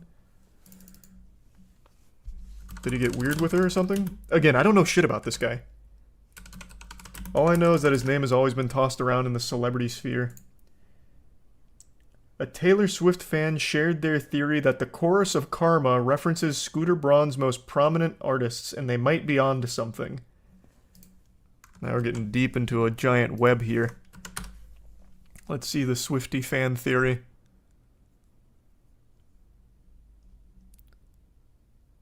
Scooter shot to prominence when he discovered Justin Bieber via a YouTube video back in 2007 when Justin was 13.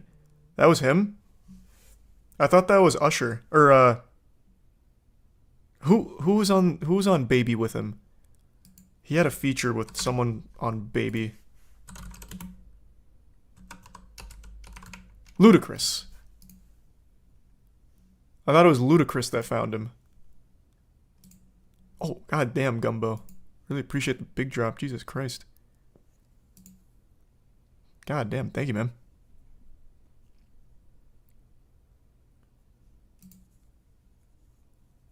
Appreciate it, John and Baron.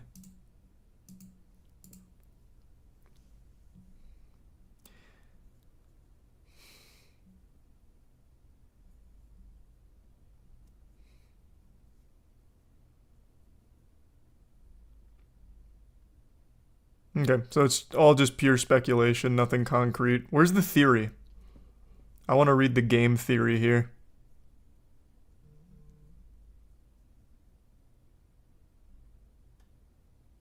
Oh, he had some kind of feud with Taylor in 2016.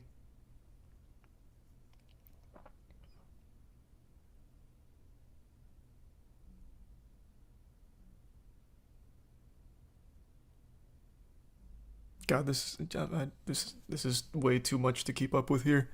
I'm just going to assume he's a bit of an odd guy, a weirdo, so everyone's leaving him. Never heard of that game before, Xander. Thanks, Billy. Thanks, Pebbles.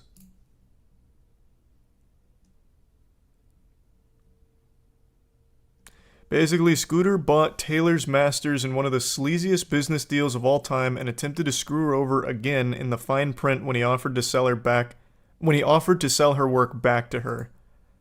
So he's a piece of shit. So now everyone's leaving. He sold Taylor Swift's masters. Okay. Well, that seems simple enough. What's with all, like, the whispers and rumors? Why not just come out and say, yeah, this guy's a piece of shit, I'm moving on?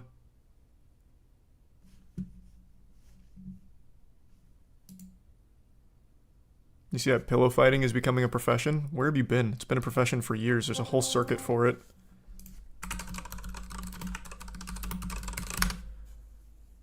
The PFC, baby. That's nothing new.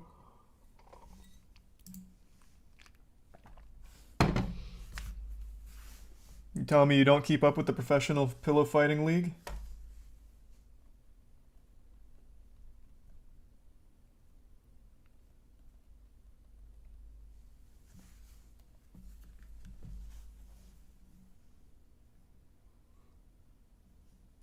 Appreciate that, Clef. Any plans for Moist Esports? Yeah, we've got our first live event coming up next month, where we'll be launching the World Championship for our Apex team. There's still tickets for sale. Here. That's our most recent big plan. Drop the link in chat. Nothing too much, Tone.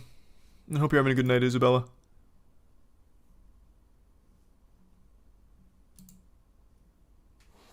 Io's sleeping.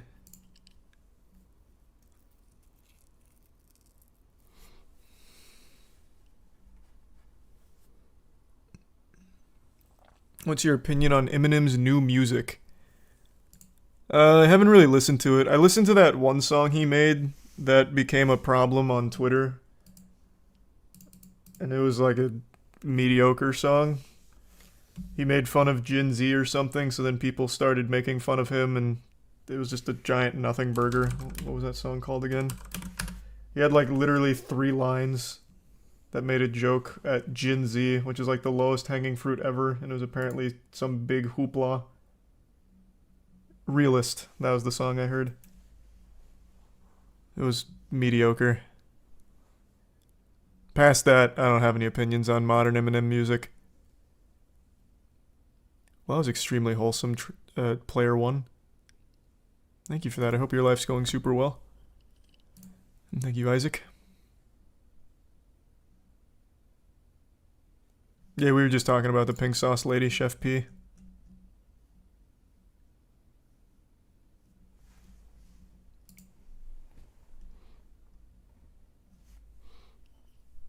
Thanks, Jesse. It's just a normal thumbnail. There's nothing crazy about it. Thanks for a long time watching, Duck.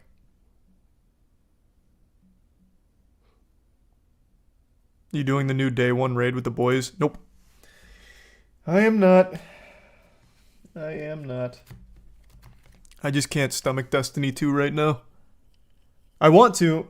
Like, I want it to be in a great state. I want to come back. I want to have little stars in my eyes, super happy again. But I just can't stomach Destiny right now. So it's been like 3 months since I played. Maybe a little less, actually. We've talked a lot about that already, Chef. Ever watched any scary scuba diving stories? Super specific, but not really. And thanks, Brian. Welcome.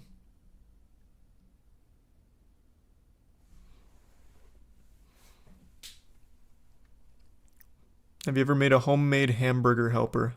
I mean, long time ago.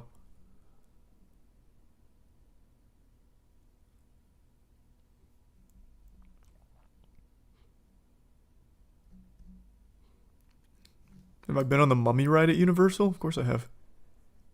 Medieval weapon of choice would absolutely be a spear. Thanks, Zane.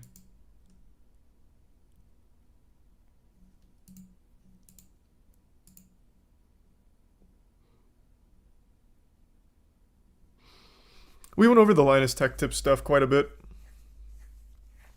I don't think there's been any new developments on the investigation from the workplace harassment claims or anything. At least not that I've seen. But everything's certainly not looking good for the LMG group. A lot of bad stuff. Yeah, we've talked about Killer Bean Game a lot. Can I show you some card party tricks so you can get pussy? It's been a long time since I've done card magic. I made a whole tutorial, though, on card magic that'll get you laid like 3 years ago. Just refer to that. That's the only card trick you'll ever need.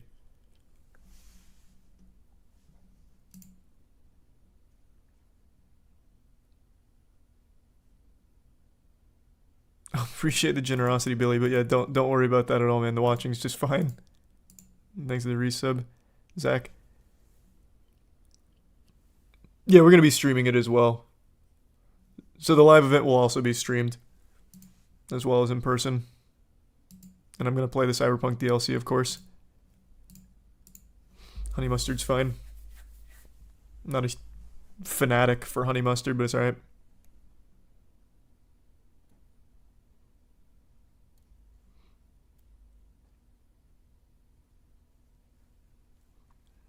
Yes, Zelda Tears of the Kingdom I think is probably going to win Game of the Year if Baldur's Gate doesn't.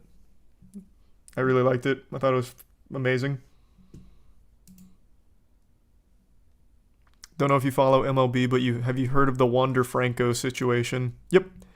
He's the guy that has been in some hot water for allegedly dating a 14-year-old. And He plays for my team, the Rays. So, that sucks. Welcome aboard, Warrior. And I'm not sure, I'd have to really think about it. 1,000 Year Blood War's been really good so far. Welcome aboard, Ramen. Or, thank you, Ramen. And thank you, the generosity, Upright.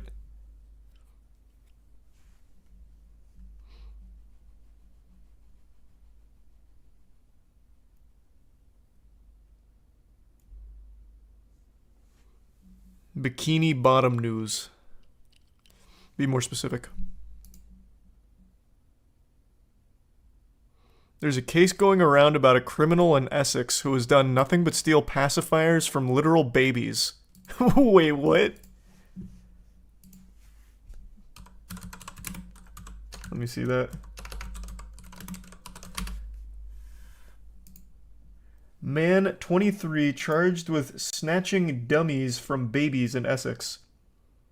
Dummies? You guys call pacifiers dummies? It just sounds like you're insulting your kid. Why not just call him a pacifier? That's a stupid slang term right there. That is awful. A man will appear in court charged with snatching dummies out of the mouths of babies. What a cartoonishly evil plan. Does he at least sell them or something? Like, what's the motivation besides just making a baby cry?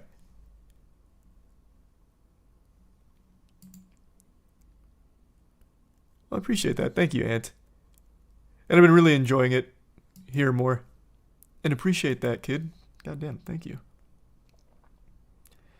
Josh Gilder was arrested on Monday on suspicion of theft from a person, robbery, and using threatening behavior to cause alarm and distress. This happened on 4 occasions, apparently. The serial pacifier robber, burglar.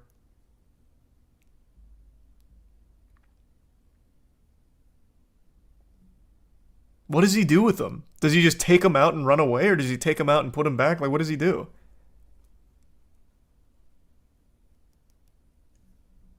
I need more information on this guy. There's got to be a motive. Probably not, Jason, but it's got to be up there. And thank you, Psycho. And thank you, boy. Glad to hear that. It's very sweet.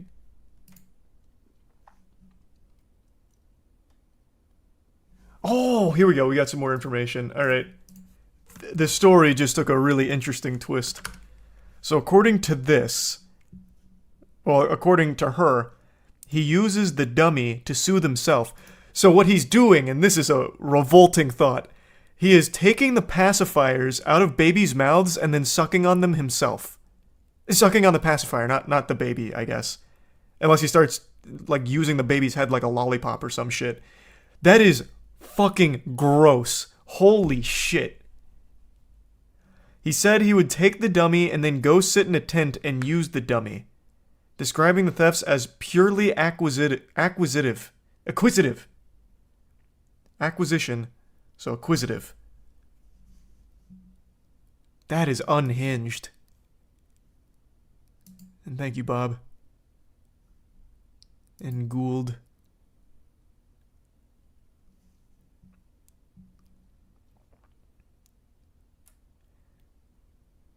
Goulder also admitted causing harassment, alarm, and distress to a police officer the day he was arrested. He told the officer, "If my stuff gets broken, I swear I'll kill you."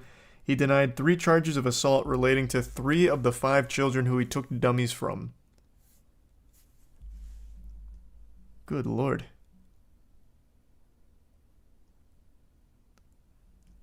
What an interesting criminal. What a very interesting criminal. I'm looking forward to Stalker 2. They took all the NFT shit out, right? So I'm looking forward to it. And Halo 2 multiplayer during its heyday, I think, is still the best shooter ever made. And have a good night, Melissa. Thank you.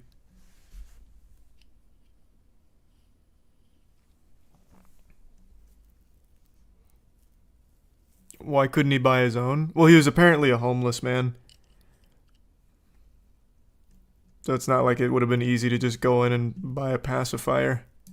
But it's still shouldn't be stealing them from babies. Bit of a hot take there from me, but you know, I'll say it with my chest. Stealing from a baby is, well, that's pretty low. You know, I'm just gonna say he's a jerk. He's a bit of a jerk.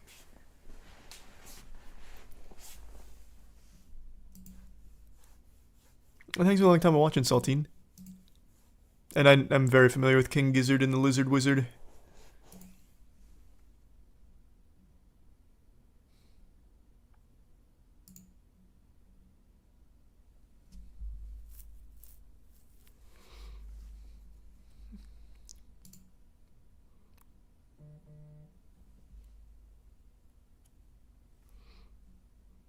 He's using... Yeah, it's just an awful situation here, man. Can't even bring your baby around without having to worry about the pacifier getting taken. I still remember the it wasn't in this area. I think it was somewhere in like Poland. There was a poop thief. Or not a poop thief, Jesus Christ. A poop thrower. His thing was he would go around, I think it was a train station at the time, and he would just throw his feces at people and run away. And it became a big, like, manhunt to catch that guy. There's sometimes just criminals that want to watch the world burn. And that's it.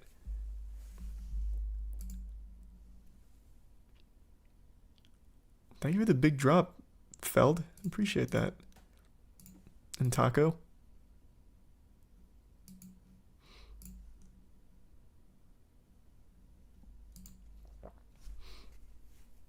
I work at Target, and one day we found that somebody had peed on a mannequin. Turns out he'd been hitting other Targets in Minnesota and peeing on mannequins. The guy has not yet been caught. Don't worry, I'm on the case.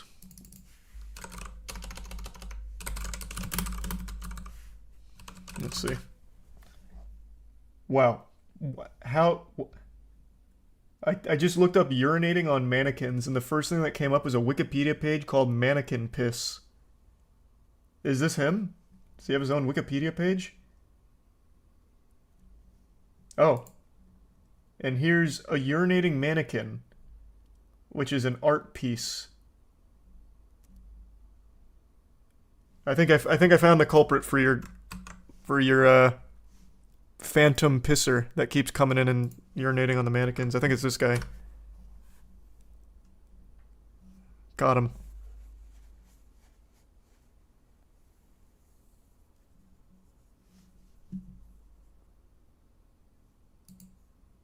Appreciate it, Chronicles. Thank you for the big drop. And thanks, Cole.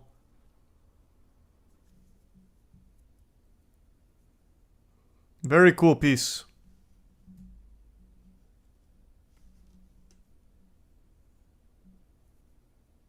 I haven't looked into that at all, Nader, but probably won't win, would be my guess.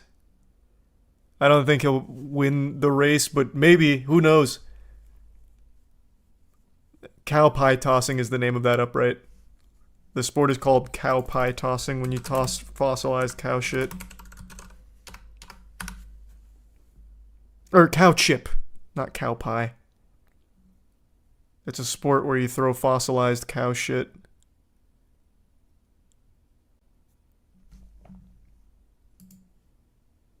And thanks, Glaucoma.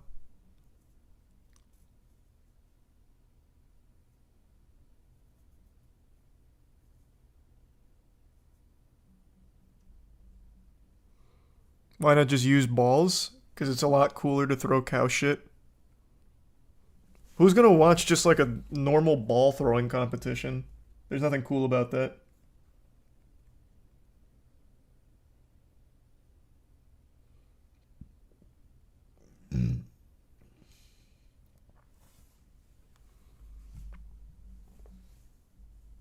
No, I haven't played Cyberpunk yet. Or Bomb Rush Cyberpunk. And no, I haven't seen that at all, Fernando. Is that new? Isn't that sweet? Thanks, Hintron. And tell your mom thanks. I'm familiar with MMA for medieval suits of armor. Or MMA in medieval suits of armor. It's called M1. with the night fighting. I don't think so, Ethan.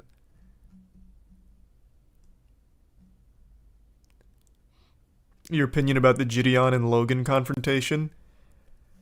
I mean, Logan's just a giant fucking L of a person, man. I have not liked him for a long time. Like, which isn't a hot take or anything. So that confrontation with him and Gideon, I think, is just another big L for him. He was calling Gideon two-faced, meanwhile he himself is like one of the fakest people ever. So it was very silly.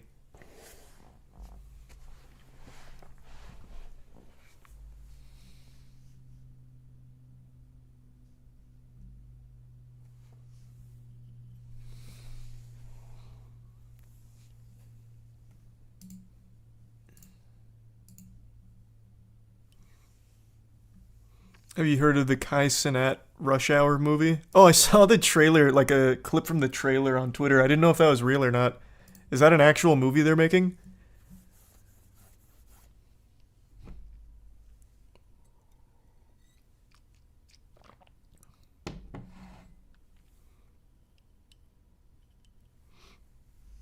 Overall, I think there's only a few good seasons. Like, I think Bleach has a couple of good seasons, Saving Rukia being its best, but right now Thousand Year Blood War is going super hard, and I think that could end up being like one of their best seasons. It's really good so far. Would I be willing to fight Ewan McGregor? Sure.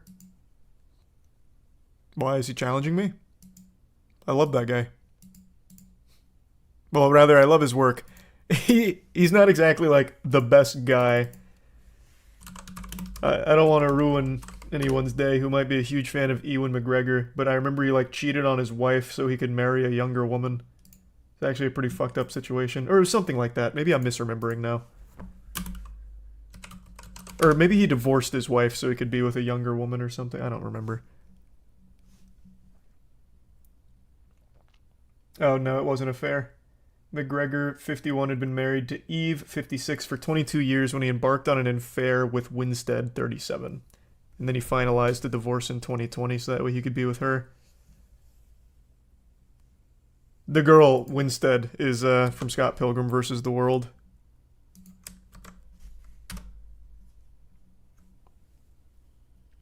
This is not the Jedi way. True. Yeah, I was actually really upset when I read that. He always seemed like such a good guy. And probably not, Aaron. Oh, I'm very familiar with the I'll have what he's having fast food challenges. That's the Doug Doug challenge, right? Yeah. I don't think I'd do it, but it is cool to watch.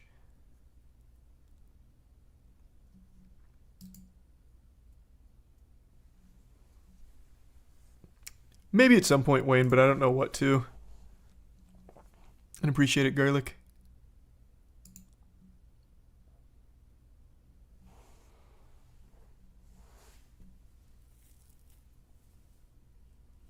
He has fallen to the dark side, unfortunately. The dark side's methods can be very persuasive.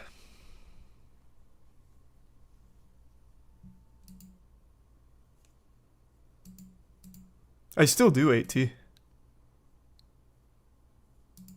Just not the same way. The Island was a banger. Such a slept-on movie. Well, I haven't seen it in a long time. Maybe it sucks ass now.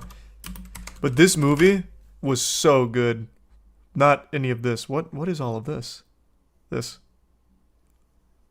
movie was fantastic.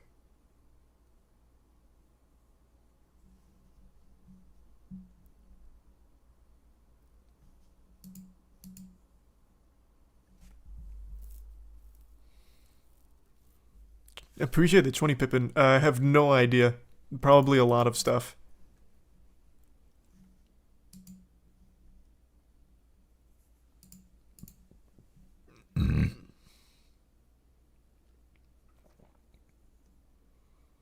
Have I seen The Last Voyage of the Demeter yet? No, I forgot that it came out. Have I heard about the new Toxic Avenger reboot? What's Toxic Avenger?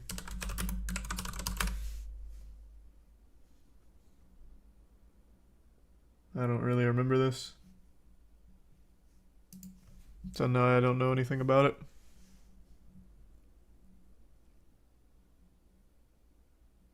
That was wholesome. Thanks, Mauricio.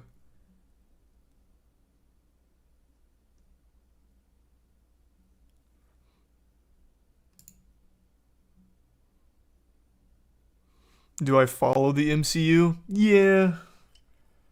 I don't watch the shows, though.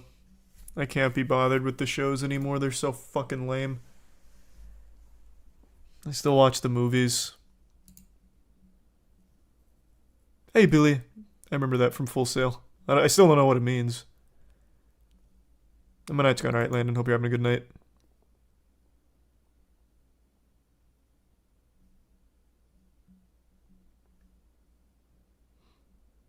You liked Loki, though? I did like Loki. Loki was good. I will watch season 2 of Loki. No, I haven't heard of that at all, Flo. It sounds like a terrible situation, though. And nothing on the immediate horizon, Floyd, but eventually we'd love to get into Counter-Strike. Have you seen Billy McFarlane just got out of jail and is selling tickets for Fire Festival 2? I made a whole video on that when he got out of jail. He did that immediately. This isn't news. Oh, well, it is news, but this isn't new, is what I meant to say. He even tried to do a Crypto Island NFT scavenger hunt, but now he's just going back to calling it Fire Festival 2. This is from 1 day ago, though, so I haven't read this. Fire Festival organizer and fraudster Billy McFarland announced a ticket drop on Monday for a sequel festival.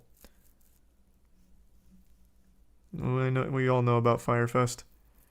After teasing the follow-up festival early this year, 100 pre-sale tickets went up for grabs on August 21st for $4.99 apiece. Tickets will continue to increase incrementally, with the last round selling for $7,999 each. For $1,500 or less, you could get 4 VIP tickets to Coachella with accommodations and a ready-to-go Lake El Dorado tent. If anyone buys tickets to this, you deserve to lose your money. You absolutely deserve to get scammed. Legitimately. You 100% deserve it.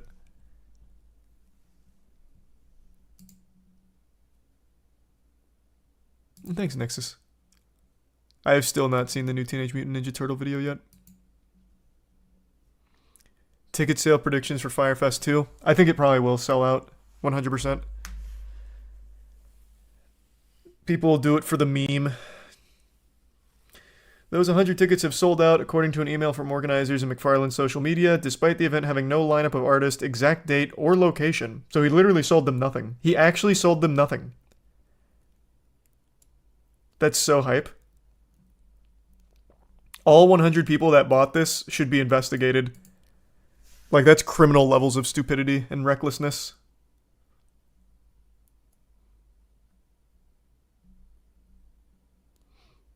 It's been the absolute wildest journey to get here, McFarlane said while wearing a white bathrobe, wireless headphones.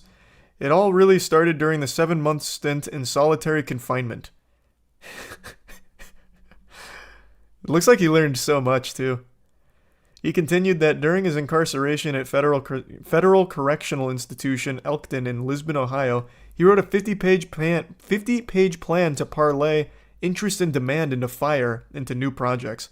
There was a mention of a new Fire documentary and a Fire Broadway music festival. Now there's Fire Festival 2 slated for the end of 2024, with pop-ups and events across the world. What a fucking weirdo. Jesus Christ. I will be watching that, Bullseye, yeah. And appreciate it, Warrior. Have I heard about the Canadian farmer's thumbs up emoji that led to a $62,000 fine? What the fuck? No, I can't say I read about his emoji leading to a huge fine. And yeah, I have seen that picture, Hippo.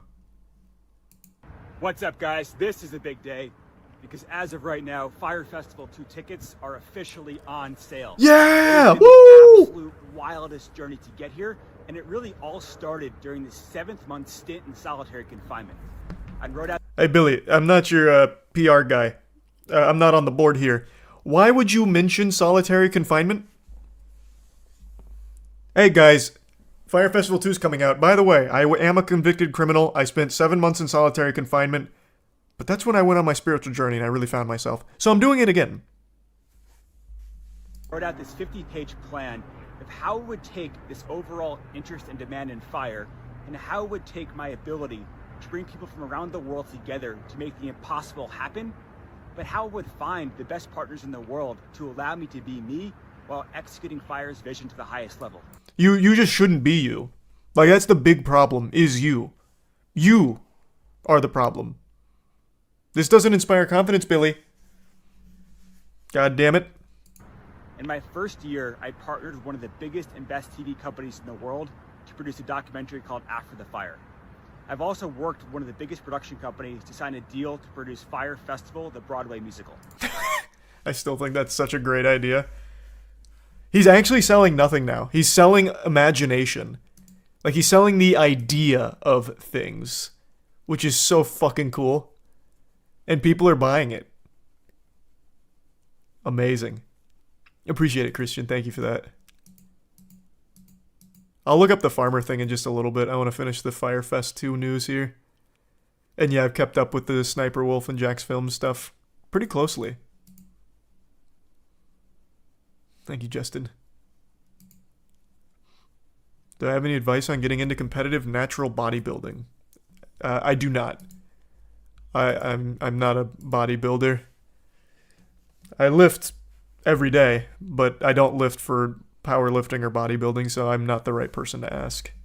There's tons of free resources, though, online from much more knowledgeable people than me. Thanks, LJ. And finally, today we are announcing Fire Festival 2.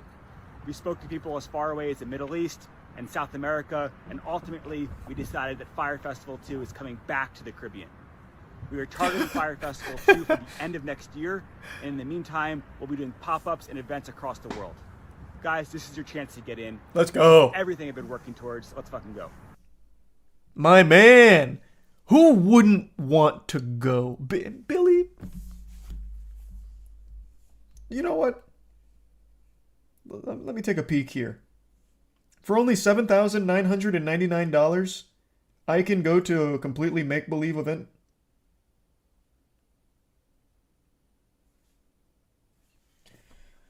Let's see, what's his newest post? Completely changed my life.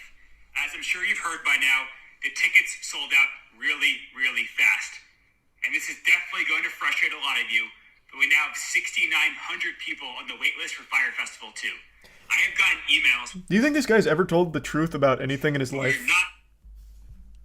I don't think he's even capable of being honest. Like, he was made in a lab to only tell lies. Why can't I pause this video? There we go. I have gotten emails with offers for crazy money to buy tickets, but we are not selling any more tickets until we do the announcement with our partner. However, today we are dropping Fire Festival merch. Here's one of our old hats. And I am picking 5 people who buy merch this week and comping you each 2 tickets to Fire Festival 2. Thank you guys for all the love. Thank you guys for all the hate. Together, you are creating the absolute perfect storm, and I can't wait to give the rest of you a front row seat as I fly right through it. 72 hours. Is there anyone less honest than Billy McFarland, I wonder? So he made a single hat. I think there's a 0% chance there's merch to buy, and if there is, if you buy it, it should be like some kind of litmus test that immediately identifies you as a potential, like, criminally stupid threat to society. What is this one? He already put out an apology? Oh, no, this is... Why did I think this was an apology? It's him going even harder on the Firefest 2 scam. So hype. That's so fucking hype. Welcome aboard, W. And Mogul. You hear the murder of Seth Jackson in Ocala? No, that sounds terrible, though. Billy dropping killer deals is $600 a ticket for Fart Festival. Show some goddamn respect. It's $7,999 per ticket. Don't you dare make him sound like a cheapskate. Oh, let me check something real quick. Let me take a little peek here real quick. Oh, I'm sorry, it's $7,999 in the next go around. He already sold the $600 tickets. How much is that hat going for? Because his link wasn't, or not his link. His page didn't have it. 72 hours. Shut the fuck up, Billy. Stop it. I'm doing research. Oh, here it is.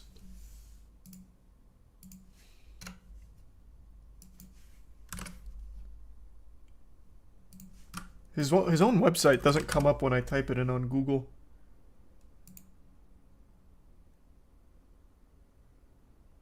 Okay. Fire Festival 2 pre-sale the Caribbean December 6, 2024 at 12 p.m. Where's the merch? Ah, here we go. $40 hat, $60 shirt, and... Okay, here. This is looking amazing, actually. Sorry to have not placed my faith in Billy McFarland and his team. And by team, I mean Billy McFarland and his 6 other alter egos. So he's got great options here. The $40 festival hat. This badass shirt. Beautiful hoodie. Oh my god. Hold on just a minute, sports fans. We've got a deal on our hands. Guys, this is a big day because as of right now, the world also worked. This is the same video.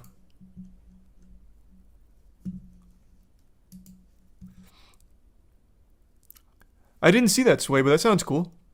And I'm very familiar with the Lucy Letby situation, the nurse that killed all those babies. $10 says he bought all of his own tickets and will scalp them. No. He didn't buy his own tickets. Are you out of your mind? You think Billy McFarland has ever spent $1 in his life? No. He is literally just lying. They don't have tickets. They don't have anything. There is nothing. He is making shit up. That's all it is. It's imagination. It's SpongeBob and Patrick in their box. That's Billy McFarland's brain. That's his whole life. It's all make-believe. There is nothing real about this. Or him.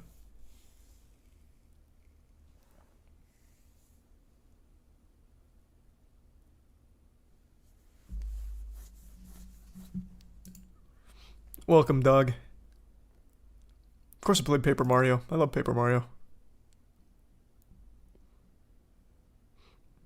Did you hear God might be real?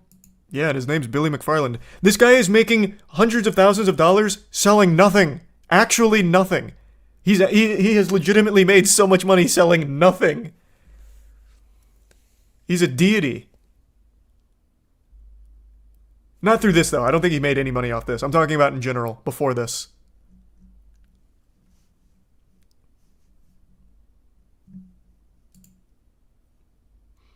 No, these glasses are special.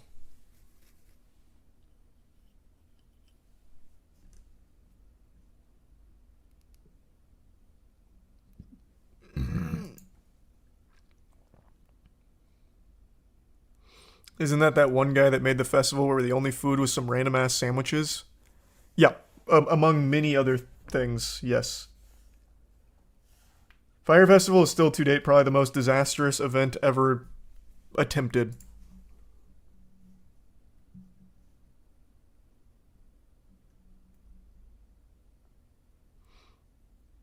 He's basically the Kickstarter potato salad in a more professional looking light. Yeah, kinda.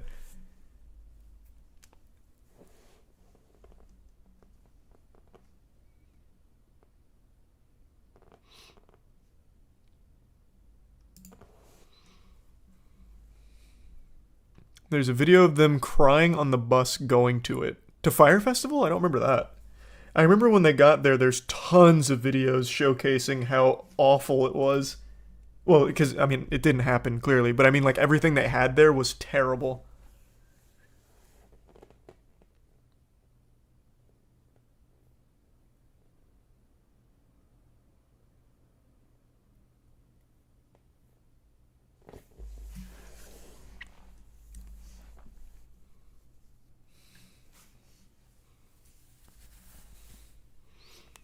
Have you seen the Mr. Nightmare's new dating video? No, I have not.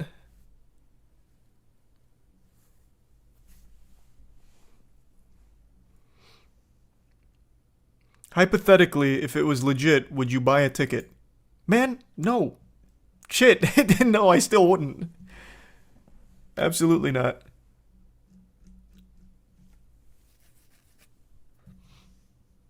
I'm not sure. Today's only like day 2 with the glasses on. I did sleep better last night though, so maybe it's because of the glasses, maybe not. I'm not sure. Yeah, I saw the Wagner plane crash news. Can't they investigate him again if he pulls this stunt? Yeah, and they probably will. Would love that. I've played basketball with Mr. Beast before. Him and his crew are very good. It'd be really fun to play basketball against them again. I still think DashCon and Tana Mojo's events tie for worst event. I don't know, man. At least with TanaCon, I can't even think of a single positive. At least with DashCon, some people had fun. The ones that were like ejaculating into the pool. That's DashCon, right? Or the ball pit.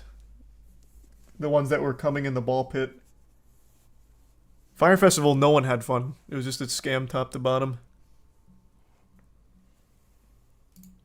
Oh, true. And they weren't stranded on an island.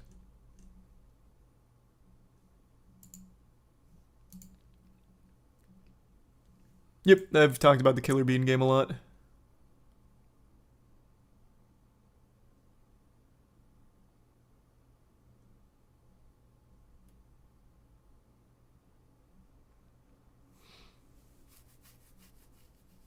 Was it peeing in the ball pit or ejaculating? I thought it was ejaculating in the ball pit, but it's been so long since I went over the lore of DashCon that I could be misremembering.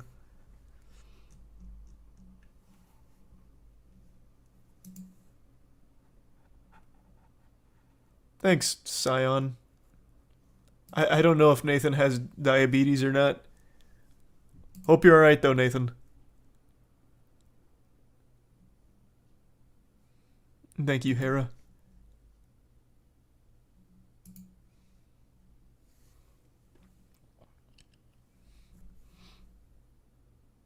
It was piss in the ball pit? Okay. Either way, they had fun at least. No one had fun at Firefest. Nobody. So I still think Firefest is perhaps the biggest disaster of an event ever held. Like on the big stage.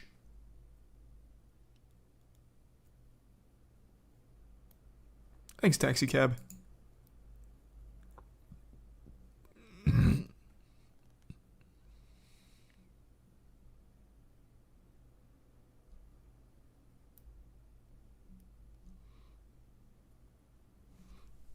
Have you seen Owl House? I've heard of it. I'm familiar.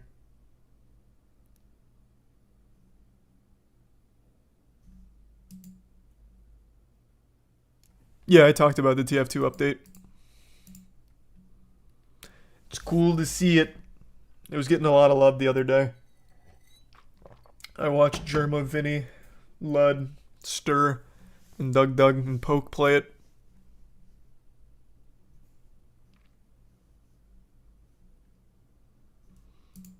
Welcome, Terry. Do I think alien ghosts exist? Well, I don't believe in ghosts. But I'm very confident there's aliens out there in the universe somewhere. But if ghosts are real, then there's no reason why aliens wouldn't also have ghosts when they die too. So yeah. If ghosts are real, aliens would probably have them too. I just don't think ghosts are real.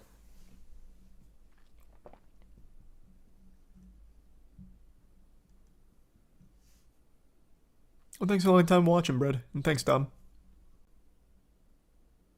Hey, Simple Flips, good to see you. Hope you're doing well, man.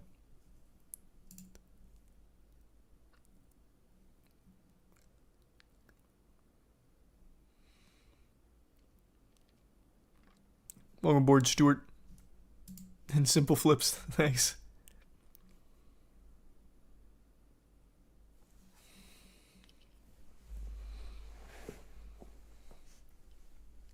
My girlfriend and I had this conversation. Do aliens have a soul? Would God forgive alien sins? Why wouldn't they have a soul? Everything would play by the same rules in the universe if we're talking on a spiritual level. Unless there's multiple gods, like it's Dragon Ball Super or some shit. They wouldn't be on different rules. Welcome aboard, Wonder Boy and Toast. Goddamn. A lot of new members tonight. Thank you.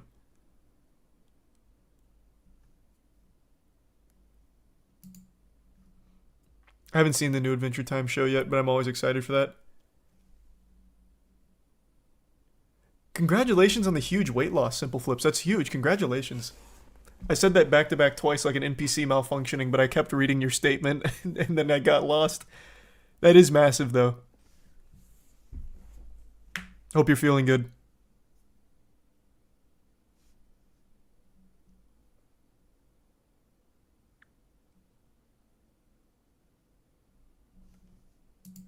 Welcome aboard, Saline. And thanks, Daniel. We talked about the Australian woman with the death cap mushrooms poisoning her family. I still think it was deliberate murder, but don't know for sure yet.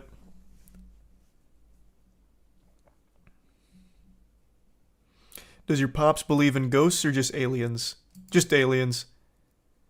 But I mean, I think most people believe in aliens. It's just a matter of, do you believe aliens have ever visited us? And for me, that's a no. Welcome aboard, Worthington. And Mad.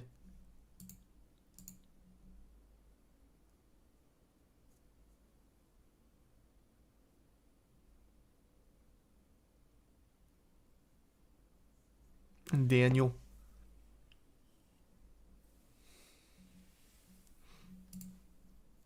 Have I heard of Bit Brigade? Yeah, I've heard of Bit Brigade before. Someone mentioned them in a stream a while back, so I looked them up. Welcome aboard, Kinjamin. And Axel.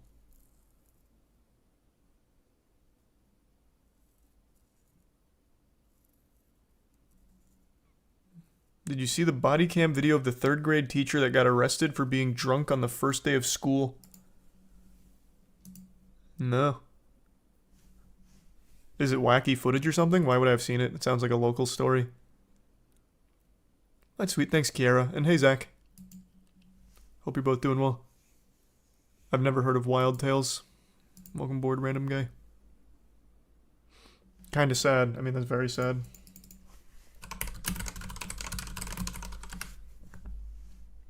Police video shows 3rd grade teacher being arrested after allegedly being drunk on first day of school. What a rough start to the school year.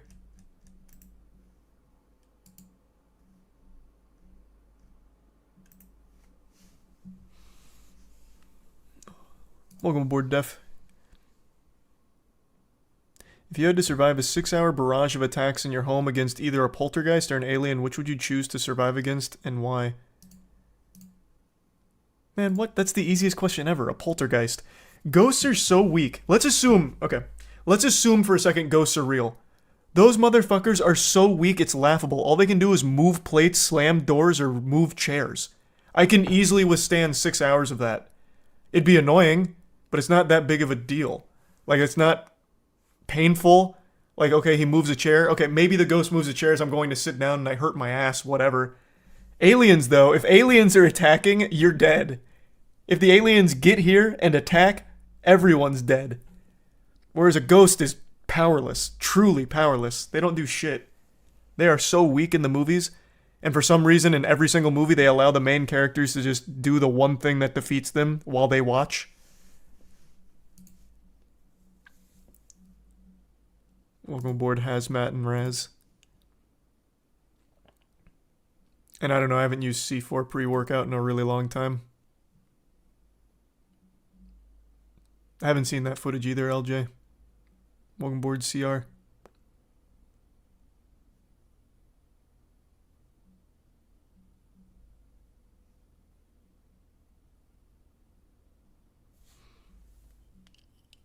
Ghosts are scarier. They are... What the fuck? How would a ghost be scarier than an alien? How? They'd be significantly more annoying, but they're not... If an alien is here, you're dead. If the alien is hostile, you're dead. Nothing you can do. A ghost, they're so weak. They are so weak.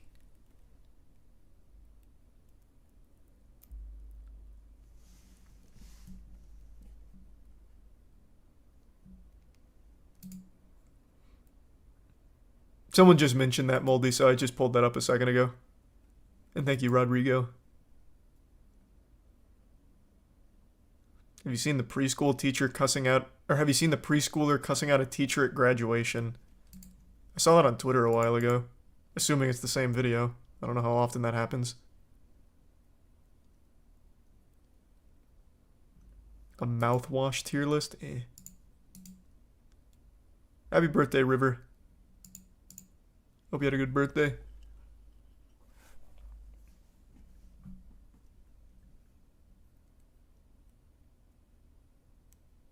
How do you think you would handle yourself against an alien invasion or zombie apocalypse? Again, anything alien, if they're hostile, is game over. Zombie apocalypse, probably go to an island. I'd try and find some kind of island, go there and wait it out. Because eventually they're going to run out of energy, fatigue, whittle away, and then I'll go back to mainland. There was a movie or a show that did that, and it was the most rational plan. So I'd probably just emulate that.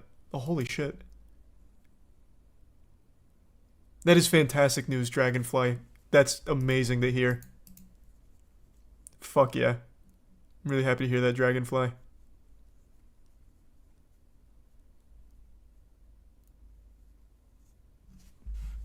And I'm sorry about that, Pineapple. I hope you find a better job soon. Stay strong. I'm wishing you the best.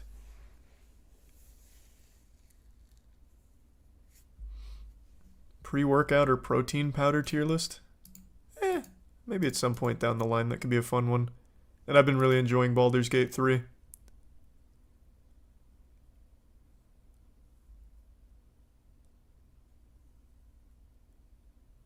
Oh, that's sweet.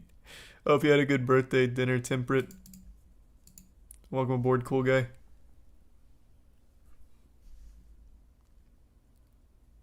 If you consider a ghost weak, would you rather survive a 6-hour barrage attack against one alien or 5 ghosts? 5 ghosts. These are not hard questions. These are not brain busters.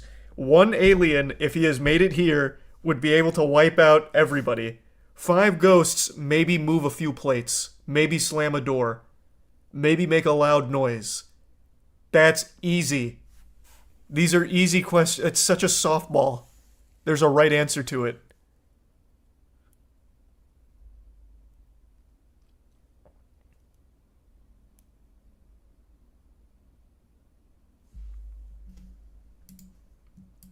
Thanks, Ben.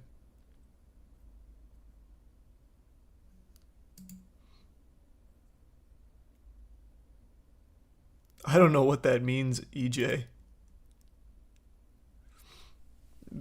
Hey, glad you're liking Godslap aspect. Fuck yeah.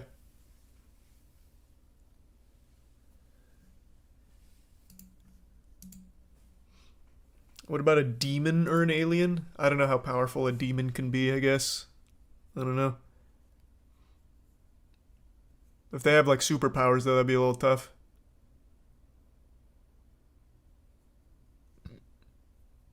Oh, hopefully that's not true, Ian. Probably is though, but it doesn't hurt trying.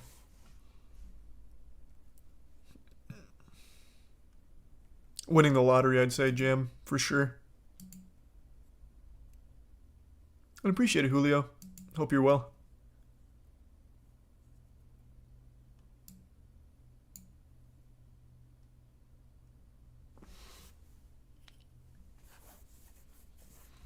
Welcome aboard, Adam. You should stay the night in a super haunted place. Yeah, we plan on it. Aaron's dad is a professional ghost hunter. Okay, that's a little exaggeratory. He has his own ghost hunting unit. So we're going to do some ghost hunting. He's going to kind of guide us with what we need, and eventually we'll do that. But you have to keep in mind, we're in reality. We're not in fiction. If we do that, it's going to be a stream of just us going to a haunted hotel or something, walking around with nothing happening, and then going to bed. It'll be so boring. Thanks for the 10 toasts. Interested.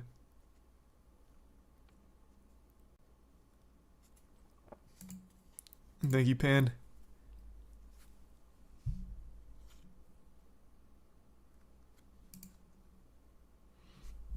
Yeah, Farming Simulator esports have been around for a while. It's actually kind of hype.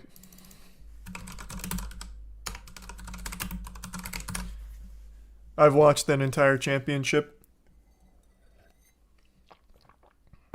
They used to have LAN events and everything. I don't know if they still do. Alien Ghosts would probably be the same thing. They probably would still only be able to like move plates and shit. They wouldn't be able to use their weapons in the afterlife. What's heavier, a kilogram of steel or a kilogram of feathers? They weigh the same. They're both a kilogram. That's a classic. That's Lemmy, right? It's from the Lemmy show.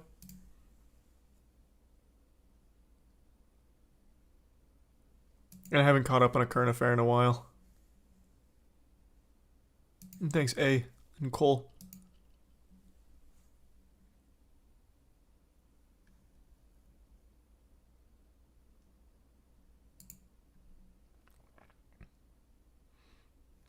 Appreciate it, Mike. Definitely couldn't do that, I don't think. What's your bench PR? Haven't maxed out on bench in a while, but it's probably still like 185 would be my guess. I don't think it's gone up or down. Would love to do that, Castillo. At some point.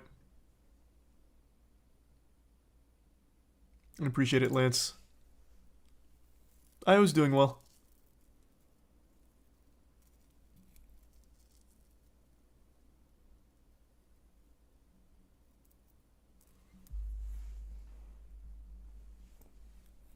Any hope for Destiny, the final shape after the showcase? Like I said, I haven't seen the showcase yet, so I'm still working off of how disappointing it's been. Maybe it'll get better, but I didn't watch the showcase, and I'm not doing day one for the reprised raid.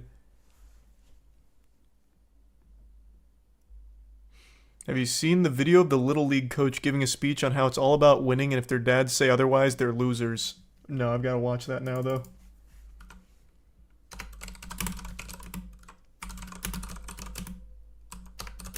How do I find that? Is this like a new thing? Little League pregame speech, your dad's a loser. Is it this? Okay.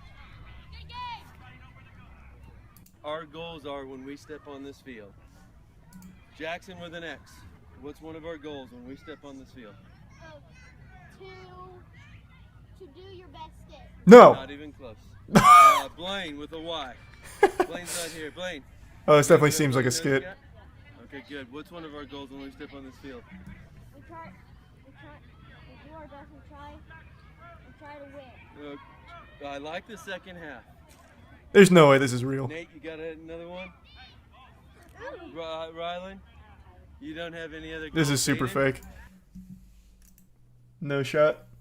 Still cool though. It is all about winning. You got to teach kids that early. That do your best garbage, that's for losers. That's loser talk. Oh, that was super sweet. Thank you for the huge drop, Jake. God damn. And thank you. Welcome aboard, Nitro. Hope you're doing well, Jake.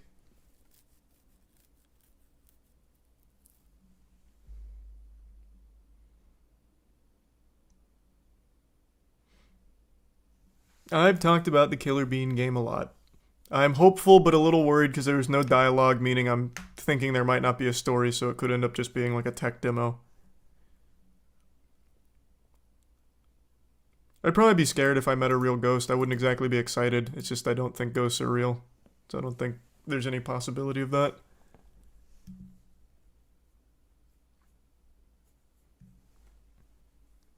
Hear about the Toronto police that had an in-house bar they were forced to shut down after a drunk driving incident?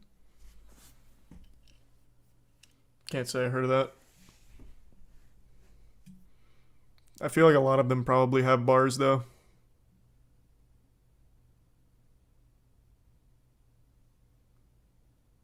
Can you...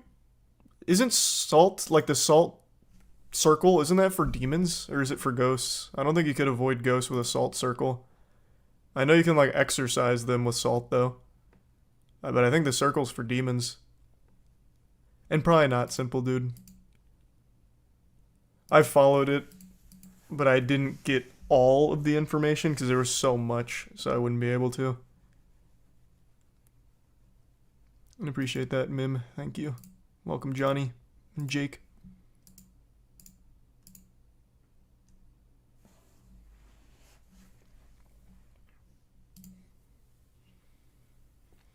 No, I want to get into 40k lore, I just haven't yet. I know Bricky makes really good 40k lore videos, though.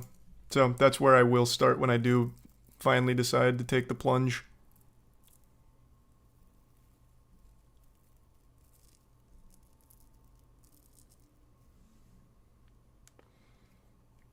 Read the screenshot where the guy had sex with a live fish. Why would I read that? It sounds awful. That sounds fucking terrible.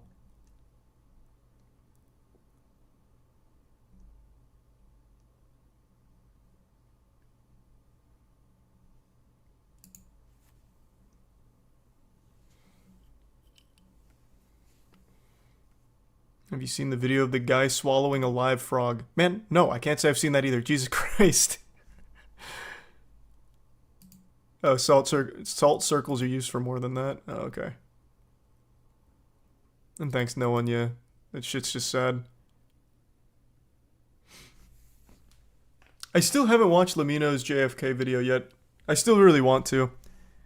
And who do I think killed JFK? I think the CIA had a very large part in it. At the very least, in making sure that it happened instead of preventing it. They had that big disclosure of the old JFK assassination documents. That's some fishy shit. But I haven't watched Lamino's video on it yet, no.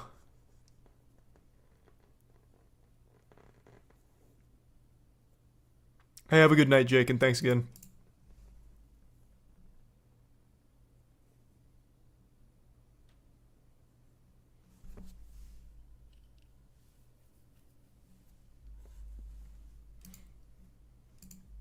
Getting forklift certified would be cool. Maybe at some point I'll do it.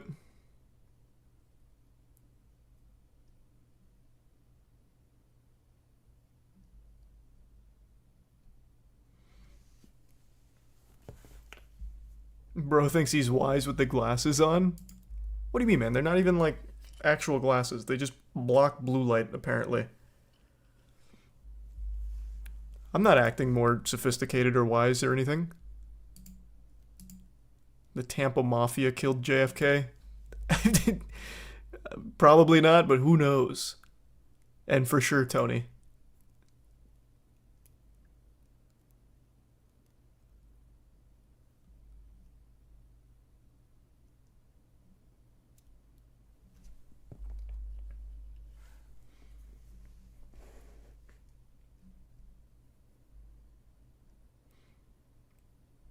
Wendigoon got some really good videos about JFK and the MLK assassinations.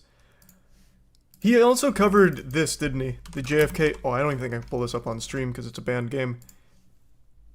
I think he covered the JFK Reloaded game, right? I think that's where I learned that that game was made to try and recreate the magic bullet theory. And you get scored on how close it was to the magic bullet.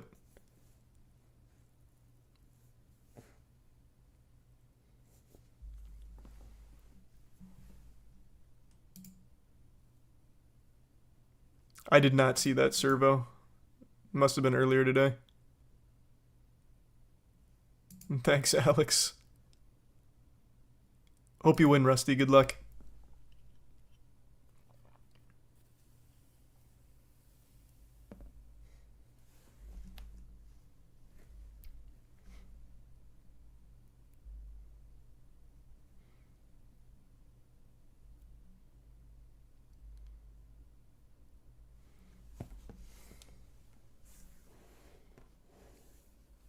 How are the blue light glasses working? It's only been like 2 days. It's hard to say for sure. Yeah, I think Nexpo's great. And I do know about the hurricane that hit California. Yeah, we talked about it.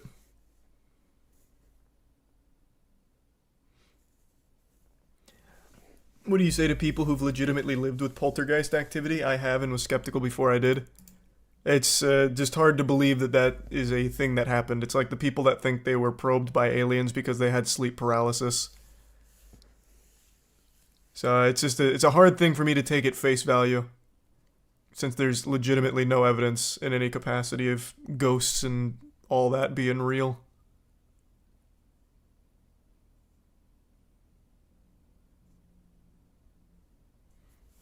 A cryptid tier list? I didn't do a tier list, but I know like every cryptid ever. I'm a huge cryptid fan.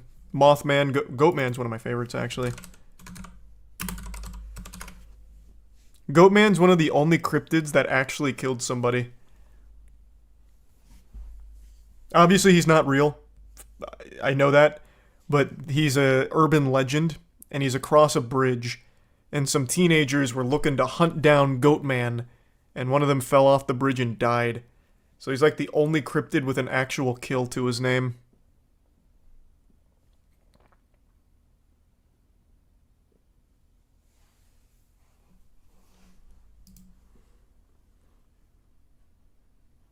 If you could talk to one person, dead or alive, for an hour, who would it be and what would you talk about? I don't know, I'd have to really fucking think. I have no clue.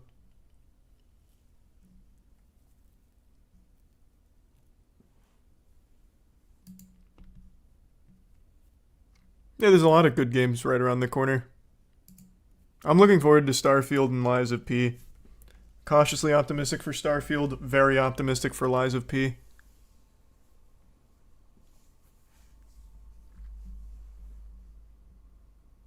And Mortal Kombat 1's pretty close now, too. Nope, not even then, Panned. And I haven't played Hearts of Iron. Doesn't Slenderman technically have a ton of kills by proxy because of all of the IRL fanatic followers? If you're talking about the Slenderman stabbings, no. No one actually died. You're talking about those two teenage girls. They didn't actually kill their victim, luckily. She survived. With like 40 knife wounds, too. It was crazy. This is a really fucked up story.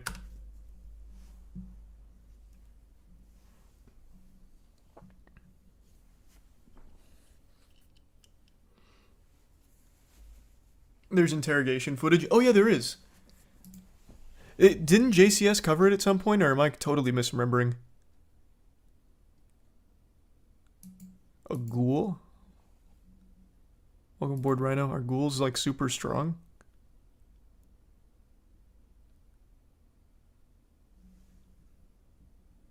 Yeah, they stabbed her 19 times in an attempt to appease Slender Man. There is so much depth to this story. The whole thing is tragic. It is scary.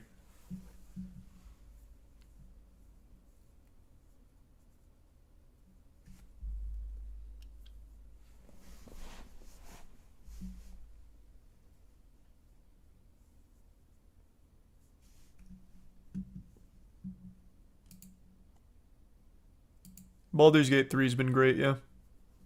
And I haven't caught up on Baki yet, but I will.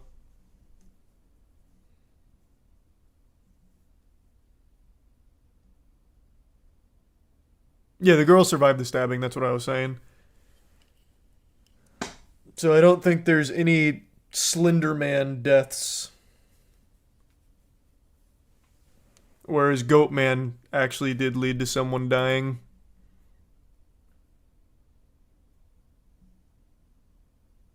Can't say I heard of Ronald Gene Simmons. That is scary shit. Jesus Christ. One of the girls was released this year. Yeah, right here.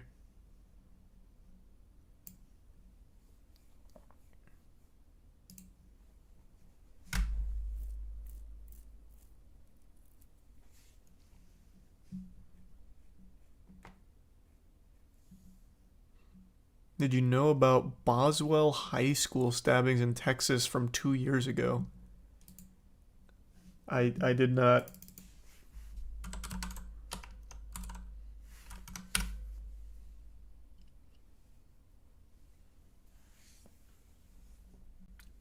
Jesus Christ. That sounds pretty awful. Thanks, Wyatt.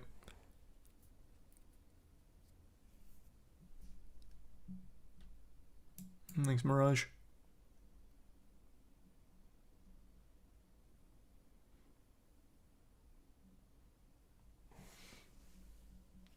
No, we were talking about cryptids. That's how we ended up on the Slender Man thing. I haven't seen the Sinister movies. I hear they're actually pretty good, though. And thanks for a long time of watching, Lance. I am looking forward to Spider-Man 2. I think it's going to be a good game. I think it's got its work cut out for it to win Game of the Year, though. It's been a stacked year.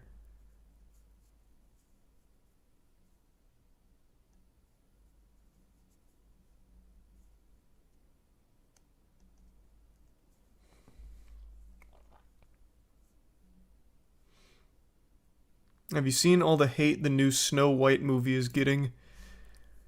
A little bit. I know it's because of Rachel Zegler saying that she didn't like Snow White or something.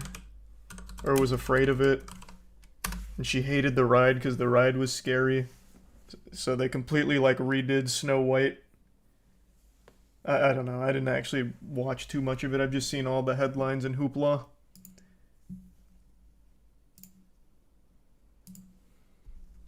But I do know people are not happy with it.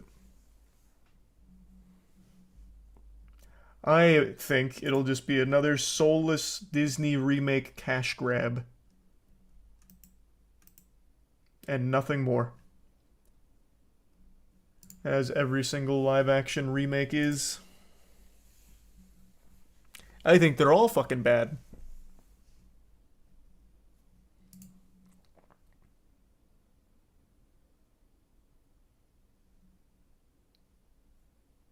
Well, that is a very sad story, stop motion. Jesus, man. Christ.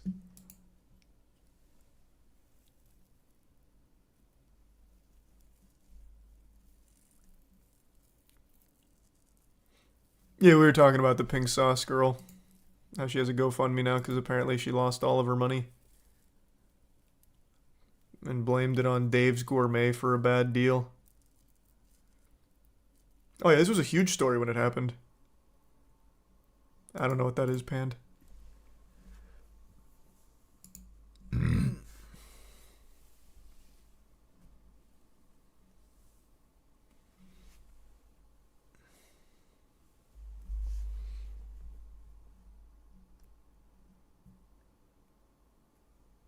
Have you heard of TikTok bullying a young child with a soft bone disease? Osteogenesis imperfecta, and you're talking about this kid. Yes, I saw.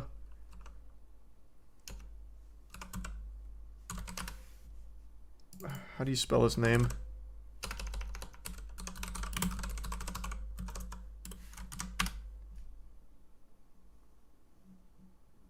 Here. King Abor. I saw this. This was super sad. I'm not gonna play the video, it's fucking heartbreaking. But yeah, I saw. He's a young kid. He has a debilitating condition where he has extremely brittle bones, meaning he can't do a lot of things that most kids do. And apparently on TikTok, a lot of people were trying to get him banned for something. I don't really know why or exactly what, but he posted a video, you know, saying like, why? I'm just here trying to have some fun, like I'm not faking it or anything like that. And he was crying, and it was just really sad. He's doing fine now, though. Like, his channel is blown up and everything, and a lot of people are showing a lot of support. It's just classic internet literally bullying a child. Like, it's fucking terrible. But he seems to be a good kid. He seems to be taking everything all right. And I haven't watched Ahsoka. I have no interest in Star Wars. I might check it out if it's anything like Andor, but otherwise I just don't care to see it. And no, I'm certainly not hyped for the conclusion of Destiny Light and Dark Saga. They have let me down one too many times, so I don't have a lot of faith in them.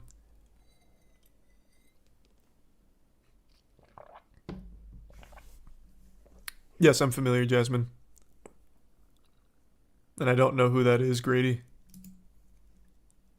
I'll play Bomb Rush Cyberpunk at some point. It's a very cool looking game. It's like Jet Set Radio Tony Hawk. I know all about it.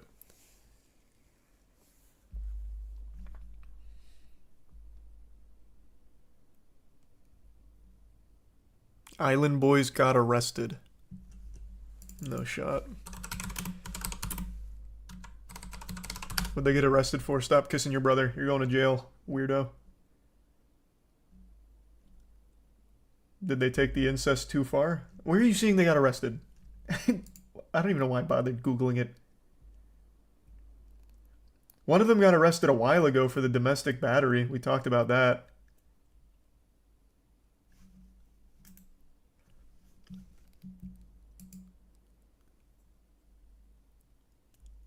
Yeah, that was another really sad one, Steve. That one popped off on Twitter a while back.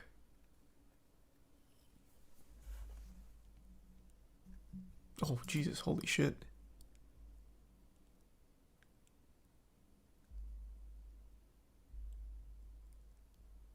Really appreciate it, Impossible. Yeah, I've never even heard of that story before. What's it called?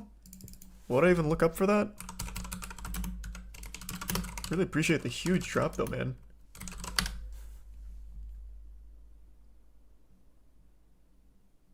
All that comes up when I look up the werewolf attack is about a group of loggers that claim that they got attacked by a werewolf.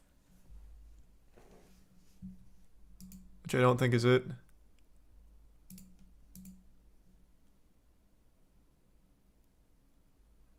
Yeah, I know. It's sad what happened with Destiny. I miss the Bungie from the Halo Reach days as well.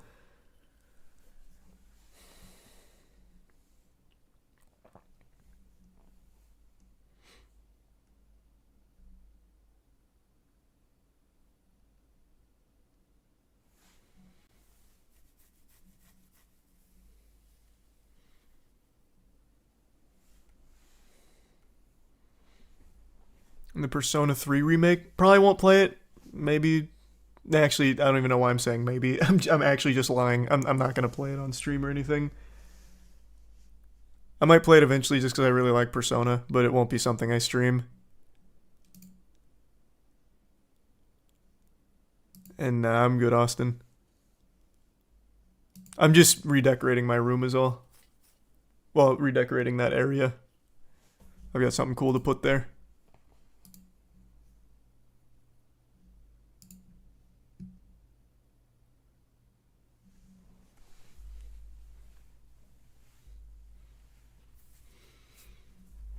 Have you heard about the Pokemon Ball toy that killed a bunch of kids? What?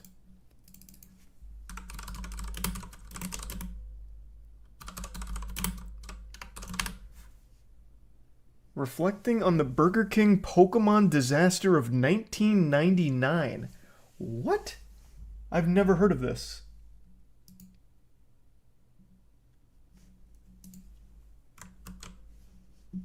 That sounds like some Burger King shit, though. What a crazy thumbnail to use for the, or not thumbnail, crazy article cover to use for this.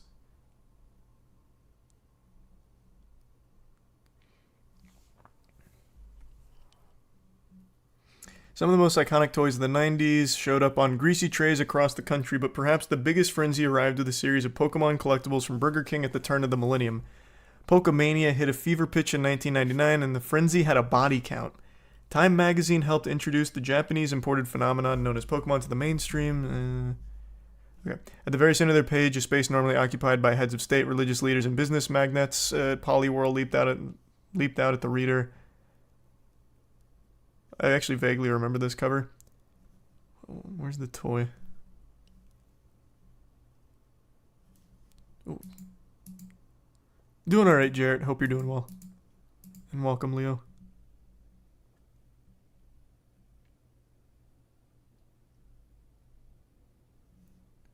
Oh, here we go. While parents, journalists, and psychologists were mulling the attitudinal impacts of the fad, a far more banal polka danger was emerging. On December 11, 1999, 13-month-old Kira suffocated to death in Northern California. A Pokemon toy from a Burger King kids meal was believed to be the cause. The company had begun a massive Pokemon promotion in connection with the Pokemon the First movie, which debuted on November 10th. The 56-day promotion, one of the largest in history, was intended to run from early November to end of December. The kids' meal prize during that 2-month period was one of 57 different Pokemon toys. Making the promotion all the more exciting was the fact that the toys were encapsulated within the immediately familiar red and white orb of a Pokeball. Burger King had plans to distribute over 25 million toys in this clever format for free with any kids' meal purchased. Let me see what they look like. The kids' meal. It has more of the great tasting food your kids love. Not to mention a little something else your kids may enjoy. She's even in body armor. They knew this was dangerous. Now inside every Burger King Big Kids meal you buy, your kids not only get more of the great tasting food they love, they get Pokemon toys and limited edition trading cards from Pokemon the First movie. Damn, wait, that's actually kind of crazy. That's a huge promo. Did they have all 151? How? Damn, Burger King used to go hard. As far as Kira's death was concerned, the toy itself, as it turned out, wasn't the problem. She died after one half of the plastic Pokeball, measuring just under 3 inches in diameter, became attached to her face. She had somehow gotten it stuck over her nose and mouth, forming an airtight seal. Holy shit. Her mother took a shower for about 20 minutes, and when she emerged, her daughter was dead. Jesus.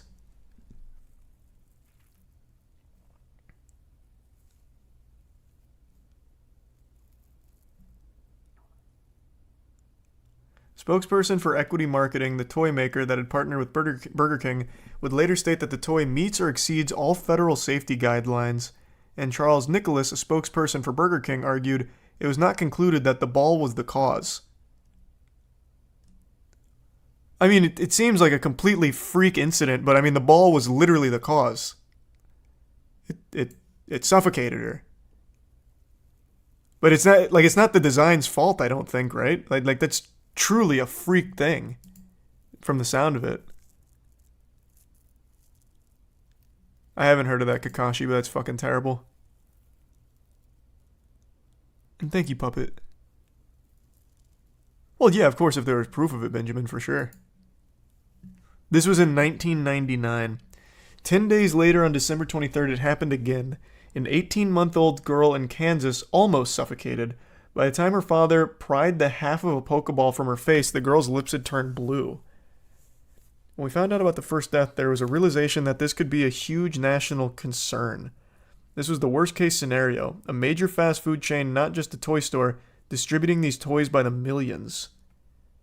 How is it happening, though? It doesn't look like that'd be a really easy situation to find yourself in.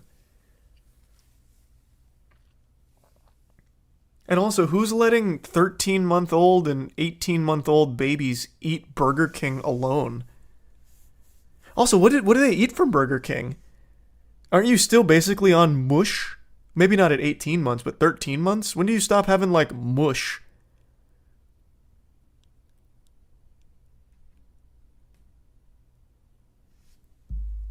When's the cutoff period?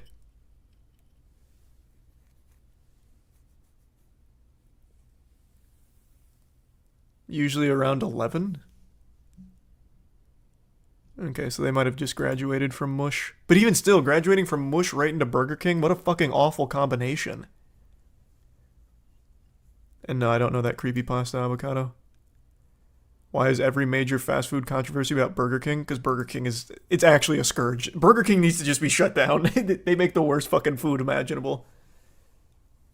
And I don't know if Unrecord will be a good game at all, but it's very interesting.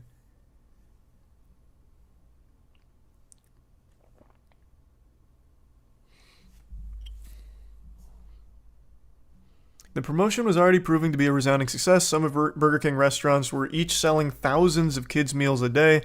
Numerous locations were inundated with crying, screaming children, frustrated parents in tow after selling out of all their kids' meal supplies. It's not a question of whether another death would occur, but when. Regulators criticized Burger King for acting too slowly. The success of the Pokemon tie-in, it seemed, was why the chain appeared to be dragging their feet regarding a potential recall. Burger King have come around now, but we did have to push them. Oh, they have a recall commercial. Burger King and the U.S. Consumer Product Safety Commission want you to know about the voluntary recall of this Pokemon Pokeball. The ball may pose a suffocation hazard to children under 3. Throw the ball away or return it to Burger King. The safety of your child is of the utmost importance to us. It was such a different time back then. They had to make another advertisement in order to advertise the recall. Nowadays, they'll just make a tweet, be like, hey, we're sorry we killed some kids. Like, what more is there to say? We're sorry. Like every game dev that comes out right now and they release a pile of shit.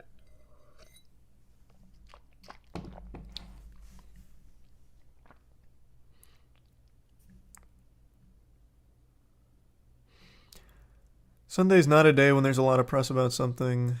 The CPSC intended to do a joint press release with Burger King on December 29th, allowing the organization time to develop.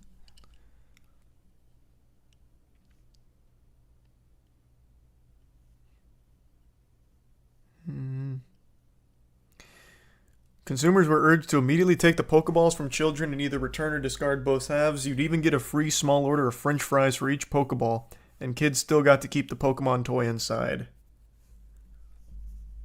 So is there one death and one close call? Oh, nope.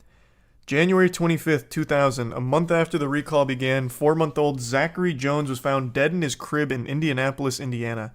He too had been suffocated by a Pokeball. It's hard to believe that you go to get the kids something to eat, you bring home a lethal toy. How is a 4-month-old eating Burger King and unmonitored by their parents? Now, of course, there clearly is something wrong with the design here, I think.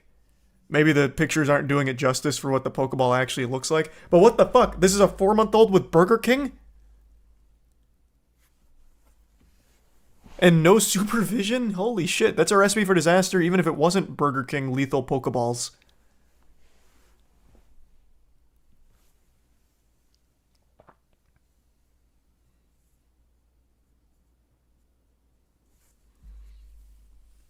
He only used the toy? Why did he say this? It's hard to believe you go to get the kids something to eat and you bring home a lethal toy. It sounds like he went to Burger King, got his kids something to eat, and it happened to have the toy in it, and the baby died from it.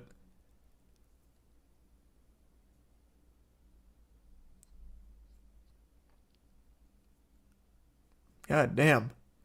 Yeah, I've never even heard of that.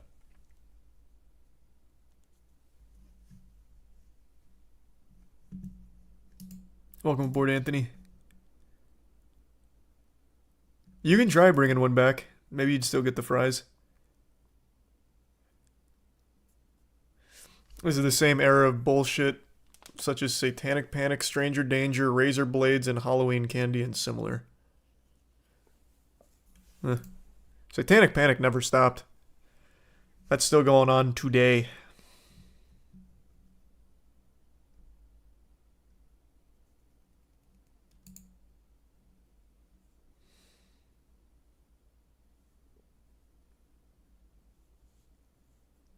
Thanks, Mario.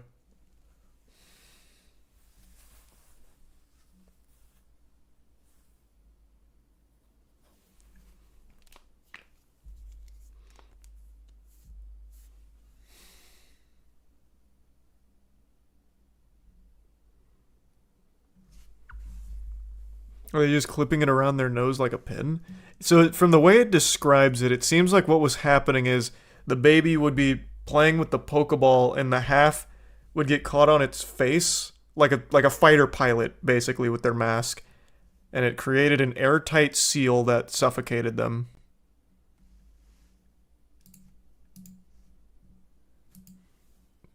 Horrifying.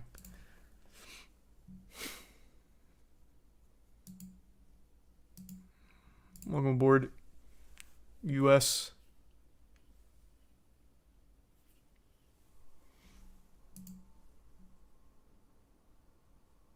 I'll have to check that out then. I didn't know Gamer from Mars made a video on it.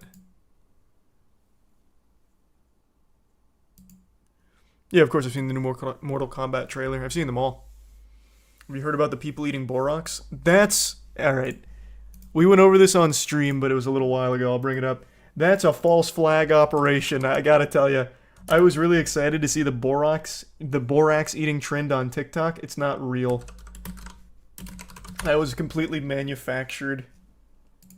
I looked all over TikTok for a single person eating borax. Not one. Every TikTok video there is people either making a meme out of it or saying why you shouldn't eat borax. I didn't find evidence of a single person eating it. A couple people claim they did, but no one actually showed it. So I think that's just a complete fucking lie.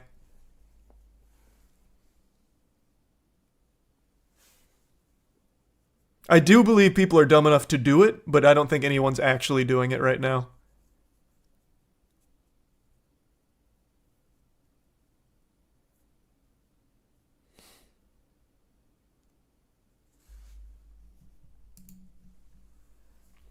Starfield's definitely not going to flop. It's just a matter of if it's going to live up to the hype or not. And I know all about the water speed record. I made a whole piece on that, actually. That's the most dangerous record anyone can ever try to break. I think it's like 5 out of the last 7 attempts have resulted in someone dying. Oh, god damn. Jesus Christ, Yeti. Thank you for the big drop. Thank you for the generosity. Thank you. Hope you're having a good night.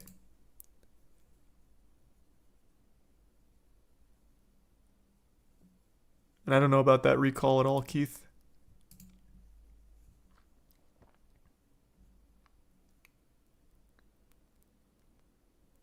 Maybe at some point, Owen. You see, Logan Paul was just arrested for assault. I don't know why I'm even going to bother Googling this. I know it's not true. Yep. What do you know? Not real. But I Googled it. You got me.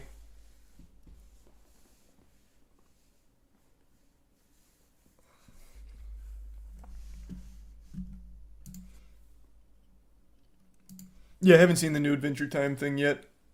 I know that it's either out or coming out pretty soon, but I haven't really looked into it. Hard call to make, Lance. I don't know. I'd say maybe just wait.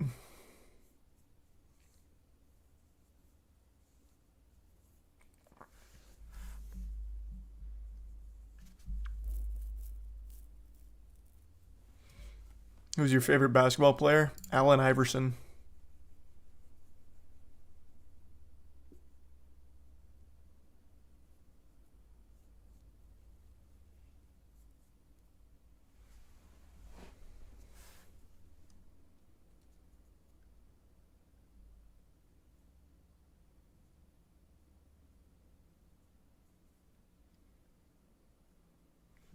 Voice crack. Tom Kinney said it's the most emotional thing he's recorded. The new Adventure Time?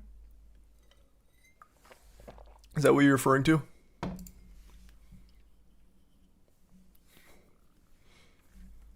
What's your least favorite song ever? How the fuck am I supposed to choose a least favorite song? I have no idea.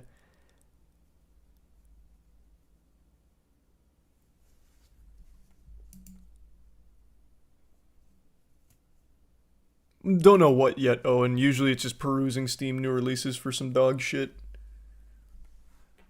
I don't know any bull riders.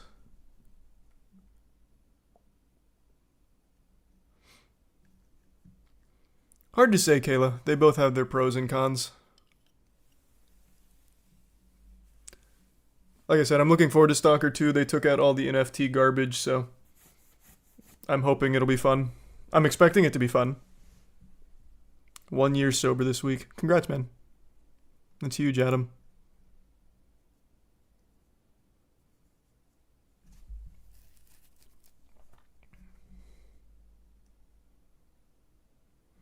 Do you believe in the conspiracy that deja vu is actually just the Matrix or simulation loading a save game file? Wait, that's not even a real conspiracy. You just made that up. That's your conspiracy. Hey, Charlie, do you believe in what I thought was cool? I know there's a theory that deja vu's like something in the simulated universe theory, but not with the overriding save file. The answer is no, though. I think deja vu's more easily explained with your brain that's accounting for long-term memory accidentally putting it in short-term. Sorry, mix that up. The part of your brain that's responsible for retaining short-term information accidentally putting it in the place that's responsible for long-term. The overlap causing deja vu. I think that's a lot more rational than a save file of the simulated universe overwriting itself.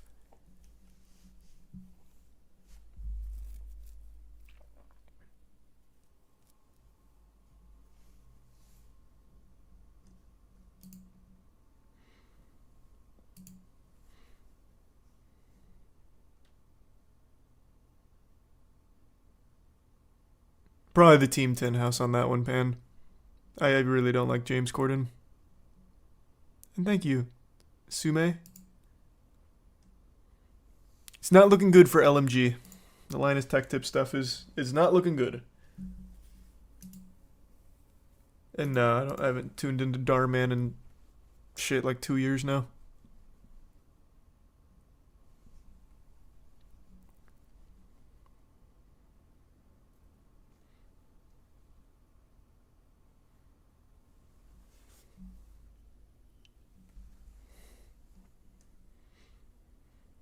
Appreciate that, chicken. And no, not that one, chicken. Don't know anything about that cool guy.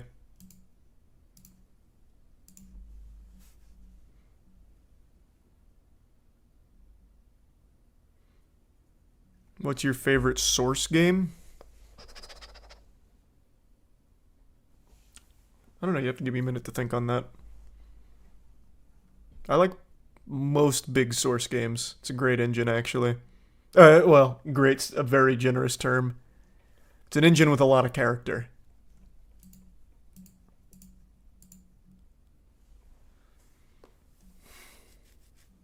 Who is the craziest YouTuber? Hold on, let me find his name again.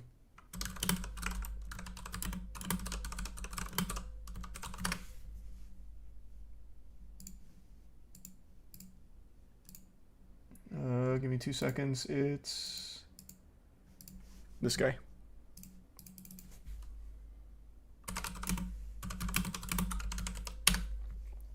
I made a whole video on this guy like a year or so ago.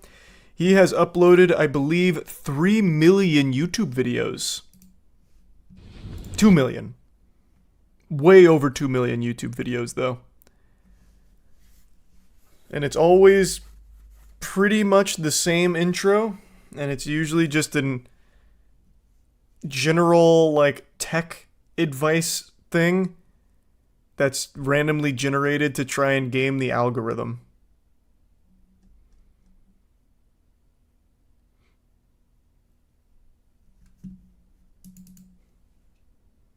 I wouldn't even know where to begin. Diabolical, there's a ton of information. I'd say watch Gamer Nexus's video on it to get the beginning, and then there's a lot of other allegations outside of that as well. And yeah, I know about the Wagner plane crash.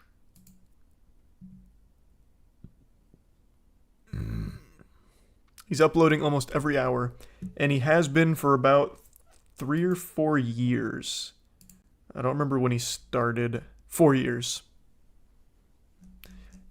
Over 2 million YouTube videos he himself has uploaded. Well, his account has uploaded. He absolutely has a bot doing it for him.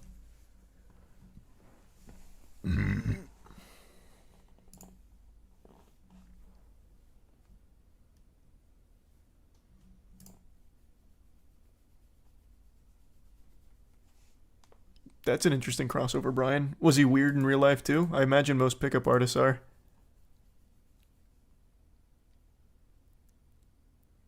Search the Takata recall. Okay.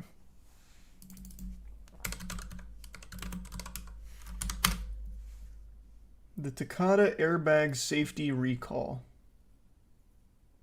This was recent, too. Tens of millions of vehicles with Takata airbags are under recall. Long exposure to high heat and humidity can cause these airbags to explode when deployed, and they've caused injuries and death. I never even heard about this recall. Happened in 2019.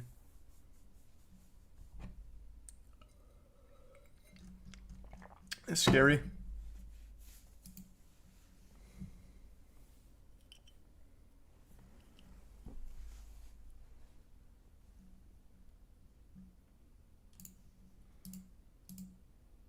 Favorite God of War game? I don't know. It's hard for me to say. It's either God of War 3 or God of War 2018. I really liked Ragnarok, but I think I'd still either give it to one of those. Actually, I probably like Ragnarok more than 2018. It solved like every issue I had with 2018. So either God of War 3 or God of War Ragnarok. Welcome aboard, Drew.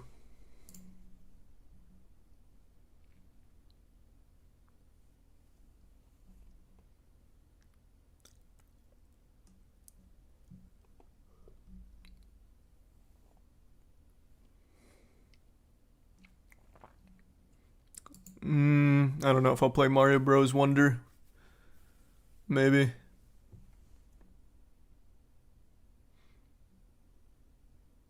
Have you heard about the milkshake that killed 3 people? Let's see. Oh, this just happened. Poorly cleaned ice cream machine tied to 3 listeria deaths in Washington. What the fuck is listeria?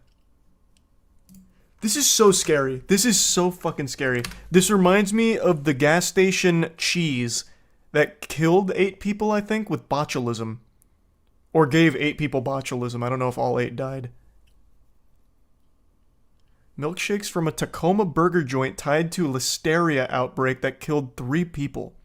Poorly cleaned ice cream machines at a Washington-based burger joint were linked to a listeria outbreak earlier this year that landed 6 people in the hospital, 3 of whom died. 2 of those who were hospitalized told investigators they had milkshakes from the same restaurant before getting sick.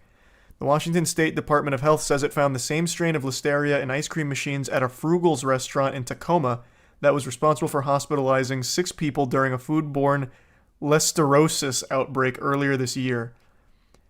All 6 individuals between 40 and 70 had underlying conditions that left them more susceptible to the disease. Okay, let's start with what the fuck is listeria? It sounds like an old 90s band name. Listeria is treated with antibiotics. Okay, so it's fever, muscle aches, nausea, vomiting, diarrhea. Looks like it can come in mild and severe forms. Unlike botulism, where botulism's all kind of just one form. Fucking devastating.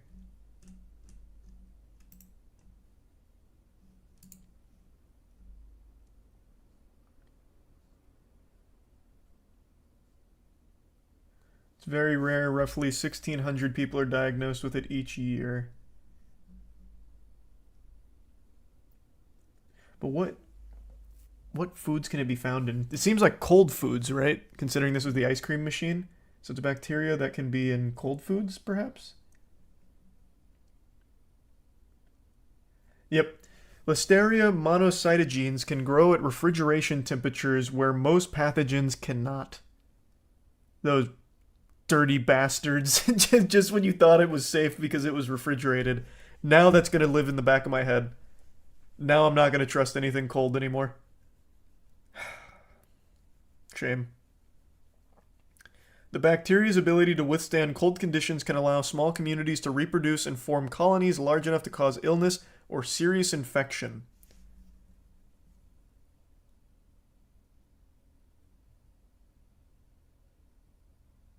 When stored at proper temperatures at 40 degrees or below, Listeria bacteria replicate slowly, but the longer foods are stored in the refrigerator, the more the bacteria has the chance to grow. The greatest food-based risk for Listeria is ready-to-eat foods, meaning foods that don't require cooking, that have been sitting around for a while in a person's home or in some other food storage environment like a convenience store cooler. Deli meats, soft cheese, unpasteurized dairy products, smoked meats, sprouts, and melon have all been sources of listeria outbreaks and considered high-risk foods. I eat deli meats like every day. I put them on my sandwiches. Now I'm never going to trust it. Now I'm living in fear again. Wish you just didn't even tell me about this.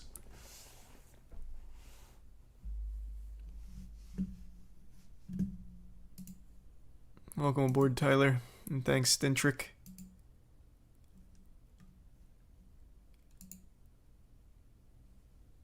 God damn it.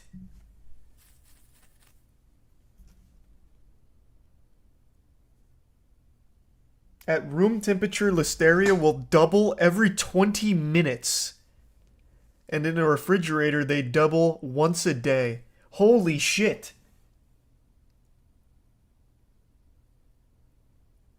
Now, oh my god, I'm actually just going to be timing myself anytime I eat something out of the fridge. I'm going to be speed eating forever. This is awful. This is absolutely devastating.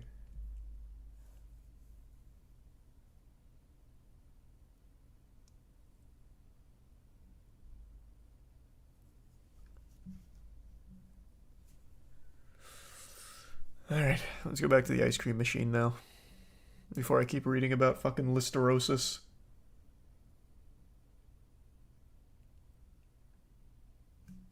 I gotta stop reading. I've gotta stop reading. Okay. Okay, no, I'm done reading. No other Frugal's restaurants are thought to be affected, and the Tacoma location stopped using 2 ice cream machines on August 8th, but listeria can take as long as 70 days to make a Oh my god, it has such a long gestation period too? It can stay in your system for 70 fucking days? This is nightmarish. Why? Why? This is awful. Ugh.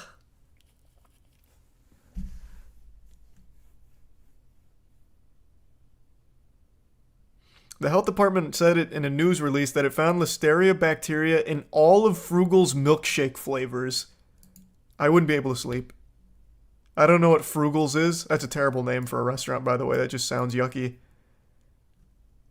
But if I had a milkshake from there, you wouldn't catch me sleeping for 70 days. Welcome aboard, Mark. I use YouTube mainly for music. I don't use Spotify for shit. I have no idea, Diabolical. I don't know if that would kill the listeria if you'd boiled it or fried it. Probably would, though.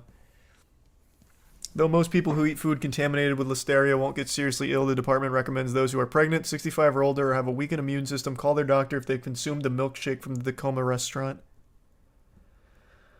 The restaurant said in a statement on Saturday that it's cooperating with the health department investigation and is sending the 2 Tacoma site ice cream machines off for thorough cleaning and sanitization.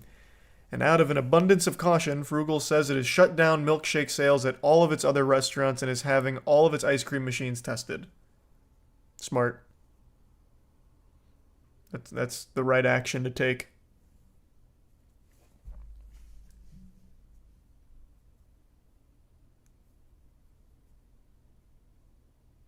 Is there like an easy listeria testing kit that I can buy so I can test all of my food right before eating it? I'm gonna need to have like a forensic expert like on standby anytime I go to eat a meal.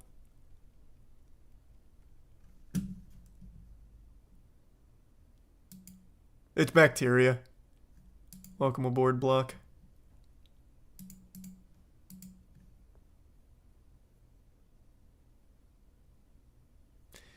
Don't go down the bacteria germ rabbit hole, you'll never sleep. They'd never clean the ice cream machine, they just threw new mix in.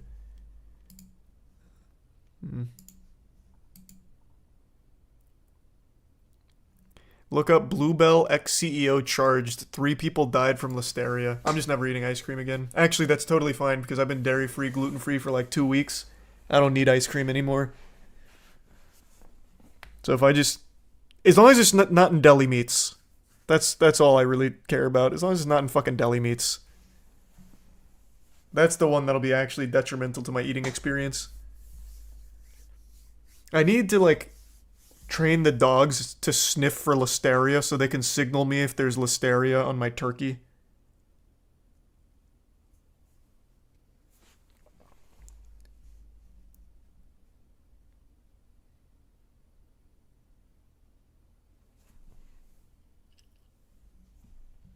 Past outbreaks of listeria have been linked to raw and unpasteurized dairy products. That's fine, I don't eat dairy anymore.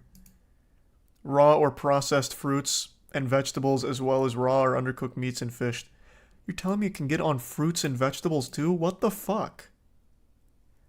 And the FDA says the longer these foods sit in the fridge, the greater the chance the bacteria has to grow. That's just so fucked. Like, we were born into this world under the belief that if something is cold and in a refrigerator, it's safe. Damn it. Now they're throwing all of it out of the window. It's saying, forget everything you thought you knew about refrigeration safety. Damn you, listeria. Bastard.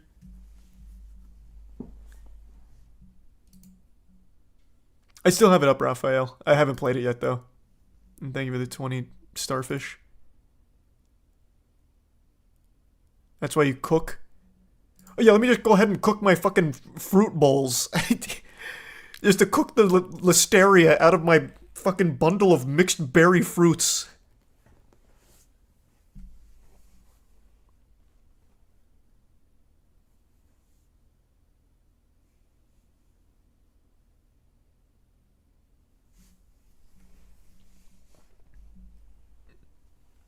I have not seen his lore videos on Risk of Rain 2, but I do really like Risk of Rain 2.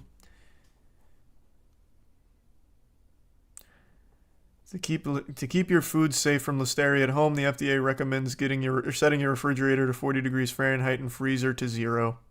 Wipe up and disinfect spills inside your fridge quickly, and be sure to clean the walls and shelves periodically with chlorine water mix, and always wash your hands with warm soapy water before and after handling food.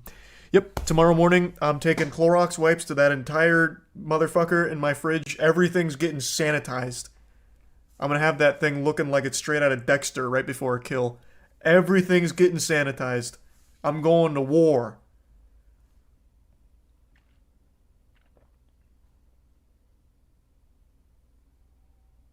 So basic hygiene. Man, you can suck my dick. What do you mean basic hygiene? I don't think to just take a Clorox wipe period. Let me restart. I usually don't anticipate having to take a Clorox wipe to my refrigerator for no reason. Only in the event of like a spill or something. Not as a preventative measure against the invisible enemy, listeria.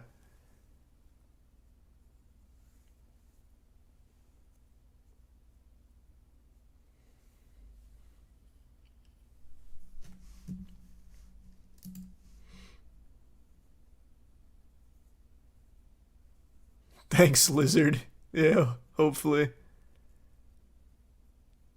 Nothing too new there, Tyler, but thank you for that.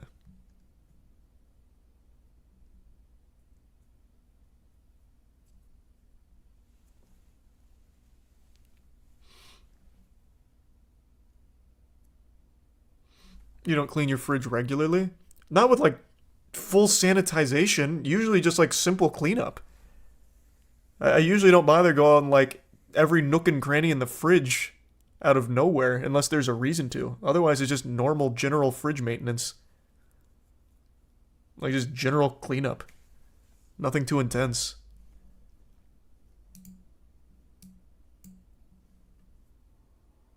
Thanks, Lacey.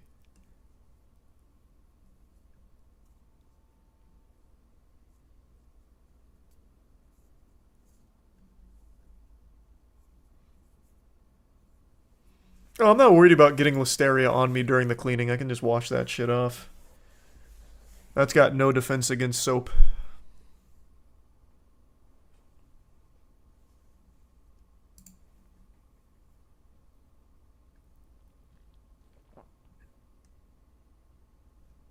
Yeah, I'm caught up on Jujutsu Kaisen. I'm loving it. Season 2's been going so hard.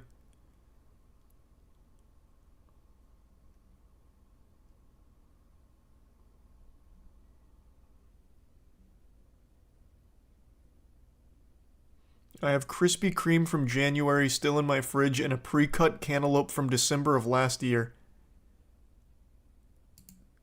God bless. Best of luck to you. That's amazing. I hope it tastes fantastic.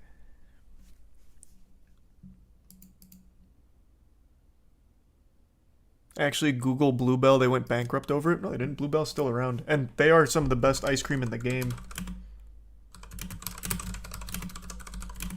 I'll look it up, though.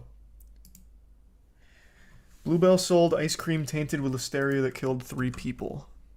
I don't think this was on purpose. They probably weren't shipping a weapon. Oh my god. Why CBS? Like, I don't think they were trying to wage biological warfare on Bluebell fans.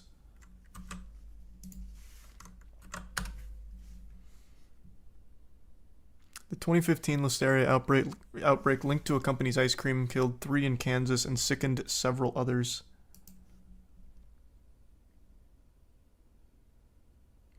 Former president of Bluebell Creameries has been charged with wire fraud for allegedly trying to cover up a 2015 listeria outbreak linked to the company's ice cream that killed 3. Okay. So he was engaging in a cover-up, which is what they arrested him for. 7-count indictment charging Paul Cruz with 6 counts of wire fraud and 1 count to commit wire fraud. Very different case here.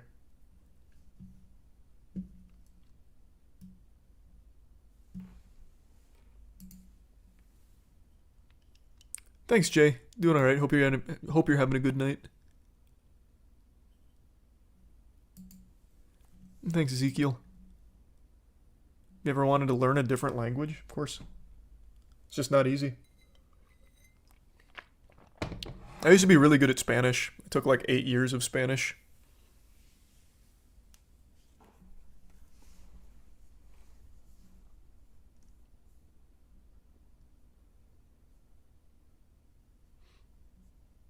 Doing well, Trooper. That was sweet. Did you hear about the 8 people who were trapped 900 feet in the air in a cable car in Pakistan? No. Is that new?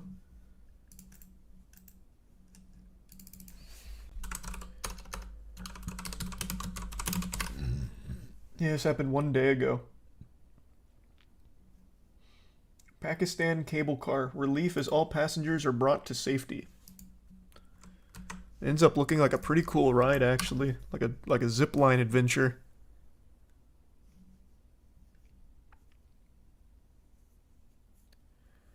All 8 people who were stuck in a cable car dangling hundreds of meters above a ravine in Pakistan's northwest for many hours have now been rescued. In a slow and dangerous operation, a military helicopter rescued 1 child while teams on the ground recovered the rest of the group after dark. They were helped to safety along a zip line with a huge crowd on top of the hillside celebrating their rescue. The group were on their way to school when one of the cable car's cables snapped. It was left hanging precariously 900 feet above ground. Wow.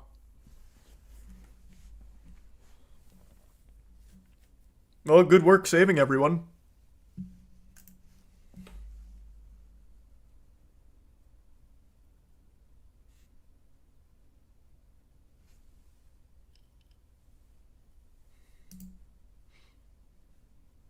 I've been enjoying it, Coots.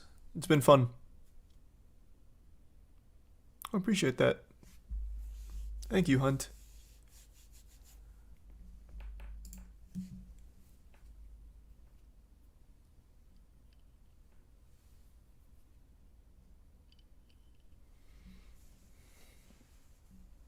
They go to school by cable car. Yeah.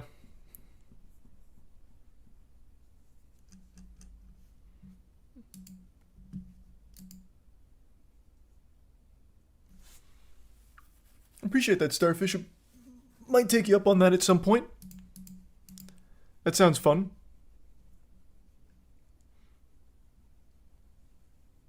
How different is YouTube chat to Twitch chat? YouTube chat is so primitive. Like, the technical side of it. They still haven't figured out how to make the chat work well. I don't know how they still haven't fixed it.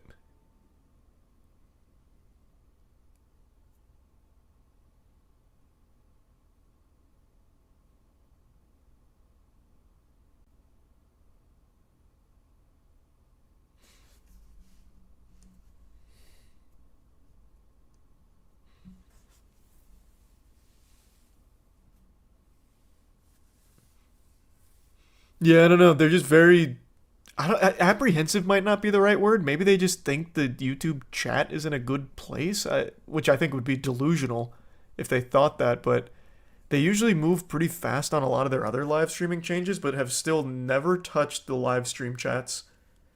And it's one of the most glaring issues with it.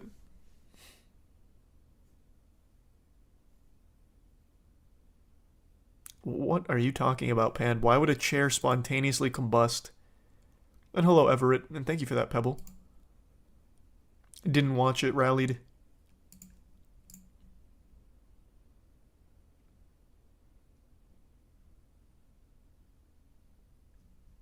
I hope everyone's okay, Mike. That's scary.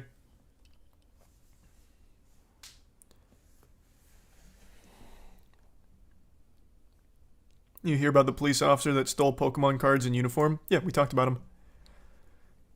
We went over it.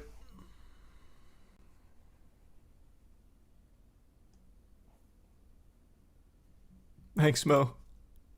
And Gavin. Don't know what chair this is. Couldn't tell you.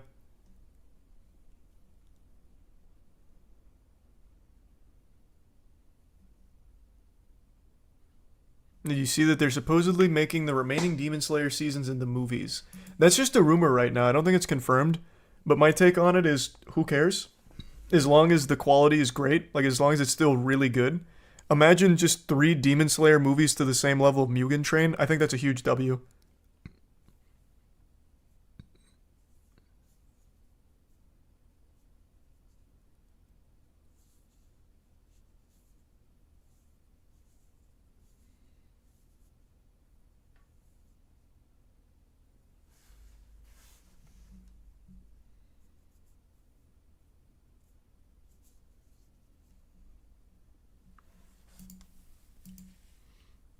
It's a real phenomenon with chairs exploding. It involves a gas pump in the chair.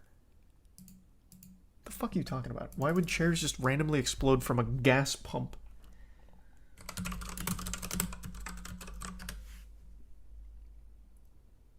Well, there is a whole video on it. How sitting on a gaming chair tragically killed a 14-year-old.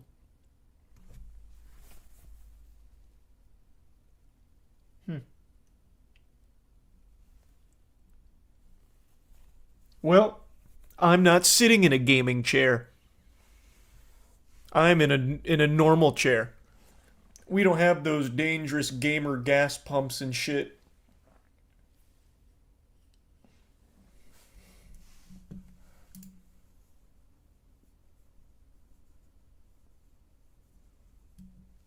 Thanks, Finboy. I get that reference. That's the Reverse Flash one.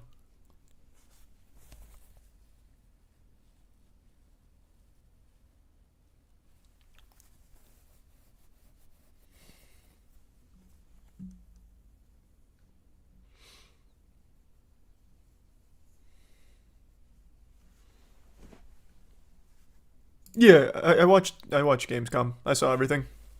No crazy moments, like announcements or anything, but overall I thought it was good. It was mainly just more information on things I was already looking forward to. And I've heard of neither of those movies, Riley.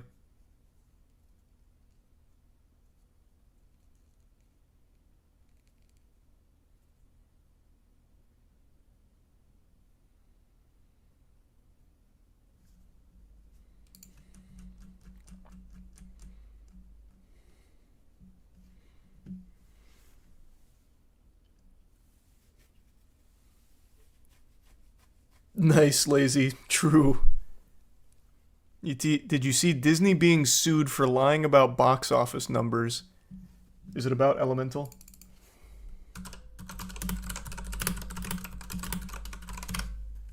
Disney sued for lying about box office numbers from 5 days ago.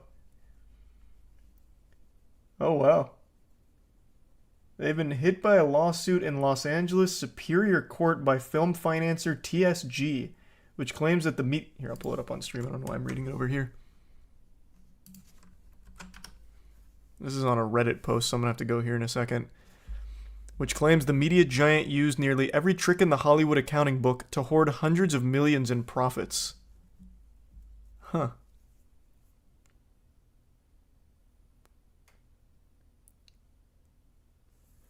What do you know? L. Claude. Yeah. Claude's just been a lie this whole fucking time. Just a cog in the Disney propaganda machine. Yeah, true, DS. They gotta fix it. You see there's a website that counts the days since Logan Paul promised to pay back investors in CryptoZoo. Yep, launched today, I saw. We achieved fission for the second time? Today? I feel like that'd be huge news.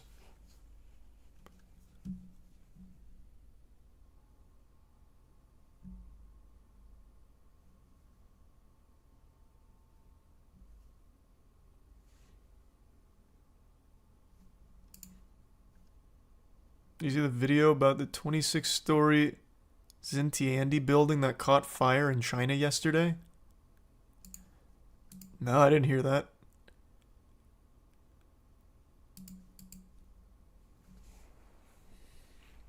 Hopefully everyone was alright. That sounds like a well-made game, Angry. Definitely not checking it out tonight, though. I'm on Thriller Bark in One Piece. I'm towards the end of Thriller Bark now.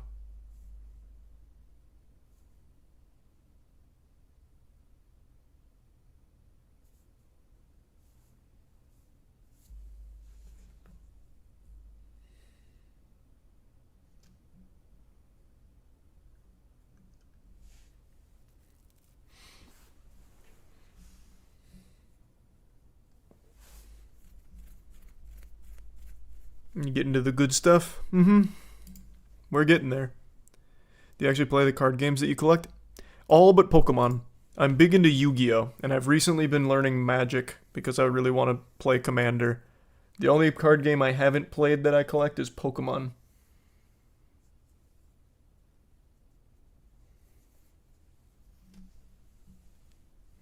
But Yu-Gi-Oh! Is my main bread and butter TCG. Have you heard about the guy who's made over 1,000 songs about poop? His band is called the Toilet Bowl Cleaners. I'll take a peek.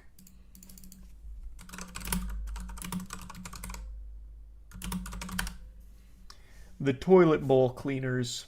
The poop song, poop in my fingernails, butt cheeks, butt cheeks. Oh, you've lied. This is called the pee song.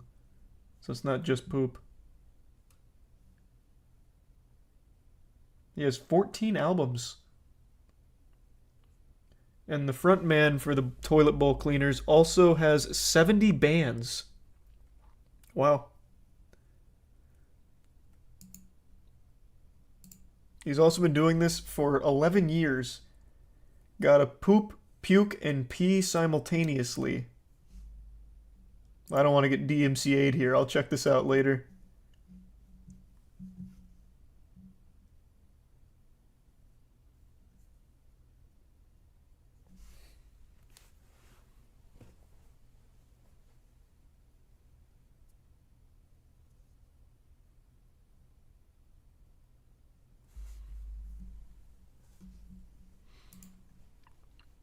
Unistreamer D&D campaign? Yep. We were actually just doing a test run tonight. Getting used to our characters and their abilities. I'm super excited for that. It's really fucking fun. So that'll be within the next month or so. Within about 4 weeks, I'd say. 4, maybe 5. Hopefully.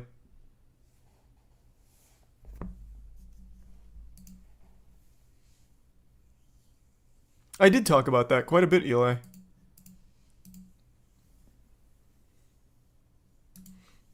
And happy birthday, Jared. Hope you have a good birthday.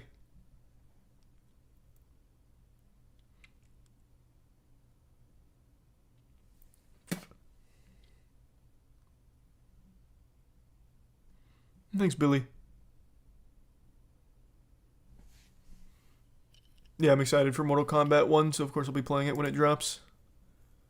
You still using AI art? We were never using AI art for the D&D thing. The only thing we were going to use AI art for initially was for the, like, terrain, like during a fight. But now we don't even need to do that. Now we're just going to use Roll20 and just do like quickly made custom terrain. So no, there's not AI for anything.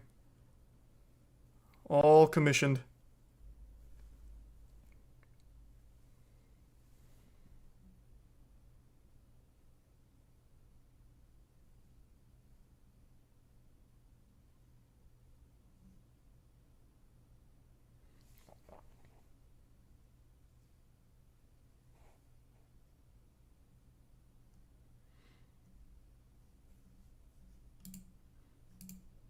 Yeah, everything Mortal Kombat 1 related that's come out has been really good looking.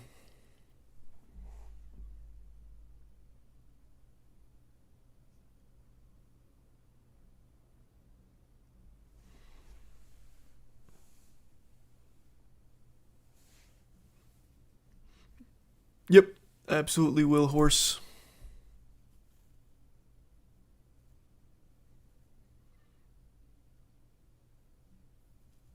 Yeah, no, I think Mortal Kombat's going to be very good. I'm optimistic that it'll be like Mortal Kombat 9. What's your D&D setting? I am not being told by our DMs. It's going to be a surprise to all of us. All I know is our hub worlds as well as like the general vibe of the universe. So everything will be new to me as well. You've seen the rumors about Silk Song silently dropping tomorrow. That's the biggest lie I've ever heard. That's not happening. And yeah, we've talked a lot about the Killer Bean game. Thanks, Rodolfo.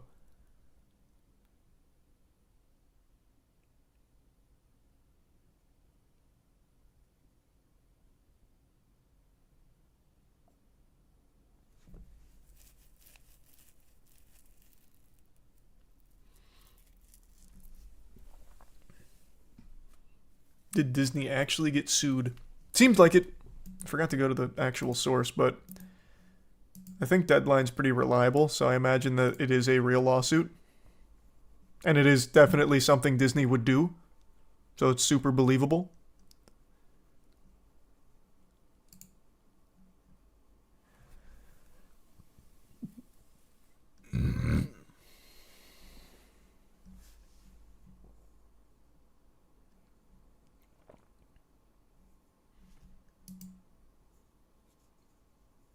You should do a mini painting stream with Matt for D&D stuff. I don't know about that. Cute idea, though. Probably won't do it, though.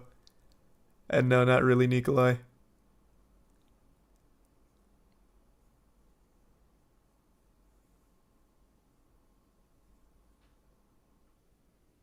I'm hoping Starfield lives up to the hype. I am cautiously optimistic.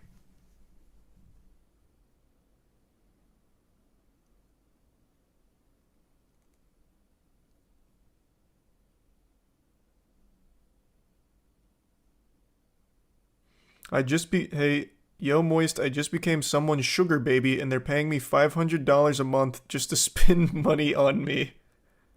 Hey, huge congrats. You should really haggle for more. Be like, hey, this 500's nice, but what the fuck? Are you like poor or something? I'm raising my price. Start haggling. Great position though. So don't do it if it's gonna compromise your setup here. But I think you could get more.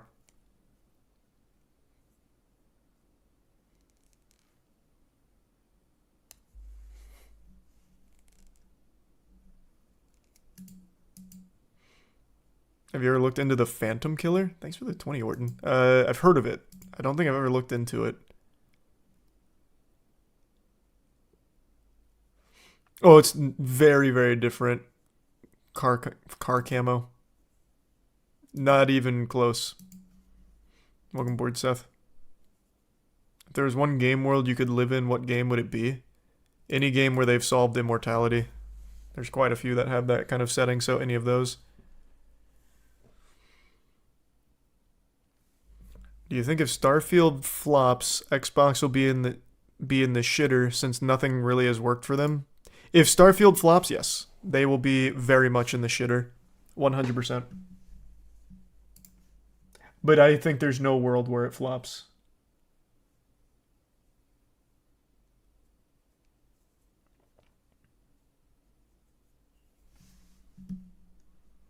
I have not watched the new Destiny showcase yet.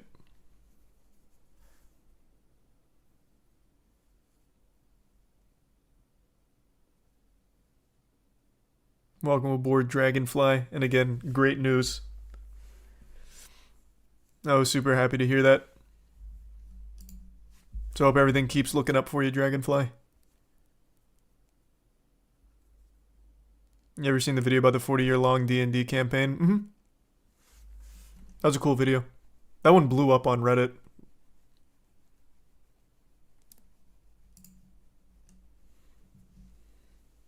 Bionicle Mask of Power is the fan-made game, right? I'm pretty sure it is. We talked about that a little while ago. It actually looks very well made.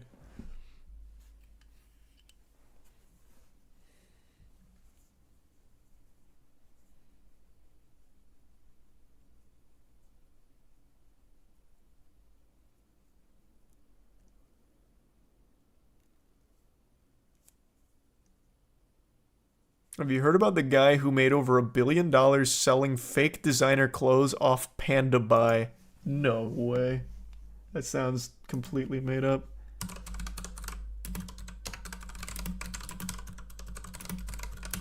I don't. What is Panda Buy? I've never. What is that? What is Panda Buy?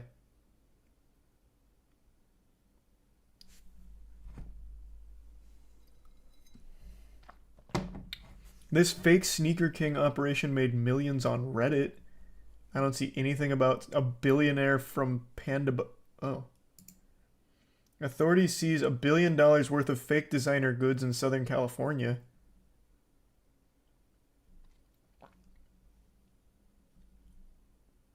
Says nothing about Panda Buy though. This is like the only thing that's even close to what you mentioned.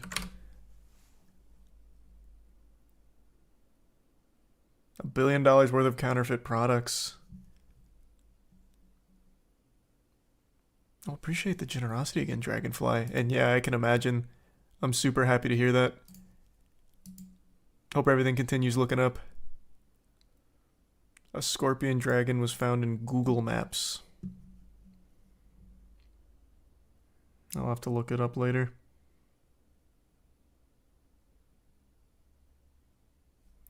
Historically, illegal actors have sold counterfeit products on illegitimate websites and in underground outlets. However, the rise of e-commerce offers a haven for criminals who are now able to hide behind seemingly legitimate listings on well-known websites.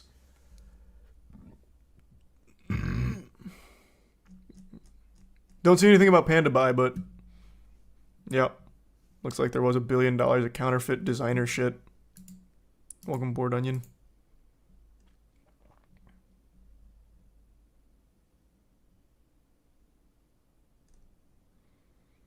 Heard about the guy that robbed the bank in Penn and wore lemon juice as a disguise. He expressed his disbelief to officers, uttering the baffling words, "But I wore the juice. Yes." We talked about that a long time ago. Yeah, I know that guy.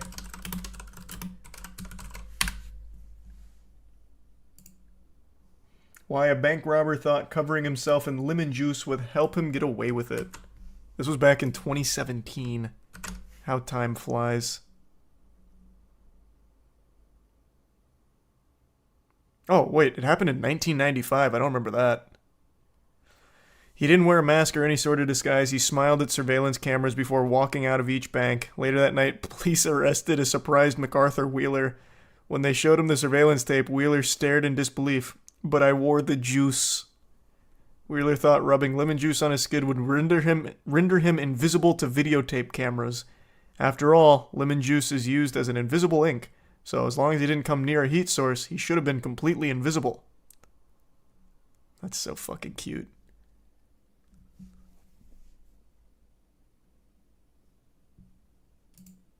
Welcome aboard, New World. And yeah, I saw the trailer for the new Persona game. And I'm sure they will over time improve it, Terry. They're just very slow. Armored Core reviews are out. Are they good?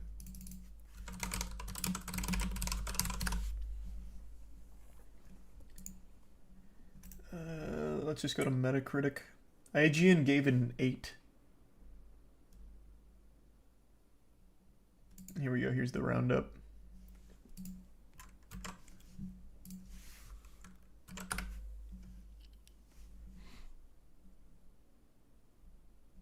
GameSpot 8, Destructoid 9, Inverse 10 out of 10. Wow. I fucking love that. Basketball's been going really well. I think we're all getting real good. Eurogamer gave it a 10 out of 10? Wait, isn't Eurogamer the one that's only ever given out like 6 10 out of 10s?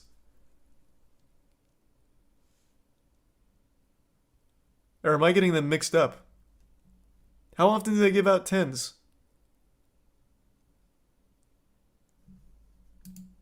Welcome, Flan.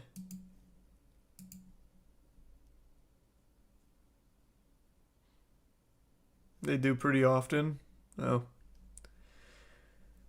Looks like VG 24/7 is the lowest with a 6 out of 10.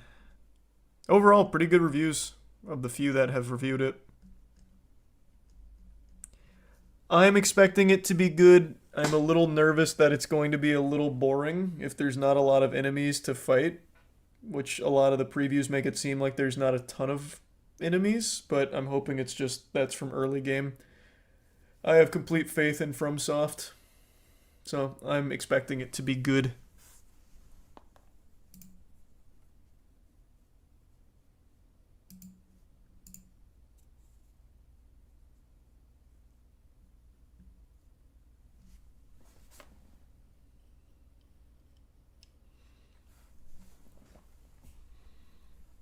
Low score is baiting for clicks. Or maybe they just really didn't like it. I don't know. I don't know enough about VG 24/7.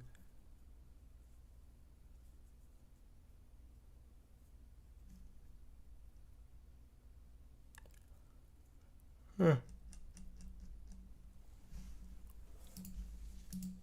Welcome aboard, Bunny.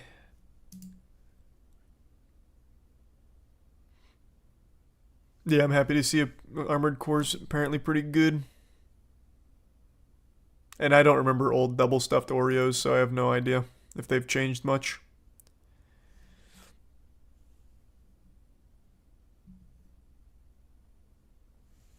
I imagine they haven't. But who knows, maybe they have. It's possible. Cut costs. Everything's cutting costs.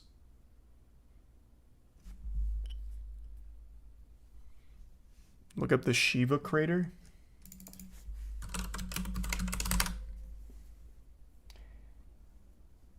It's an extraterrestrial impact structure.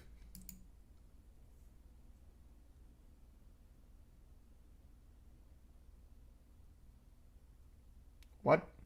An extraterrestrial impact crater?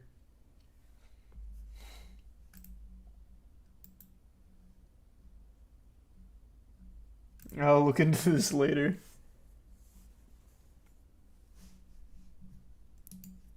Thank you, Deuce.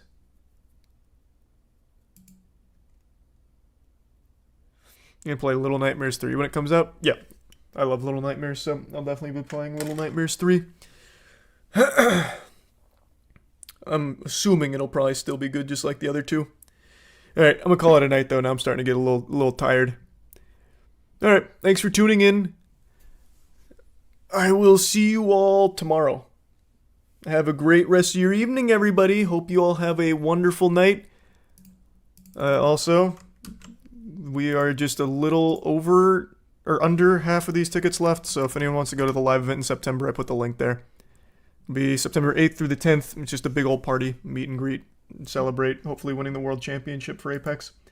Alright, have a great rest of your night, everyone. I'll see you tomorrow. Sleep well. Thanks again.